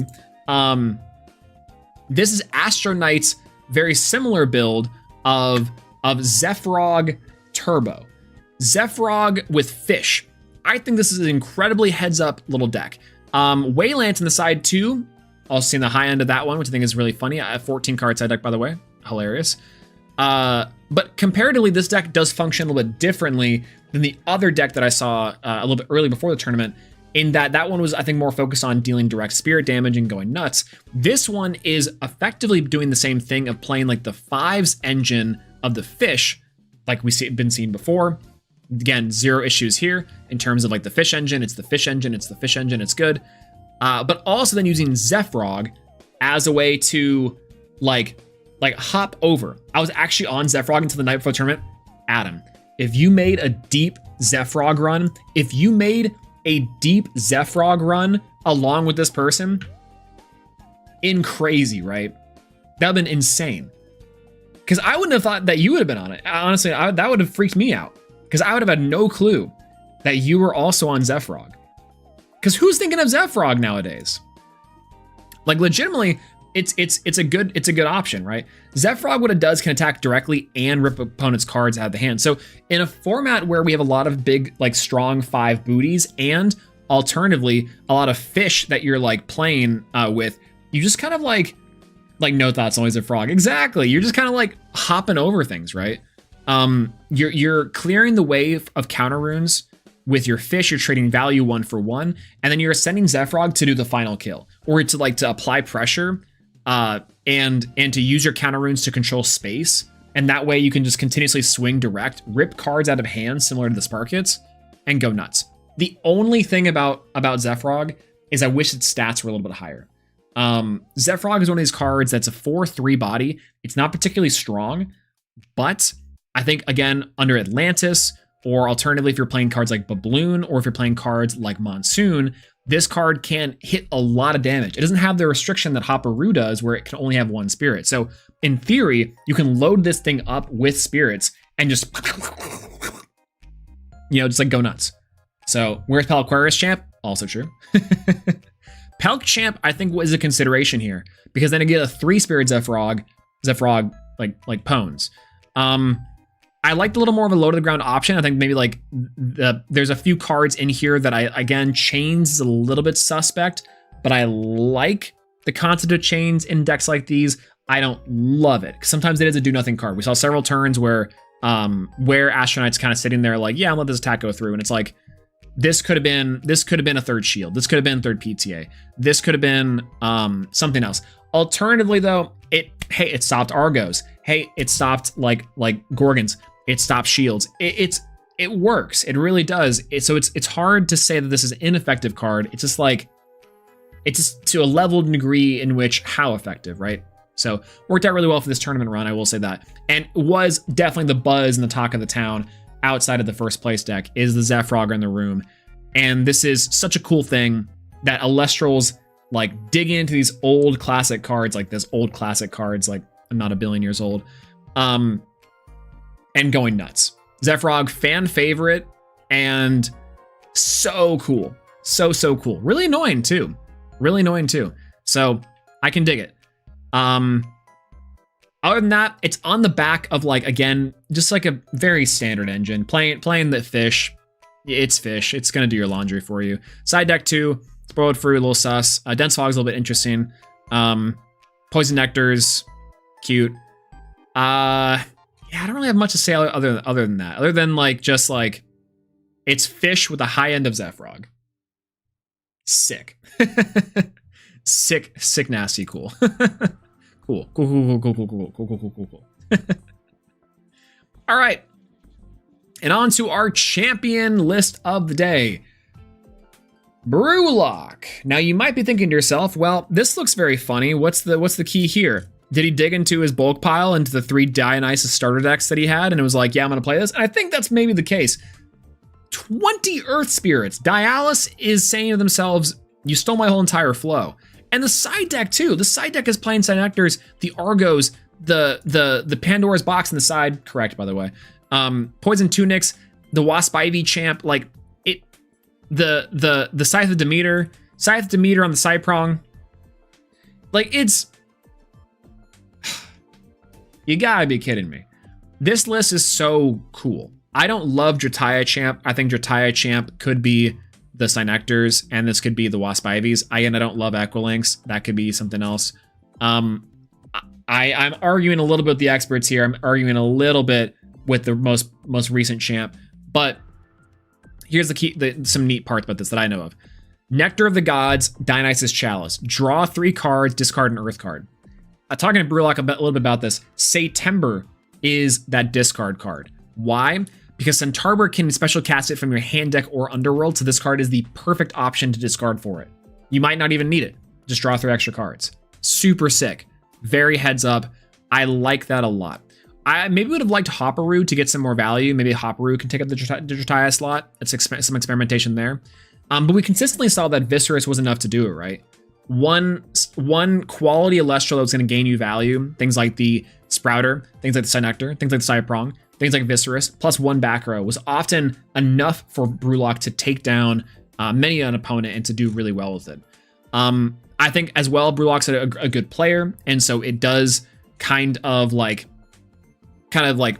mean that they were able to utilize some of these more niche strats with their experience, where I think other players might struggle a little bit with this list. Just kind of a heads up. But September and Centaur does cook. That's kind of the weird part, right? Like, if you can establish the Centaur and get the September out, that's a really hard thing to deal with. That's almost a game in itself. PK was cooking me on this list and cooking me on these things like a while back too. So I think it's solid. It's a 5. Enough said. I'm saying. Yeah, I mean, we've looked at a ton of Earth lists today, and this is not too dissimilar from them. You know, you're playing the Dionysus, you're playing the Shield, you're playing the PTA, you're playing the Gorgons, you're playing like your Cyprons, Nectars. The only thing is Brewlock leans into the whole Earth of it all, right? Leans into the, I'm going to use Sprouter to search Dionysus Madness to protect it for a turn, and then I'm going to search out for Centaurs, for Septembers, or just Synectors sometimes. You're searching your low end here to bait out interactions, or for whatever you need. You're utilizing Sprouter, Champion of Dionysus as a toolbox card, not necessarily as a combo ender, or as a game ender, but you had the option to.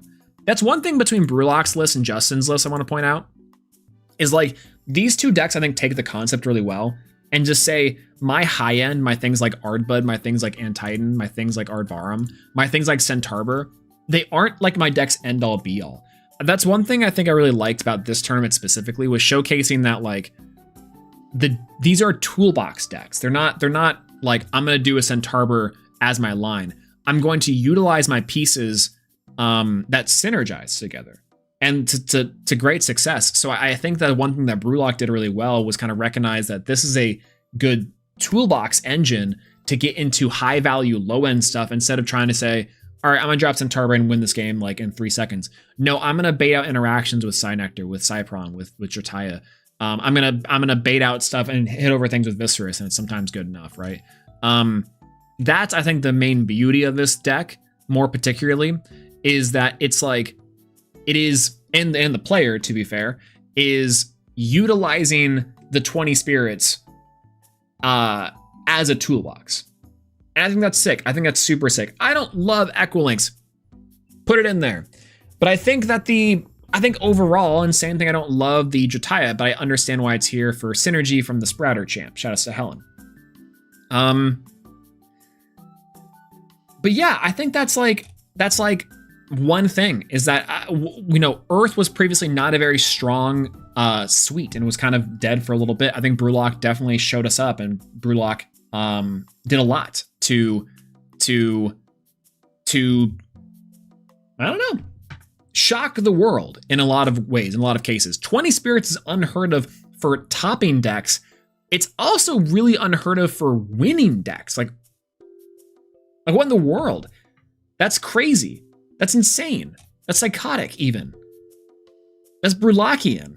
Putting people in the Brew Lender is also Brewlock's bread and butter, so I can't imagine too that this deck does not also play into that. So regardless, sure, it's gonna cook Brewlock at locals, and we're gonna be on fraud alert for this deck for the next like 40 years. But this is the greatest 20 spirit testing deck that Joseph will ever play, and also this is also really cool to watch.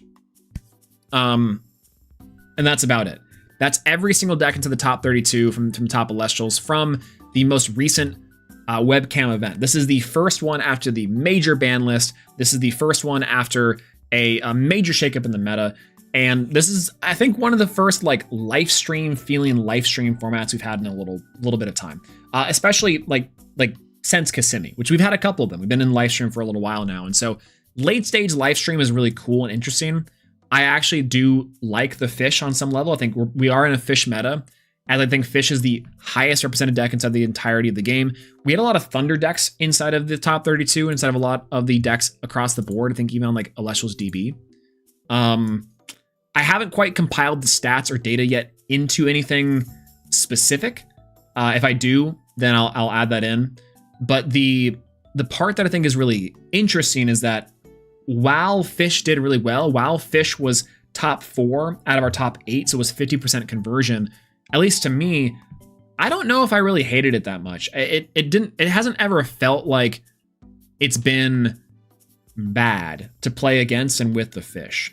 Not in the same way that like a Void, or in the same way that like some of the other cards and decks have. Like maybe they can be refined or tuned down a little, but it feels really solid even, I think, to play with them. And for the most part, we have a lot of different counter decks and a lot of different decks that are like doing a lot of really interesting things. Again, the Justin T. Hermes list is very strong and exciting. Brewlock's list is really cool. Perky's list with the Perky's and Bo's list with the Morphrost stuff is awesome. Ribble's list, Cryo Rhino, that's awesome too. Like in the top 16 has a ton of really interesting decks and really interesting things to go off of. Solar is still kind of there. Needs a little bit of tweaking. Right? Yeah, right. Like that's Adam has a perfect way of looking at this. I think, and that is like if the fish have plenty of exploitable weaknesses, and if that's the best deck this format's great. I can kind of agree. Like Locagon before it, the other previous water deck was like a deck that had a ton of previous weaknesses as well, I think, and so it's weird to say that was the best deck in the room, is the most represented deck in the room, and it was still really good. But it's like Barry's best deck. True. Everyone say hi, Josh. True. Wait, they don't know. They really don't know. But also correct. But that being said, like the fish being the best deck, it seems kind of fine in a lot of ways, right? Like I'm not equating this to the Melee of it all or Smash 4 of it all, really. But if Fish is the Fox, then yeah, you get some Marth grabs in there. You have some ways to juggle a Spacey. Like it's easy peasy, right? Looking like this, talking about Smash, by the way, that's not even like at all surprising, I'm sure. That being said, that's it. That's gonna be all the decks for the top 32 of this most recent premiere. Fish back in a big way. We saw Thunder return, and Thunder really strong. I think Thunder might actually have a comeback here in a little bit. Hermes performed and overperformed. Earth. A lot of Earth and a lot of really good Earth inside of the meta too. Top decks that I think are filling out the format to be the Earth list, specifically the Dionysus Champions deck. Obviously Fish, we talked about that Fish. Hermes is up there. I think Hermes is really strong, a little bit of a learning curve. And then Thunder is on the brink. I think Thunder needs either a certain type of build or a certain type of player to bring it into prominence. I think maybe this is time. think this might be the time period for the thunder to rain, to strike down the fish, if you will. Maybe even you're playing fish instead of thunder. I don't know. Either way. But that's it. That's everything. Happy casting.